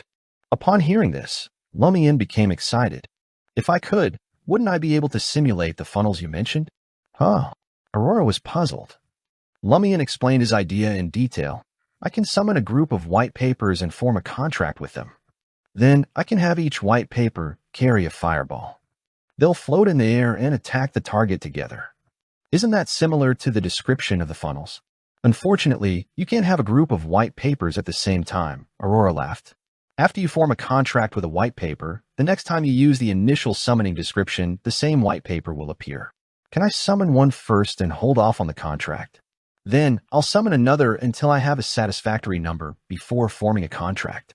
Lumian hadn't received a traditional education, but instead, a custom one that included Aurora's ideas. Combined with the refinement of years of pranks, he always had creative ideas. Aurora admitted she wasn't that cunning. She considered and said, I've never tried it before, so I don't know if it'll work. You can try it yourself when you're at sequence 7. However, I think having a white paper beside you while summoning others might cause a conflict. It's unlikely to succeed. The only hope is to directly summon multiple white papers, but there's a high chance that only sequences skilled at summoning can do it. Lumian decided to give it a try when the time came. After all, he had nothing to lose. Aurora scooped up some mashed potatoes. Now, let's talk about how to summon creatures from the spirit world. This is an application of ritualistic magic. Ritualistic magic is magic cast by selecting the date and time, preparing the corresponding materials, and strictly following the format and process. It's often used in prayers and summonings. Lumian nodded. It's to achieve a certain supernatural effect through a ritual? He thought of the various rituals of the Church of the Eternal Blazing Sun, as well as the process of the Lent celebration. Yes, Aurora was very satisfied with her brother's comprehension ability. To put it simply, ritualistic magic needs a target to pray to. It can be the 7 orthodox gods, other hidden beings, or even evil gods or devils. It can even be you. When you pray to the orthodox gods, you need to check or choose the date and time they rule over. For example, Tuesday symbolizes the eternal blazing sun, and there is a corresponding sun hour every day. During these times, the probability of success will be greatly increased if you perform the ritualistic magic that targets the eternal blazing sun. However, this isn't very useful. Those who aren't official Beyonders have a very low chance of successfully praying to the corresponding orthodox god. Even if you receive a response, don't be happy. This might mean that you have been noticed by that entity. Of course, we also have ways to bypass restrictions. For example, obtaining an item closely related to the target deity. There's no need to pick a date or time to pray to a hidden being or an evil god or devil, but I don't need to tell you how dangerous it is, right? 99% of people who do this don't end up well. Therefore, for Wild Beyonders, the most commonly used ritualistic magic is to pray to themselves to mobilize their spirituality to complete some relatively complicated tasks. Create charms and Beyonder weapons? Lumian recalled a point of knowledge that the lady had mentioned. Aurora nodded. That's right. Some mystical medicines also require ritualistic magic. You also missed something. Summoning a creature from the spirit world. She ate some more food before saying, the second step of ritualistic magic is to prepare the corresponding ingredients. If you wish to pray to an existence, prepare herbs, essential oils, powders, extracts, and so on from their domain to please them. Let's use the eternal blazing sun as an example. If you pray to him, you can use sun essential oil, rosemary powder, Buddha's hand, and all kinds of sunflowers. As for praying to yourself, it won't be too troublesome. Although it's best to use the ingredients in your domain, someone like you can even put a cup of absinthe. It's fine even if you don't do so. The third step is to set up an altar. This can be determined by the environment. There's no need for a special holy solemnity. It's mainly because there can't be any miscellaneous items. The most important thing about the altar is the candles. Aurora picked up her knife and fork as she spoke. She stretched out the 2 items and said, pretend that they are candles. If you pray to a deity, make them with the corresponding symbolic materials. As an example, the eternal blazing sun has the inextinguishable light and the embodiment of order in his name. Out of caution, Aurora paused for a few seconds before continuing, God of deeds and guardian of businesses. There should be the honorific name Father of all life, right? Lumian asked, familiar with the preaching. Aurora shook her head. That's just a title used by the Eternal Blazing Sun Church when proselytizing. It's beyond him in mysticism. If it was really part of his name, it would mean something big had happened. She didn't give any more details, unsure herself. She brought the conversation back on track. Anyway, if you want to exorcise the undead, you have to pray to the symbol of inextinguishable light. So you need to make candles out of different sunflowers. For contracts, use the honorific title of the god of deeds to make candles with Buddha's hand and other materials. Check my witchcraft notebook for more options. In ritualistic magic, we can only place 2 candles at the spot corresponding to the deity. This is because in mysticism, 0 represents the unknown or chaos. It symbolizes the state of the world before it was born. If we don't place the candles, it means that there won't be any effect. 1 represents a beginning, the first creator. It also accurately pinpoints the particular existence. 2 represents the world and various divinities that were produced from the creator's body.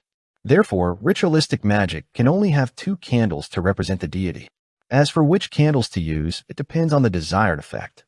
3 represent all things, so the 3rd candle is for us. The 2 candles in the upper position represent the deity, and the candle in front is for myself, for a total of 3 candles. If you have an item related to a deity or a hidden existence, you can replace the 2 candles with that item for a dualistic ritual. If you pray to yourself, leave only the candle that represents yourself. Lumian listened attentively, realizing that as a wild hunter, he could only pray to himself in ritualistic magic before knowing the honorific name of the great existence. Where would he find items closely related to a deity? Let me show you the next few steps using summoning creatures from the spirit world, Aurora said, standing up as she saw her brother finish his dinner. They quickly cleared the dining table. Chapter 47, Truly Illiterate. Aurora looked at the slightly stained white tablecloth and smiled at Lumian. If you're the target of ritualistic magic, it doesn't matter if the altar is dirty. But if you want to pray to a deity or a hidden existence, I suggest you change to a cleaner piece of cloth or remove the cloth and wipe the table. Anything works if I'm just praying to yourself, right? Lumian teased. Aurora chuckled. That refers to the environment, materials, and equipment, but the ritual process and incantations must strictly follow the rules of mysticism. She pulled out an orange candle from her pocket. This is a candle mixed with citrus and lavender. It has nothing to do with their domain. I just like it. Aurora waved the candle above the altar. Remember, the candle representing the deity is placed in these 2 places. It can be empty now. Then she placed the candle close to her. Remember, this is the location of... Next, Aurora brought a cup of water, a plate of coarse salt, and a small steel bowl from the kitchen. We need to create a clean and undisturbed ritual environment. Clean in the sense of spirituality. We have to construct it ourselves. Enter cogitation and focus your mind. You can guide the spiritual power out through supplementary items and build a wall of spirituality around the altar. Mystery priors and seers find this simple. Hunters need the help of other items before reaching sequence 7. For example, incense to calm your emotions and make you ethereal, or a crystal ball to help you focus on your spirituality. The meditation I taught you before is incomplete. It's only the first step. It can only gather your thoughts and calm you down. I'll teach you the rest later. Lumian was surprised. Why can I activate the dream's specialness and make the 2 symbols appear if the meditation method is incomplete? Aurora pulled out a silver dagger. Watch carefully how I build a wall of spirituality. Lumian was stunned and blurted out, Why do you have so many things on you? First, there were various casting materials, a retractable telescope, a miniature ink bottle that stored the spirit world creature, white paper, and candles for rituals. Now, she had taken out a dagger. Aurora sighed in exasperation. Do you think I want to? It's just inconvenient for warlocks. It takes me a long time to alter each of my clothes. Sometimes, I even feel like Doryman.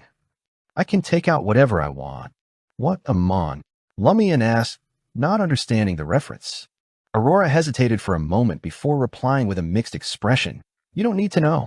Lumian suddenly felt a pang of sadness for his sister. Aurora composed herself and reached for the orange candle representing her. In ritualistic magic, candles can't simply be lit. Of course, there are times when ordinary methods can work, but that's not always the case, Aurora explained.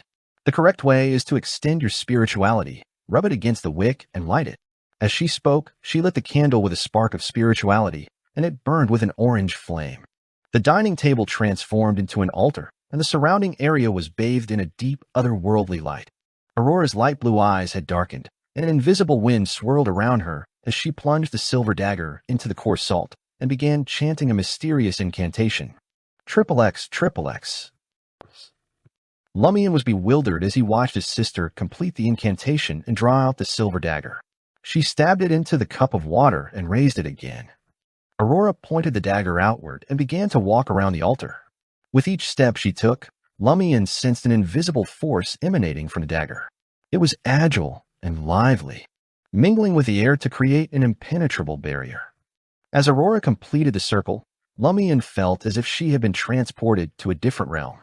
Did you understand the steps? Aurora's voice sounded distant. Lumian nodded truthfully. Yes, but I don't understand what you mean. Aurora could not help but laugh. You're completely illiterate when it comes to mysticism. Literally. That's Hermes. When translated, it's, I sanctify you, blade of pure silver. I cleanse and purify you, allowing you to serve me in this ritual. In the name of Warlock Aurora Lee, you have been sanctified. Lumian scratched his head. It sounds ordinary. That's just the translation. The meaning of the incantation and the language used is what's important, Aurora explained, her eyes lighting up. In Intision, it might sound ordinary, but if you use Hermes, ancient Hermes, Elvish, Dragonese, or Jotun, you can tap into supernatural powers. That's what sets them apart. Lumian asked curiously, are these the only languages that can communicate with the mysterious? No, there are many other languages in the field of mysticism, each with its own specialties. For example, some are specifically meant for the undead, but most Beyonders won't be able to use them unless they want to study a unique and rare domain or perform the corresponding ritual, Aurora explained casually. She went on to explain the incantation. During the sanctification ritual, the penultimate sentence should be in the name of a certain deity or a hidden existence, but as wild Beyonders, it's best not to use them to avoid unnecessary trouble. As a Beyonder, it's enough to use your name to sanctify an ordinary item. Although it won't be as effective as the original version, it can still be used. Lumian nodded, then asked, you came up with my name. Can I use it in the ritual? Aurora replied confidently, yes. A completely new name wouldn't work, but your name has been in use for several years, so there's a mystic connection. She paused for a moment before continuing. If you're in the wild and don't have many materials, you can complete the ritual with simple salt or clear water. With that, Aurora pulled out a small silver-black metal bottle from her pocket. This is my own concoction of essential oil called Wizard of Oz. What sets it apart is that it smells good, Aurora explained as she dripped 3 drops of light green liquid on the candle representing her. The light of the candle flickered and sizzled, and a faint mist spread out, giving Aurora and the altar an air of mystique. Now for the important part, Aurora said, pulling a small imitation goatskin from her pocket.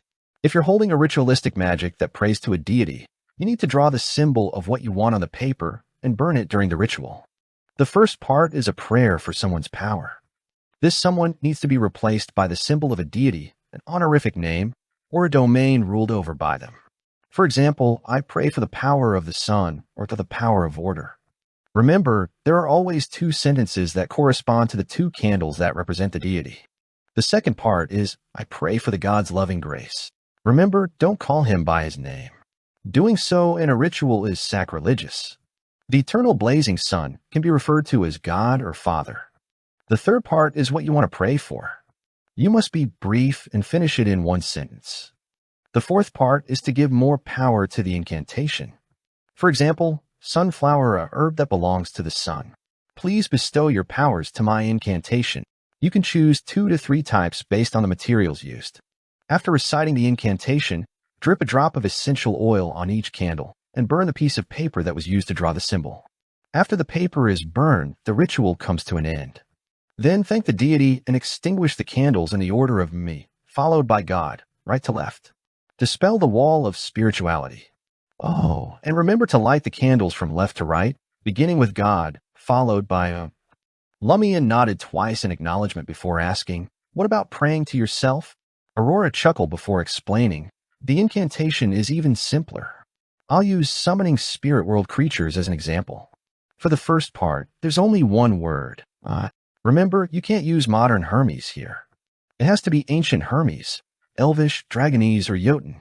The second part is I summon in my name, which can be said in modern Hermes. The third part is the exact description of the summoned spirit world creature. Lumian was curious. What's an exact description? Aurora explained solemnly. It needs to be limited to 3 lines to help us lock onto the creature we want to summon. For instance, if someone said they were looking for the prankster of Corda Village, Aurora Lee's idiot brother, and a regular customer of Old Tavern, we know exactly who they're looking for because of the specific characteristics given. I get it. Lumian was enlightened. So if we don't know the target's name, appearance, or address, we can use their characteristics to help find them. Aurora said seriously, that's the principle, but there are many problems when put into practice. For example, when summoning creatures from the spirit world, the first sentence is often fixed. It's either the spirit that wanders about the unfounded, or spirit wandering above the world. Its function is to point to the spirit world and clearly state that we want to summon a spirit. The second sentence is also very universal. We don't summon spirit world creatures to harm ourselves, so we must restrict it to friendly creatures. Sometimes we also add the word weak.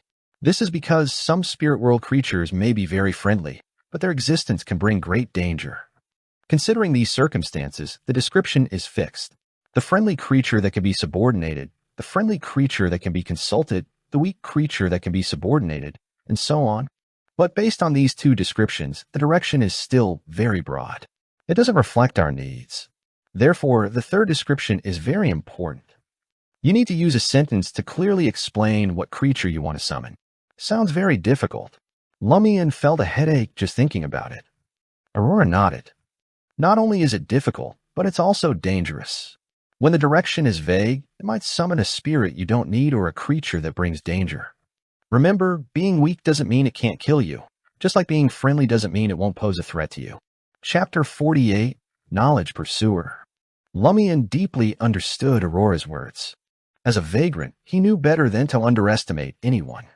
Some adult vagrants suffered massive losses because they looked down on him and assumed him to be weak. As for some almsgivers, they provided food out of kindness but forgot to consider the starving bodies of the vagrants, causing them to make the wrong decisions. After a moment of serious thought, Lumian said, "It seems like the description of a creature that can be summoned with relative precision is very valuable." Aurora nodded solemnly. That's right. A notebook that records the corresponding summoning incantations is very precious. Every incantation and commentary on it is exchanged with life, blood, or pain.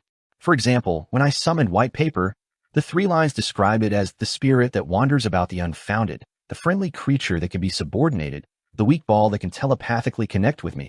You have to make countless attempts and experience countless failures before you can piece one together. And every failure implies a huge risk. Is this a description that a normal person can come up with? In particular, the words weak and ball. As Lumian criticized inwardly, he asked, "So, you bought this from someone else?" "No." Aurora shook her head and said with a bitter expression, "The mystery prior pathway is different from other pathways. From time to time, it will be chased by a large amount of knowledge. It's impossible to ignore, and there's no way to reject it even if one can't handle it. And when one consumes a potion to advance, the situation of being chased by knowledge becomes even more serious. Although most of this knowledge is useless, there will always be some that are valuable. The incantation to summon white paper was one of them." Lumian understood. Indoctrination from the hidden sage? Aurora looked at him in surprise. "You know that? Did that lady teach you?" "Yeah." Lumian nodded. Aurora pursed her lips, lost in thought. "From my personal experience, knowledge pursuit isn't limited to the hidden sage's indoctrination. My so-called ear-ringing does indeed hear his voice, where I gain knowledge, but it always puts me in pain. My head is close to exploding, and I wish I could lose control. But occasionally, especially when I'm not in the best state and I'm about to lose control, I have an illusion that all the knowledge in the world has come to life. A small number of them will chase after me and rush towards me, but I can't dodge them. This is how the summoning incantation for white paper barged into my brain. When consuming the potion, 99% of the knowledge pursuit comes from the hidden sage. 1% is related to revive knowledge. It's very magical and terrifying. It can scare everyone in the village." As Lumian sighed with emotion, he was thinking for his sister about whether there was a way to resolve the problem of knowledge pursuit or reduce its impact. Aurora replied with a bitter smile, "It's precisely because I often suffer such torture that I don't want you to follow the path of beyonders. But in our current situation, it's better to become a beyonder than an ordinary person." To make her brother remember the madness and danger of the path to transcendence, She pointed at her head. After being pursued by knowledge and experiencing pain for a long time, I feel that my mind and personality have undergone a certain mutation. Don't I always tell you that I have a phobia for social interaction, but I am very talkative sometimes? I like to go out and chat with the old ladies in the village and tell stories to the children. Occasionally, I will go crazy and borrow Madame Poalis's pony to ride free into the mountains and shout. Being especially talkative is a kind of rebound from prolonged isolation and being unable to return to my true home. The path to transcendence is also a form of oppression. And the occasional madness. At this point, Aurora chuckled and looked at Lumian. You don't think that's just an exaggerated adjective, do you? Lumian fell silent, feeling his sister's smile was self-deprecating, lost, and filled with indescribable pain and struggle. Aurora sighed. During those times, I wouldn't even recognize myself. Lumian felt deeply helpless. There should be a solution.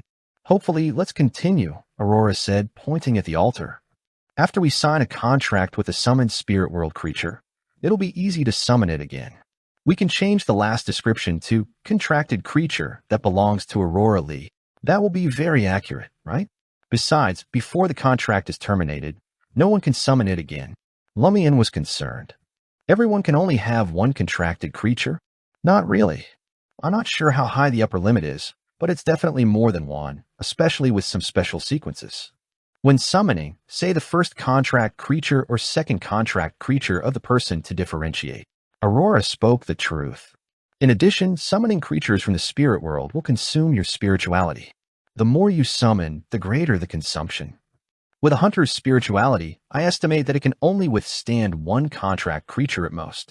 Knowing her brother's personality, she curbed any loopholes that Lumian might find. Every spirit world creature can only stay for a limited period of time after being summoned to reality. The weaker they are, the longer they can stay. You don't have to think about summoning one first. You can summon the next one after your spirituality recovers, unless you choose a very weak one. And only when your spirituality is significantly stronger than it is now. She used white paper as an example. If I didn't let white paper be a vessel for my powers, it could stay in reality for 12 hours. If I share the specialness of my eyes with it and let it do things for me, it can last at most 3 hours, and my spirituality would be constantly depleted. Lumian was disappointed. He had wanted to form an army of spirit world creatures. He thought for a moment and asked, "Can I only summon creatures from the spirit world? Can I only summon spirits?" No, Aurora shook her head. We can also summon creatures affiliated with the spirit world, the real world, and the astral world, as well as creatures from alternate worlds or other planets. Regardless of whether they are spirits or not, this is very dangerous. Most of the Beyonders who have attempted this have died tragically, and a small number have mysteriously disappeared. Only the corresponding notebooks were left behind to prove what they had done. Lumian asked curiously, "Can I summon something from the real world?" Aurora pondered for a moment before responding. In theory, as long as the other party has a close relationship with the spirit world or has reached a certain level, they should be able to hear the summoning and decide if they want to respond. However, such a target is either very special or very powerful. If you want to live well, don't try it. Furthermore, when the summoning target isn't a spirit, the requirements for the corresponding ritual will be even higher. It will require more spirituality, and it might even require a large number of sacrifices. Only then can we open the door of summoning that can be used by non-spiritual creatures. You can barely summon white paper with a hunter's spirituality. If you want to try something more powerful, you can only pray to a deity or a hidden existence. For this, you might have to prepare something filled with spirituality as a sacrifice. Lumian roughly understood the ritualistic magic of summoning. So next, you're going to recite an incantation and complete the summoning? How is that possible? Aurora scoffed. The ritual has been interrupted so many times. How can we continue? In fact, normally, as long as we follow the process, we can resume from any breaks. However, I was mainly explaining and didn't divert my attention to do the corresponding things. You probably forgot. Lumian muttered inwardly, but didn't dare say it out loud. Aurora then said, "However, I do want to hold a summoning ritual. On the one hand, I want to give you a complete demonstration of the entire process. On the other hand, I want to seek help." "Seek help?" Lumian asked in puzzlement. "Summoning powerful spirit world creatures to help." Aurora explained, "Among the countless spirit world creatures, only a very small number of them can act as messengers. Private messengers can be summoned by others based on special contracts. For example, if I have a contracted messenger, someone in Trier can summon it and give it a written letter. It will immediately pass through the spirit world and deliver the letter to me. Due to the special connection between the spirit world and the contract, it only takes a second or two to complete the letter delivery. Lumian sighed from the bottom of his heart. Very impressive. It's as fast as sending a telegram. But the thought that crossed his mind was, I want one too. Don't even think about it. Aurora read his mind. It's very difficult to summon a messenger. Unless you obtain an exact incantation, it's unlikely that you can succeed trying yourself. And only a few special sequences can grasp an exact incantation. Even I don't have one. Lumian was disappointed and asked, Are you going to summon a messenger and write a letter to them for help? Yes, Aurora nodded. She's one of the few among us who have gone the furthest on the path to transcendence. She has her own messenger. I don't expect her to save me, but she should be able to give me some advice. I'm afraid it's very difficult.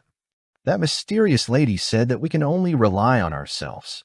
Lumian asked curiously, Us? You mean your pen pals? Aurora nodded and asked in confusion, When did I ever mention pen pals to you? Last cycle. No, last cycle. Lumian answered honestly. All right, Aurora face-bombed. Actually, it's a mutual support organization slowly established by those of us who can't return home. We rely on letters to communicate daily, share knowledge, and solve problems. There will be small-scale gatherings or communication through messengers. She's the vice president of our organization and one of the initiators. Her code name is Hella. Code name? Lumian was a little puzzled. Aurora tersely acknowledged. In the organization, everyone uses code names without exposing their real names. When they write letters, they emphasize that it's a pseudonym to avoid being discovered by the officials. What's your code name? Lumian was very curious. Aurora was silent for a moment before she replied with a sigh. Muggle? What does it mean? Lumian was puzzled. Aurora's eyes darkened as she replied, Ordinary person without superpowers. Lumian knew that his sister wanted to become an ordinary person living back home more, so he quickly changed the topic. What's the name of your organization? Aurora's expression became complicated. Originally, everyone wanted to give it a classy name, but considering that we would write letters every day, a name that was too conspicuous would attract the attention of certain forces. Therefore, in the end, we decided on a name that sounds like a group of animal lovers. What is it? Lumian pressed. Aurora replied in embarrassment, The Curly-Haired Baboons Research Society. Chapter 49. True Cogitation.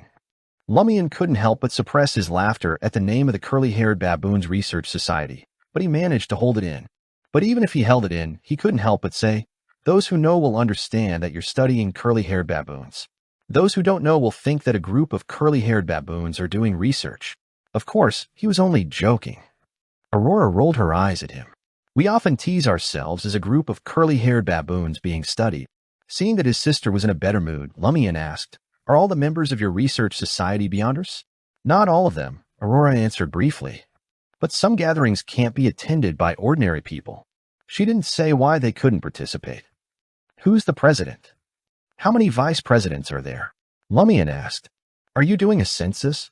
Aurora snapped back. Huh. Lumian was confused. Lumian was confused and realized that Aurora didn't like him asking too many questions about the Curly-Haired Baboons Research Society. Aurora pouted and exhaled. The president's code name is Gandalf. There are a total of 5 vice presidents. All right, I'm going to summon Hella's messenger. Lumian was puzzled and asked, Aurora, Grande, sir, didn't you say that you only know the code name Hella and don't know her exact name? How are you going to summon her messenger? He remembered that his sister had just mentioned that by changing the last sentence of the summoning incantation to the messenger that belongs to so-and-so, he could very accurately pinpoint the target creature. However, she didn't know who so-and-so was.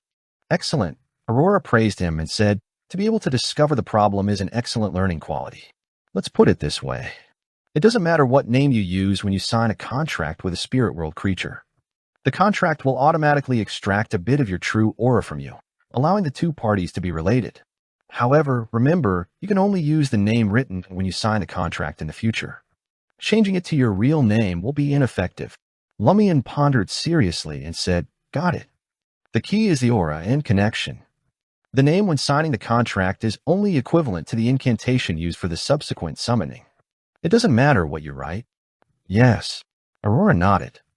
Lumian suddenly laughed. Is there such a situation? Let me say hypothetically.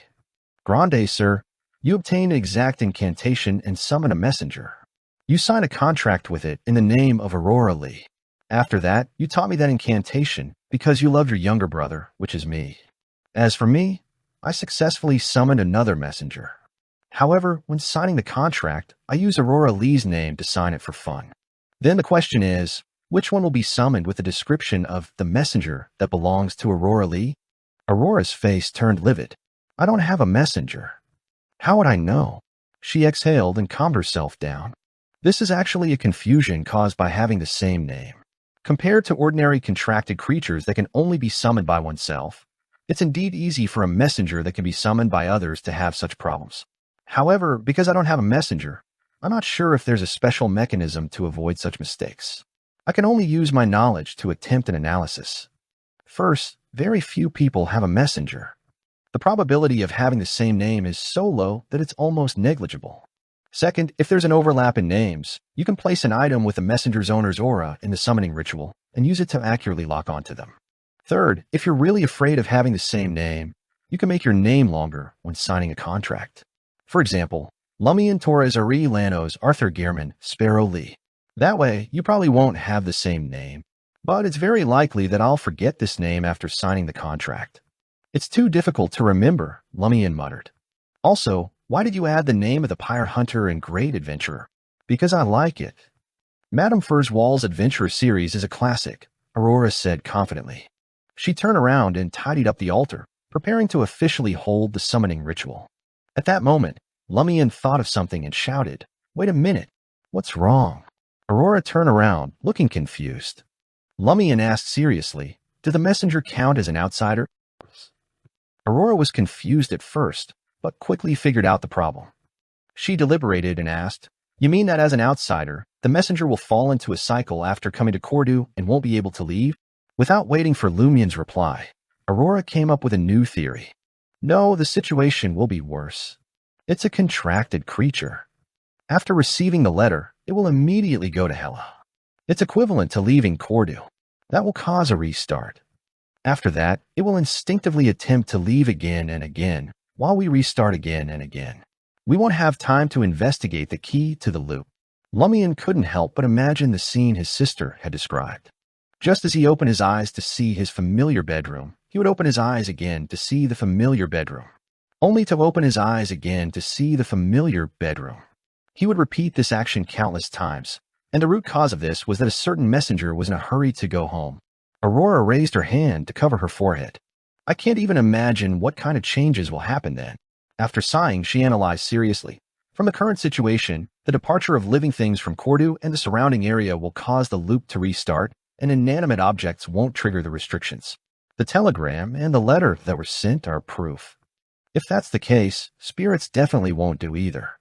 From the looks of it, I can't summon the messenger. Lumian suddenly figured out why the lever blue could maintain its state of having its words cut out. The pieced-together notes had left Cordu, making it no longer affected. Since it couldn't return, it naturally couldn't return to its original state. He shared his speculation with his sister and asked, "The problem with lever blue has been solved, but how did that letter get sent?" There's definitely no way to send it out during the loop. The moment the messenger leaves Cordu, it will cause a reboot. And if it's before the loop, I have no impression of it. What about you? Neither do I, Aurora thought for a few seconds before jokingly scolding. You idiot, you almost led me astray. It's easy to send the letter in a loop. Lumian looked at his smart sister and asked, "Huh?"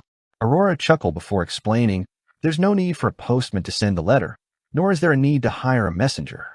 When we discover an abnormality and don't want to alarm those who might be problematic, the best choice is to find a wooden box and place the distress letter inside.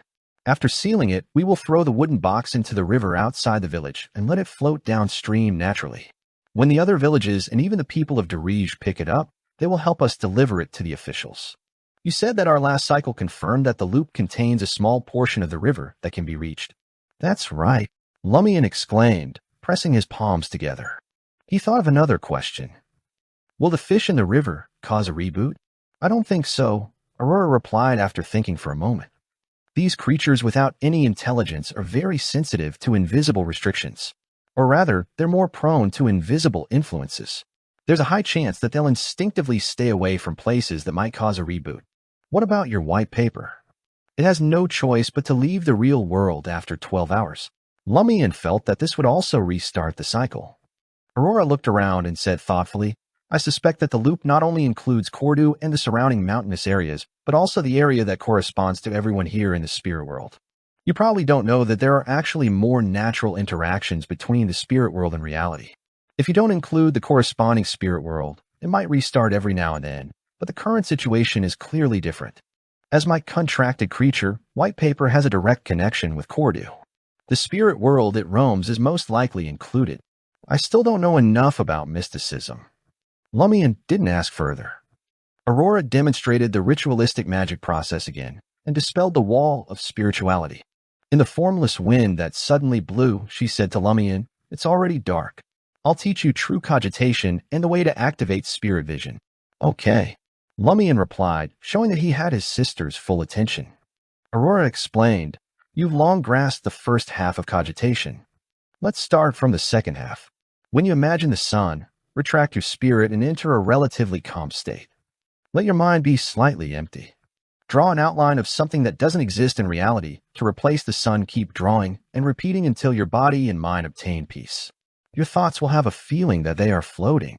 Lumian didn't quite understand. Something that doesn't exist in reality? Aurora took out a pen and paper and drew a few strokes. Look, is there anything like this in reality?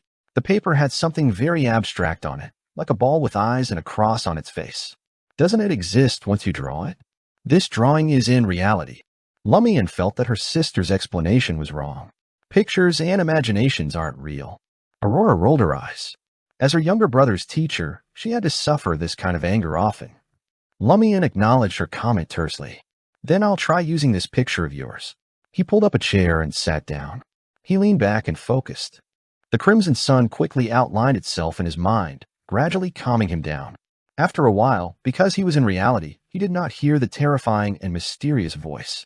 He could calmly use the pattern that his sister had casually drawn to replace the sun in cogitation. The ball with eyes and a cross quickly appeared in Lumian's mind. As Lumian repeatedly outlined it, his body and heart became more and more peaceful, and his thoughts gradually felt ethereal. He saw that there was a faint gray fog around him. There were many indescribable, non-existent things and dense colored blocks mixed together. And high in the sky, perhaps deep in the depths, there was a clear light. There's no hurry. The probability of a hunter succeeding in cogitation on their first try is very low, Aurora consoled her brother. Just as Lumian was about to report to his sister that he had successfully entered a cogitation state, he suddenly felt something watching him from the depths of the gray fog at an infinite height. This seemed to be an illusion, but it made him break out in a cold sweat. He felt an inexplicable fear and immediately left the cogitation state. Chapter 50, Observation. Aurora had intended to reassure him that non-spell casting sequences usually took several attempts at cogitation to succeed. Some even had to practice for 5 or 6 days or even more than half a month. However, when she saw her brother open his eyes, she noticed that Lumian's forehead was drenched in cold sweat, and fear was evident in his eyes. What's wrong? Aurora asked, concerned. Lumian took a couple of deep breaths. The more he thought about it, the more frightened he became. I successfully cogitated. My mind seemed to float, surrounded by a myriad of colors and an indescribable faint gray fog. There were a few particularly bright and pure beams of light up above. No, it might not have been the sky. It could have been far away. I can't be certain. From your description, it seems like you succeeded, Aurora explained. What your astral projection sees or senses is the spirit world. There, many concepts of reality either don't exist or are intertwined. That's why you feel like you're high in the sky yet far away at the same time. Those 7 lights are the 7 lights of the spirit world, mentioned in ancient texts. They're believed to be near deity level and omniscient. Moreover, they're considered relatively friendly hidden entities. If you can grasp their complete, honorific names, you can pray to them. Unfortunately, I don't know them either. Those indescribable things that roam everywhere belong to the spirit world, but you didn't seem to see much, nor did you perceive them clearly. This is likely a limitation of the hunter sequence. Your spirituality isn't high enough. Activating spirit vision later will probably prove difficult. The final effect certainly won't be impressive. Still, it's better than nothing. She had been monitoring her brother's condition, ready to intervene and assist him at any moment. Seeing Lumian gradually return to normal, she finished what she needed to say in one breath and asked, "But what you saw shouldn't have scared you. Aren't you known as Bold Lumian? Lately, you've experienced a time loop, people turning into sheep, men giving birth, and Madam Knight's patrols. How can ordinary spirit world creatures frighten you?" Lumian's forehead veins twitched at his sister's words. He didn't want to recall anything, especially anything related to Madame Pualis. He exhaled and said, "I sense something deep within the spirit world, or rather, extremely high up, observing me. Just being watched by it terrifies me." I couldn't help but exit the cogitation state. Aurora's eyelashes flickered as she thoughtfully said, "I suspect that it has something to do with the two strange symbols on your chest you mentioned. They involve some hidden entity. They might point to the source of Corda's loop, or they might represent the special trait that allows you to maintain your clarity and strength in the dream and the loop. As a hunter, you succeeded in complete cogitation on your first attempt. It's highly likely that the two symbols influenced this." Lumian nodded as he listened, agreeing with his sister. This realization left him somewhat disheartened. "In that case, I can't cogitate. As soon as I succeed, I'll be watched and forced to leave that state. Besides, I don't think being constantly monitored is a good thing." "Do you think you aren't being watched now?" Aurora couldn't help but laugh. "It's just that you can't sense it without being in a state of cogitation. Since there's no way to evade it and you're bound to suffer damage, it's better to make more attempts to increase your resistance, allowing you to spend more time in cogitation. In the future, when facing certain situations, this might give you an edge. Of course, before becoming a Sequence 7 pyromaniac, hunters don't need deep cogitation. It's best to wait for your spirituality to improve before trying again." "Why does that sound a bit depressing?" Lumian had already composed himself and mocked his predicament. "Since I can't resist, I might as well enjoy it." Aurora scoffed. "In our current situation, I'd rather have a unique trait like yours. Even if it means facing numerous unknown dangers and challenges, at least I can retain my memory during the next cycle. I wouldn't need you to remind me, sparing many details." She then looked out the darkened window. "It's time to teach you how to activate spirit vision. Keep sitting and attempt cogitation again. You don't have to enter a state where your thoughts are floating. Although that would be more conducive to activating your spirit vision, aren't there hidden entities watching you?" "Yeah." Lumian leaned back in his chair, relaxing his body. He first envisioned the sun in his mind, then swapped it out for the ball his sister had sketched haphazardly. He didn't repeat the outlining process, stopping only when his body and mind were serene. Aurora monitored his condition, offering a soothing voice. "Lift your hands in your current state and place them in front of your eyes. You can open your eyes now." Lumian kept his cool as he slowly opened his eyes. At some point, his sister had snuffed out the kerosene lamp, casting the first floor into darkness. The crimson moonlight outside the window was the only thing illuminating the outlines of objects. Once his eyes adjusted, he could barely see his hands. "Point your index fingers at each other without touching. Then concentrate on the back of your hand, which can be the back of the opposite point," Aurora instructed. After completing this step, slowly move your fingers to keep them facing each other without touching. And remember, they can't leave your sight. Lumian followed her guidance, focusing his gaze on the empty space beyond his hands as he moved his fingers. Despite repeating the process countless times, he saw no changes. Soon after, he couldn't sustain the cogitation state and snapped out of it. "See anything?" Aurora asked. Lumian shook his head. "It's harder for hunters. Don't stress. If it doesn't work now, it'll work later. If it doesn't happen today, it might happen tomorrow," Aurora consoled. "Don't fret. Regular folks with high spirituality can activate their spirit vision after professional training, let alone beyonders. But the results vary. If this loop fails, I could try again next time, but if that doesn't work, there may not be another chance." Lumian thought to himself. He was patient and resilient. After resting and regaining some strength, he tried again. After multiple attempts, he finally saw fiery red emerge from the void between his index fingers. Success. Lumian was thrilled. He turned to his sister. But then he saw a red light radiating from Aurora's body, encompassing it entirely. "Didn't you say you could see the different colors of the ether body?" Lumian asked, confused. Aurora asked excitedly, "Did it work?" Lumian nodded and recounted his experience. "It's a success." Aurora breathed a sigh of relief. "You're impressive. It's probably due to your special enhancement. Other hunters would need at least 2 weeks of practice, and some might have to reach sequence 8 before they can activate their spirit vision easily. You can only see a vague ether body. The red color means I'm healthy.